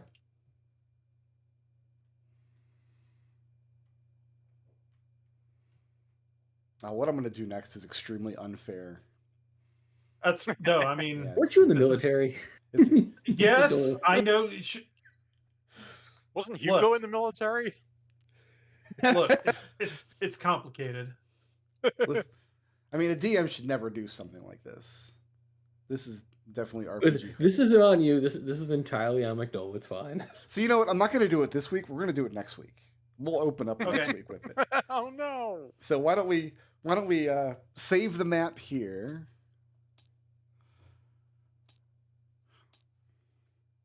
Why don't we? Definitely bad thing. .png.mp3. You're gonna get black bagged.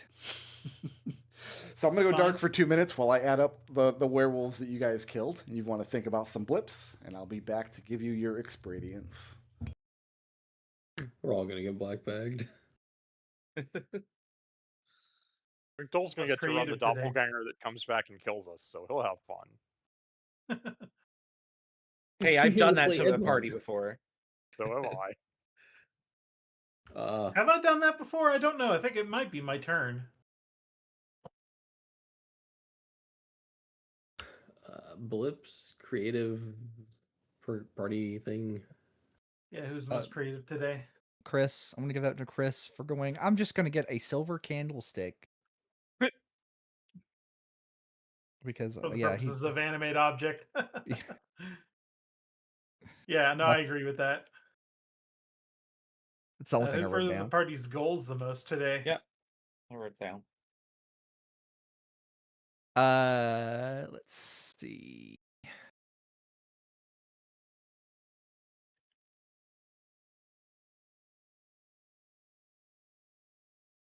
Hugo. I don't know. I'm gonna give that to Hugo because, like, you had a plan in that Yeah. combat.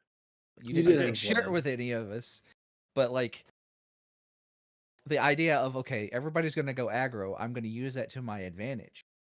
Yeah. And it didn't work, but you know. It's me. It's me using what I know my party to be best at. Yeah. Yep. And it would have gotten us information or whatever if it had worked. Yeah. And if we withheld blips because the plan didn't work, then nobody would ever get blips ever. Right. Plans are most fun when they fail anyway.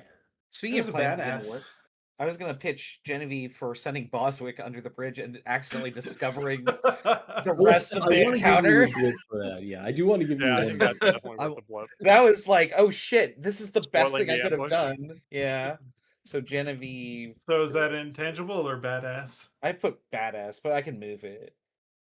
I want to say I had- intangible for ambushing the ambushers accidentally. Yeah, sure. Well, I mean, whichever one you don't have an idea for, we'll just drop that. Probably in there. Leo for badass. I don't know. He just jumped right. Yeah, in. he was just like, yeah, I'm just gonna gonna- monk.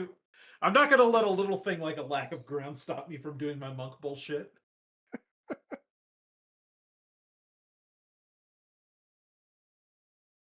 Okay, I got what I want.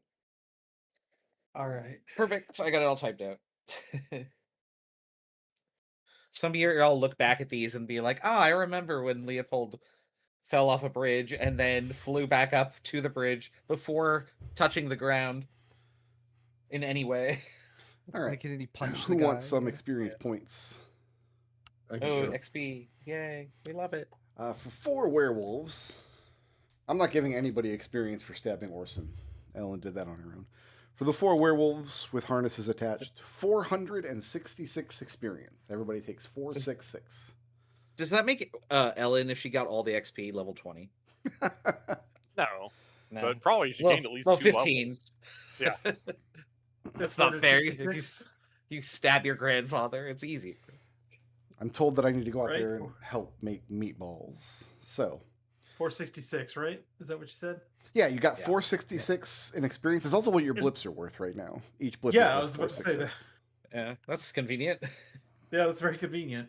We'll start at the bottom of the list today. Alistair, do you want some blips? Yeah. So alignment chaotic good. Good deeds earn reward for giving water to the dehydrated princess. Mhm. Because I've seen and read 3 body problem. I know what that stuff does. It's terrible. Ideal glass is always half full. If I go evil, put me in stasis till you find a cure. Find a cure for evil. Well, better than being killed, right? Sure. Everyone else is like, kill me, just kill me. No. Just put me in a bottle and stick me somewhere. Make it somebody else's problem. Flaw, I just wanted to help. That would be trying to give Sumai advice on being a commoner. I'm not gonna lie, putting evil Alistair in a bottle until you can solve the problem later just sounds like the villain of Flumph 11 waiting to happen. Yeah, no kidding.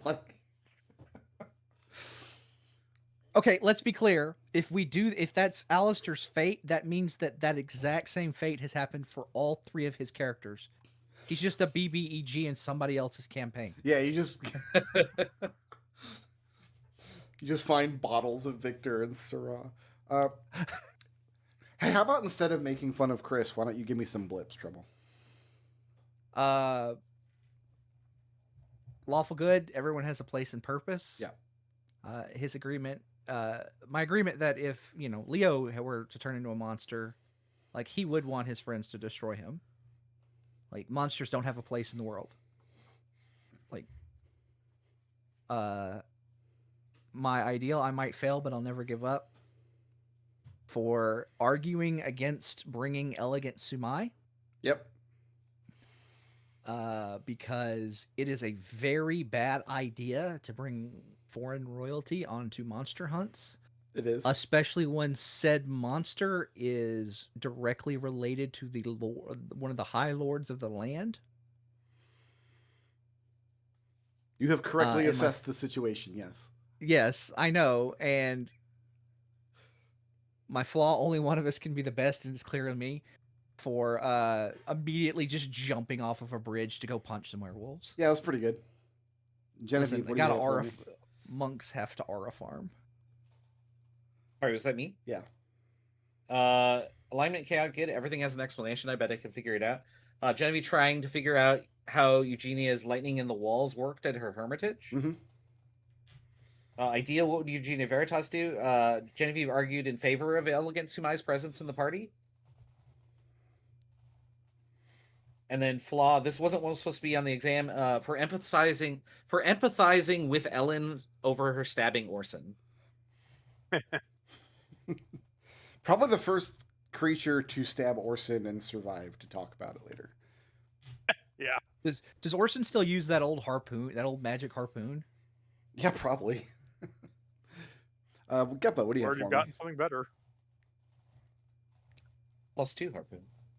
Sorry, was that me? Yeah. Yeah, I just didn't hear it. So I've got my alignment, chaotic neutral. Why shouldn't I do what I want when I can?